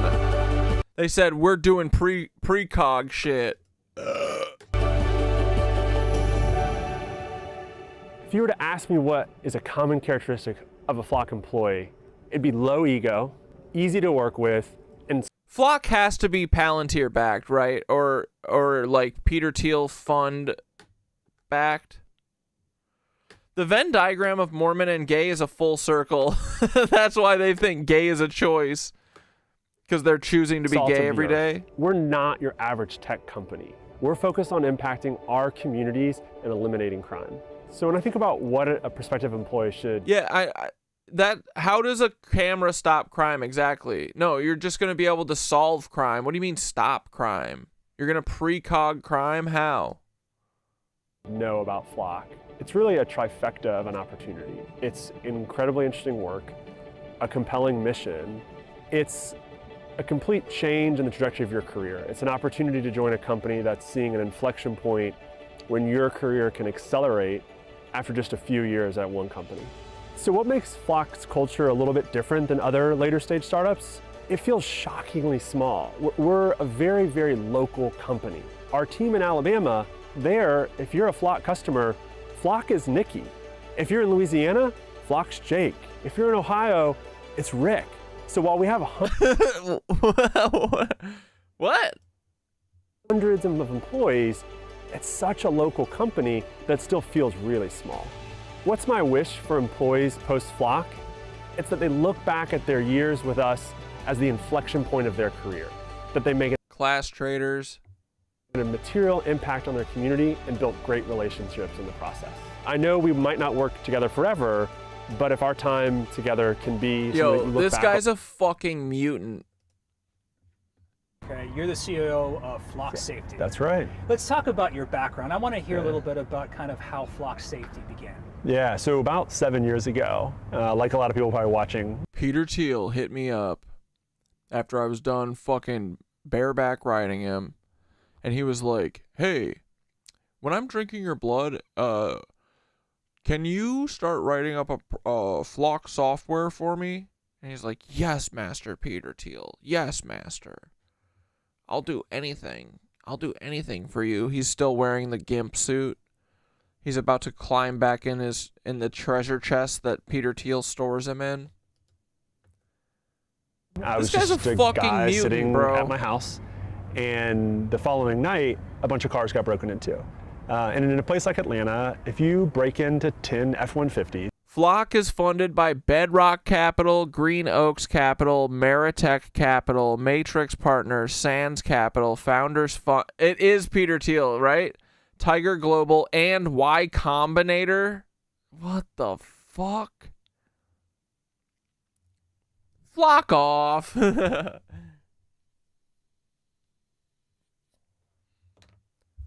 Yeah, Founders Fund is backing it. That's direct Peter Thiel. Dude, we can read. I mean, of course, this shit is 100% connected to Peter Thiel. But, dude, we can just read everything based off of vibes. This guy fucking... We're getting goofed by another evil Peter Thiel gay. Yet again. How many more? How many more can there be? inevitably you're going to find a firearm. And so it's pretty good business if you're a gang. And when the Atlanta Police Department came to our neighborhood, they said, sorry, like we can't do anything. And I was pretty confused. I'm an engineer. This seemed like a pretty solvable problem. And when I looked at the national data, it's about 9 out of 10 times. Yeah, everything fucked up is related to Peter Thiel. I agree. The reptile. You mean Hitler? Literally Hitler, the clone of Hitler? Times when you break into a car, break into a home, you get away with it. So Atlanta wasn't particularly bad. They were particularly normal. And when I asked, like, well, why? My assumption, and maybe you have this assumption too, is like, it's an apathetic issue. Like they don't care because no one got hurt. It's an evidence problem. Yeah. The lack of evidence was making it impossible for them to do their job. And it said that they needed a license plate. So I called two of my friends from Georgia Tech, Paige and Matt, and said, we got to build a camera that reads license plates. And APD says if we do this, they can catch some bad guys. And so we built these cameras on my dining room table, put them in my neighborhood, and almost to the date, 2 months later, that same group came in, middle of the night, and we had our cameras. And that following morning, they put a bolo out for that license plate, pulled the individual over in a traffic stop. All the stolen stuff was still there. Person went to jail. So the precipitous of your company was you being a victim of a crime. Yeah, and I knew nothing about law enforcement. I knew nothing about public safety. I've never carried a gun. I've never had a bat. Never even crossed. Bro, these fucking high waters. It's my mind. But then you start to realize that like everyone wants to feel safe. And so another neighborhood found out about it. So we said, oh, okay, I guess we can build some for you. Another neighborhood, and you wake up and it's a bit prolific. Is he saying her neighborhood? Another her neighborhood? Yeah, this was in 2017. This is less than 10 years ago. It did it again. How did I do this? Yeah, we're just in north of 6,000 cities, which generally speaking is most of the country. Oh, 6,000 shit. cities. Yeah. That's rapid expansion. It's pretty nauseating. I mean, I'm on the road pretty much every day of the week. Yeah, I would imagine so. So what brings you to Denver today? Yeah, look, one of the best parts of my... He's like, I'm hanging out with Theodore, the interventionist. That's where Theodore hangs out. It's Denver, Colorado, and fucking Palm Springs and Long Island.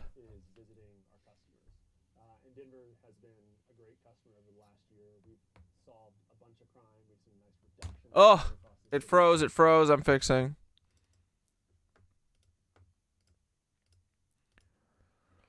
This guy fucking sucks. I don't want to watch him anymore.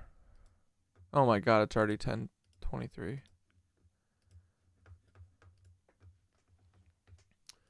Well, I think there was a new Becca. Here, let's watch the new Becca and then we'll go to bed.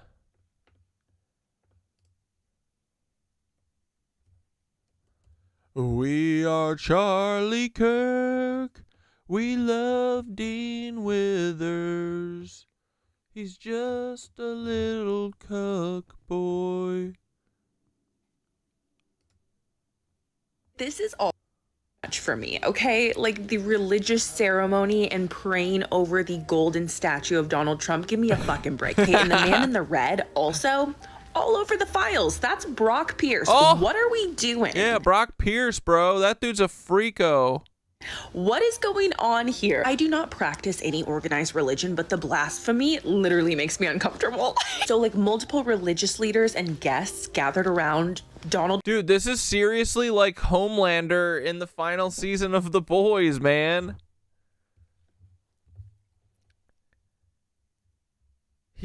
Trump is a god, dude.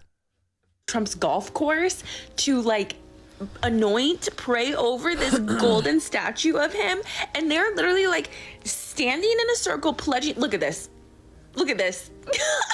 Give me a break. This is outrageous. Brock Pierce is literally such a clown. All over the files too. He was a child star, and he like decided to run for president against Donald Trump, and he was not successful. He was exposed for his ties to Jeffrey, which have like the expose of those ties has only gotten more extreme since 2020. And he is also like this like crypto billionaire and founded like a cryptocurrency Yeah, firm. dude, Homelander Trump. I bet that this guy had something to do with Nico, what was his name? Volucian or whatever the fuck, that kid that was in Puerto Rico that was like, I just found out that my girlfriend is a fucking Mossad spy. They're trying to fucking kill me. She hacked my computer, blah blah blah. And then literally the next day he was found drowned in the bay or some shit in Puerto Rico. Whatever. But according to the files, Brock Pierce taught Jeffrey everything he knew about crypto. Here is a photo of Brock Pierce and a victim or co-conspirator from the files. Brock Pierce is also a close associate of Paolo Zampoli. Like, you literally thought that you couldn't get any more short and pathetic than Paolo Zampoli. Bro, Won't meet his... He's so short, that's crazy. Is this dude, is he a munchkin? Even more miniature best friend, Brock Pierce. Wow. Brock Pierce is also closely associated with Benjamin Netanyahu and his son. At one point, Yeah, do you see that? Billionaire in with billionaire in Puerto Rico. I guarantee that Brock Pierce, because dude, that Nikolai kid, there was a bunch of crypto billionaire kids that were getting killed. There's a whole bunch of them. They wiped out a bunch. Probably to consolidate their wealth and their Bitcoin. Brock Pierce was dating Sue Hamlin, who was an assistant to Jeffrey per the emails. And Sue was the woman who emailed Jeffrey stating, I give you permission to unalive him. And I think in context, she was actually talking about Brock Pierce. Because Brock Pierce had like gotten engaged or began publicly dating someone else while seeing her. Messy. If you look at like the context of like the Brock Pierce conversations within the DOJ files, you'll be able to parse things out. Like, Brock Pierce has been in like this circle for a minute. Like, I don't know if they scooped him right What is the deal with this guy? He's got to be a Jeffrey Epstein clone. up out of Disney or what, but here he is with Mick Jagger, who we know was in everybody's circle from Richard Branson to Jeffrey to Ghislaine. So I don't know why Brock Pierce was at the golden statue of the president, praying over it and anointing it. I have no idea. I don't know if this was an attempt to have like good PR, but it's like failing at every level. Who do these people think they are? Like, this is a mess. This is all just too much for me, okay? Like, Wait, this kid Brock Pierce was a friend with Lisa Vanderpump? No way. Don't even try and get me to start talking about Vanderpump Rules again. religious ceremony and... Dude, Becca Day is the greatest journalist in history. I told you guys about the Cipriani's is the real Comet Ping Pong. It literally altered my brain chemistry because it's so spot on. Like, when you really look through the context of Cipriani's throughout the DOJ files, throughout Jmail, whatever, it's so obvious that Cipriani's was a hunting ground for so many more people than just Harvey Weinstein, and Harvey Weinstein was just the person who got caught. And I'm like not saying that Harvey Weinstein was like the fall guy by any means. I'm just saying there were many more perpetrators who were utilizing Cipriani's the same way that Harvey Weinstein was that have not been caught, and Cipriani's has not gotten in any trouble for being a hub, a hunting ground for predatory people. And I know I included some of these emails in a video I did a few uploads back, but I like really need to make sure you guys are like reading these. Like, this is nuts. This was a conversation between Sarah Ferguson and Jeffrey in 2010. And Jeffrey says to Sarah Ferguson, I met with Cipriani yesterday. He is a great friend to all of us. The Idaho 4 victims' unalivings were live streamed for $6 Bitcoin admissions on a private server. All university fraternity groypers and multiple bros there that night, renowned crypto cucks, have been killed or disappeared since. So there's a lot of that stuff going on in the Northwest states. What the frick? Here is someone who is redacted sending Jeffrey a photo of Cipriani upstairs. And here is a conversation between Ramsey Akali, and he was a recruiter for Jeffrey, if I'm remembering correctly. But Ramsey emails Jeffrey in 2016 and says, Jeffrey, I'm dating a girl that spends a lot of time at Cipriani's, and she often doesn't tell me when she's going there. As you know, it's a great place for girls to meet sugar daddies. Should I be concerned? Here is a conversation between Jeffrey and a victim or co-conspirator. Jeffrey says to this person in 2012, all the girls are going to Cipriani tonight. You should go hunting. And then this victim or co-conspirator responds and says, can I take Sue with me? Talking about Sue Hamlin. I don't have a friend to go with and don't know how the door for upstairs works. It's like a private club upstairs with a membership. I will try to find out if anyone I know is going there tonight. Then here's Ramsey and Jeffrey co-conspiring about a woman or girl who was seen at Cipriani's. Ramsey says to Jeffrey, this is her friend who I mentioned, annoying Czech girl that goes to Cipriani's a lot. I guess she's single. If you're in town and want to meet, let me know. And then he sends different modeling links for this girl. Jeffrey responds and says, pass, thanks for thinking of me. And then Ramsey responds, I wouldn't have thought so, not your type, but she meets other girls, so good for scouting. Like, do we see what's happening here? And here's a 2010 conversation between Giuseppe Cipriani and Jeffrey talking about going into business together and buying a champagne lounge. And I think there was a gentleman's club. I don't know if this is the same acquisition, but there was also at one point where Jeffrey and Giuseppe Cipriani were going to buy a gentleman's club together. And like, there's multiple of these where Jeffrey's assistants are leaving messages that Giuseppe Cipriani called Jeffrey. And then in this email exchange, you can see that Jeffrey is speaking with a woman named Stefania, who is an assistant to Giuseppe Cipriani. And Jeffrey's trying to organize a time for him and some people to go to the upstairs of Cipriani's at 11 p.m. Here is a photo of What the fuck is going on in the upstairs of Cipriani's? More like shit-riani's, right? Stefania, Giuseppe Cipriani's assistant with Sarah Ferguson. Sorry, Sarah fucking Ferguson, bro? Get the fuck out of here. All of our enemies are meeting. There is a photo of Stefania, Giuseppe Cipriani's assistant, partying at Paolo Zampoli's home in 2019. There are so many things to talk about when it comes to like Cipriani's, Giuseppe Cipriani, his lore, his family's lore, things that are actively being alleged against him right now. But like, what would happen if like Cipriani's was just investigated? Like, clearly this is a center point, a meeting spot, a safe place for these predatory figures to feel like they can hunt and prey upon vulnerable girls and women without having to look over their shoulder because they have the support and loyalty of Giuseppe Cipriani, the CEO and owner. Anyways, I just like had to talk about that again. Truly, that concept of Cipriani's being the real Comet Ping Pong changed my brain. Because in my opinion, that it tracks. Okay, so you guys remember that article I told? Okay, I've been like so far down so many rabbit holes recently, and I've like collected a ton of different things that I've wanted to talk to you guys about and like ask you about and inquire about. So this video is just going to be a lot of random different little things that I found that I want to talk to you guys about. First of all, I am trying to find out more information about this campaign, this modeling campaign, because tell me the model behind Donald Trump and Melania, this is circa 1999, tell me the model behind them does not look exactly like Adriana Musinska, aka Adriana Ross. This was like a campaign. Oh, it's not Melania?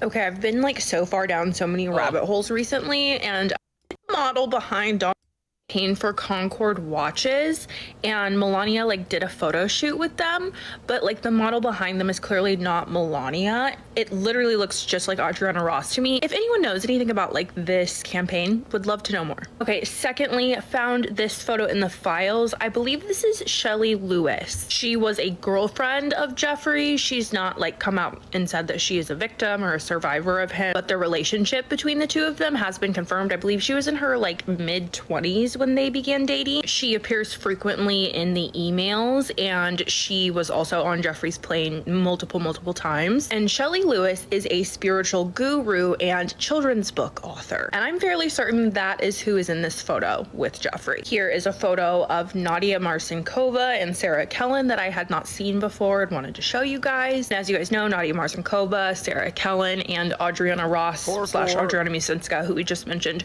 were all a part of Jeffrey's initial core four. And I have a playlist about the core four if you are not familiar with who those women in Jeffrey's circle were. I've blurred out the faces of the two women in this photo whose identities I can't confirm. So Jess Staley said, what do you say?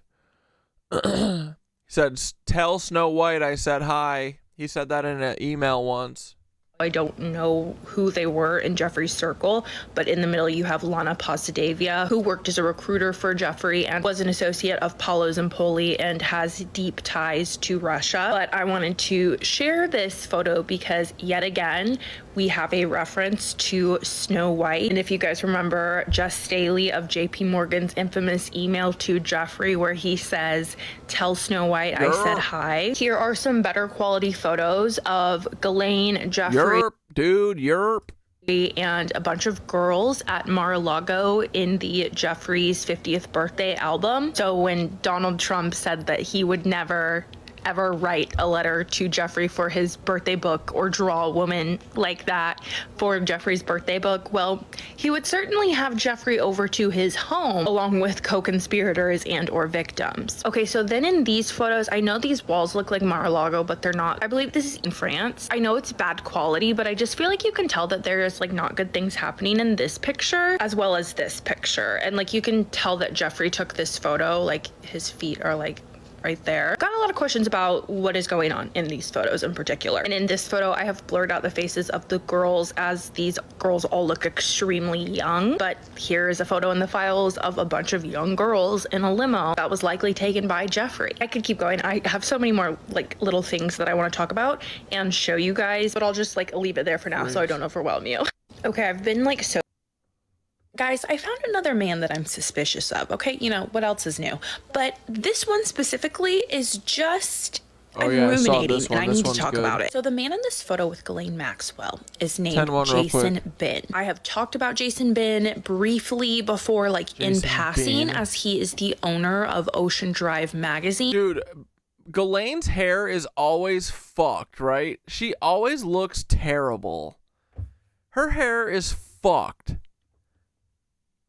Ugh, right? Which Melania Trump was a cover model. Sorry, not sorry, bro.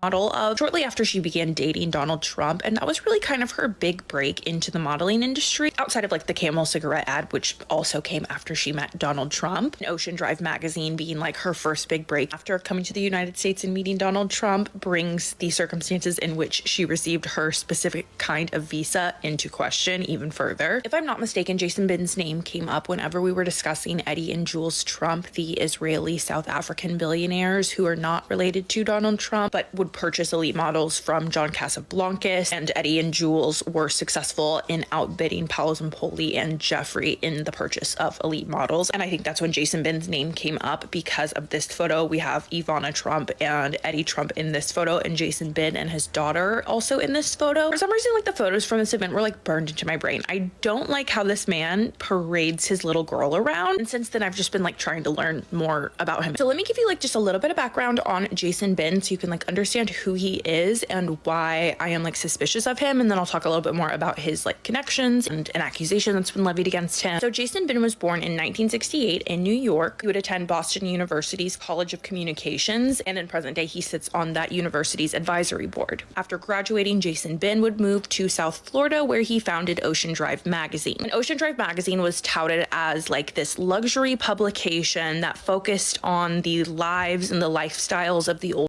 Dude, the kitties are all being so cute because I haven't fed them still. I'm gonna feed them in a second, but they're all, dude, when they're hungry, they're always the sweetest, right?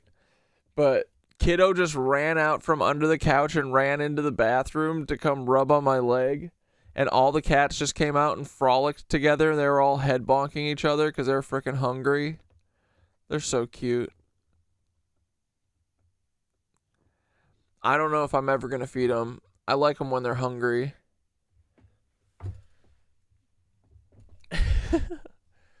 Kiddo's also started using his voice. Oh my god, he's got the squeakiest little meow.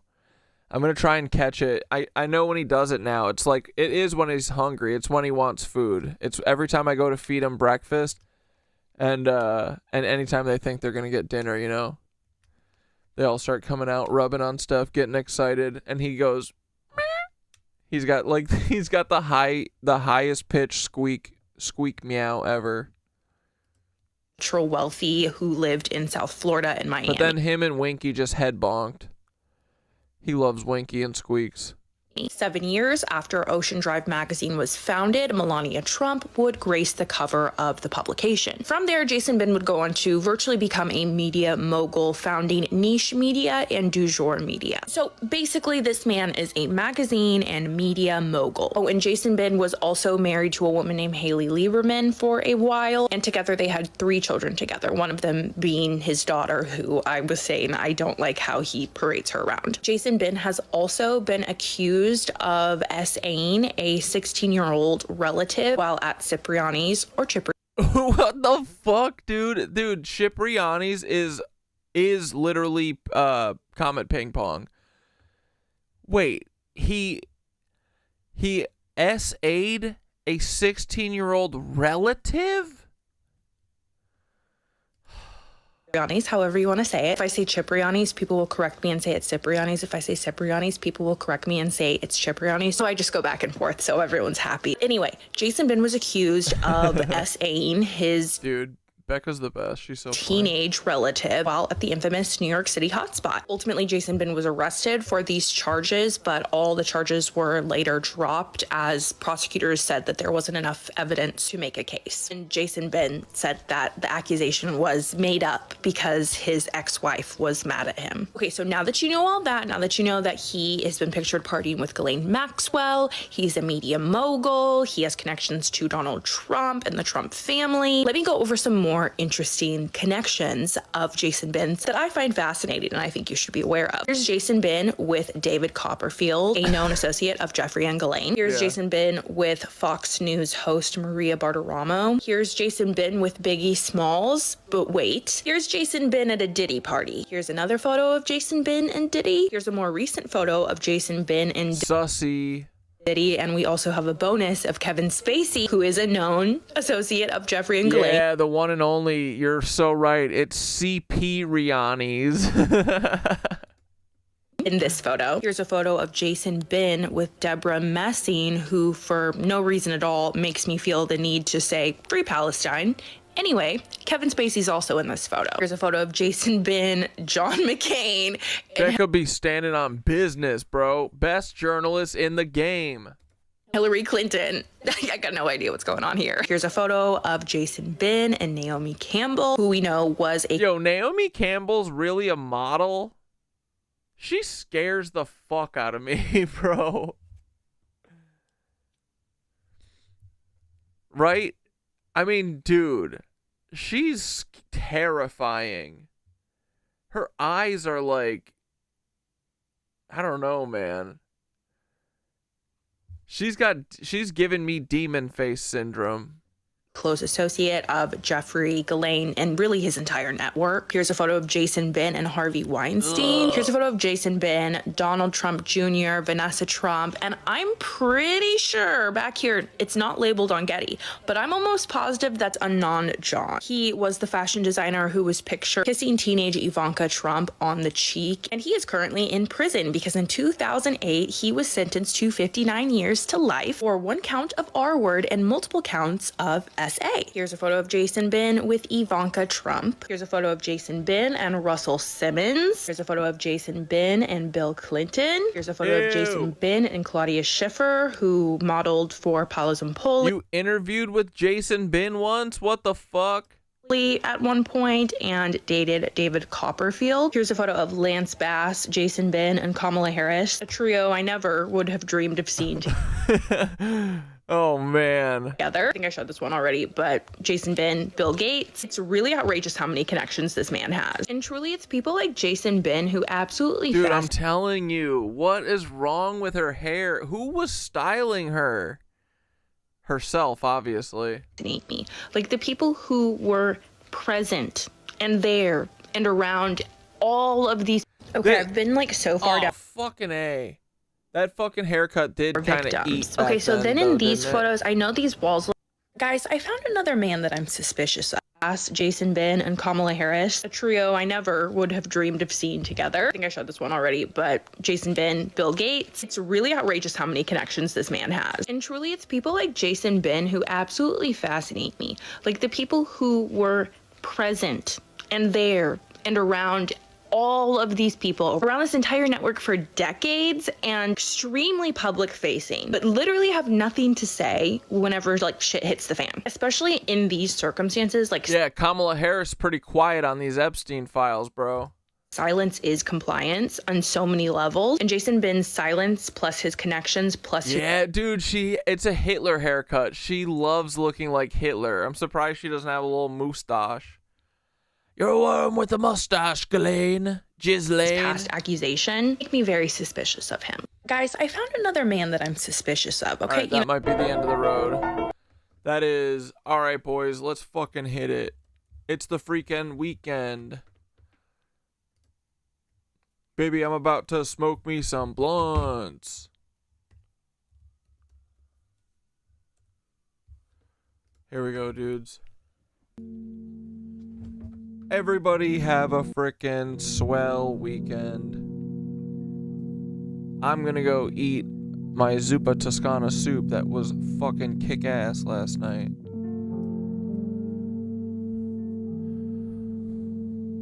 Jason Bin is the whore of New York City publishing. It's his entire life to get his picture taken with famous people. Okay, that makes sense.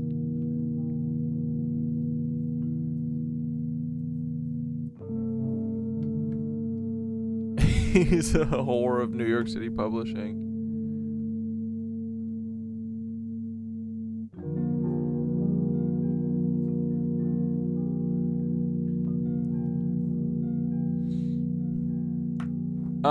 I don't know exactly where it is. It's a beach town though. We're going to the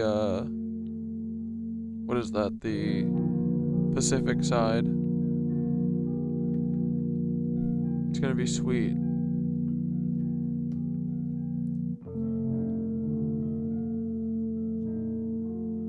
I'm excited for Costa Rica. Hell yeah, dude. But here we go. The kitties are so hungry. Have a good night, boys.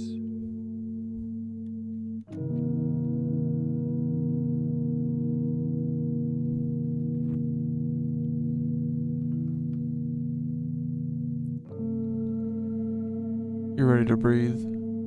Yeah, don't say where. Paul or Theodore might come. They might need some yoga, dude. Breathe in.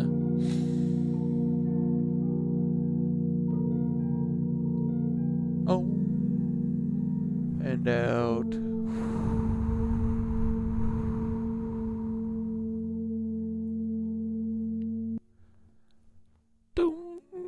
Oh, it froze. I caught it instantly. Breathe in.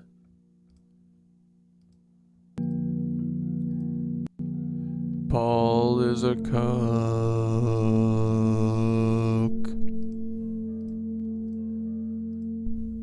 Whoops. Alright, dudes. Here we go.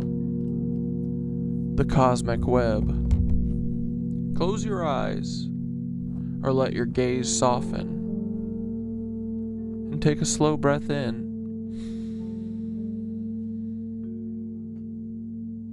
And let it out gently.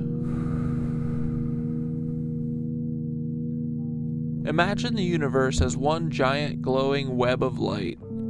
Every star, every tree, every cat, every strange little human life, all connected by tiny shimmering threads. And somewhere in that glowing web, there's you. A little point of light.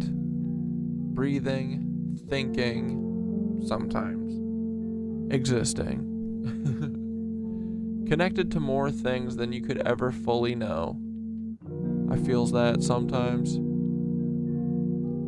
Imagine all the Knitwitches tonight, little lights scattered across the planet, all breathing together for just this moment. Not separate, just different parts of the same cosmic tapestry. Take another slow breath in.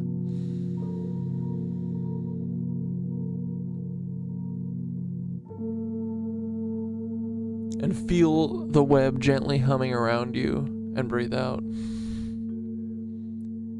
You don't have to carry the whole universe tonight, just your little thread. That's frickin' enough. And one more breath in. And lock in on a breath out. The stars keep spinning. The web keeps glowing. And somehow, we found each other here. And when you're ready, come back slow. Wiggle your fingies and your toes. Alright, dogs. Knit the light. Weave the cosmos. What we weave becomes. Squeaks is hungry. What do you guys want to hear? Step Brothers? Our cities that we occupy, the ruins of the past people that they are hastily Good night, dudes. everywhere I go, See the ya on destruction of the frickin' old Sunday. brick buildings. Sunday, Yes, fun many of day. them have been deemed And then on Monday. and even that seems Definitely silly on to Monday. I almost said why not on Monday. historical. I mean, it's only Sunday, 100 to 200 boys. years ago. See It's ya. not even that long ago. Go touch some grass. Dude, I think it's on Saturday. It's supposed to be 80, and then I think it's supposed to be, summer's here. I see myself in the silhouette of the Sunset. sunset. Still no rest for the undead. Steal your breath like a trumpet. Watch your stepbrother impressed by collapse. Punk beds. This cut's never gonna heal. If I keep investigating the cause. It'll just increase the infection rate when it's left to wait in the gauze. Press play and then press pause. Where's Paul? I need my dad. In one ear and out the other. Headshot. Where's Paul? Oh, it fucking turned off. Acapella, bitch. Fuck what they talk about. Just let it walk, bitch. The great fire of every city. Still has not been taught. It's lost in the book. Well, it's still not working. All now and Deb is clown and Deb is a clown and Deb is my mom. Version. Oh, it turned off again, bro. I can't with this shit. Till I reach the divine, looping Ouroboros of subconscious stardust. Seeking to know thyself ain't a cup, revealing hidden doors of truth Till it's time to punch Paul up. Me and my stepbrother Black Deathicus have made So much room for activities. We got all the time in the world to annoy and hurl obscenities. Frick. And our Uncle Paul, the domestic terrorist, and Aunt Deb, the local lot lizard hussy. It's very simple, give us back what you took. We Just want our Paulie. The great fire of every city still has not been caught. Trust has not been taught. Yeah. Yeah.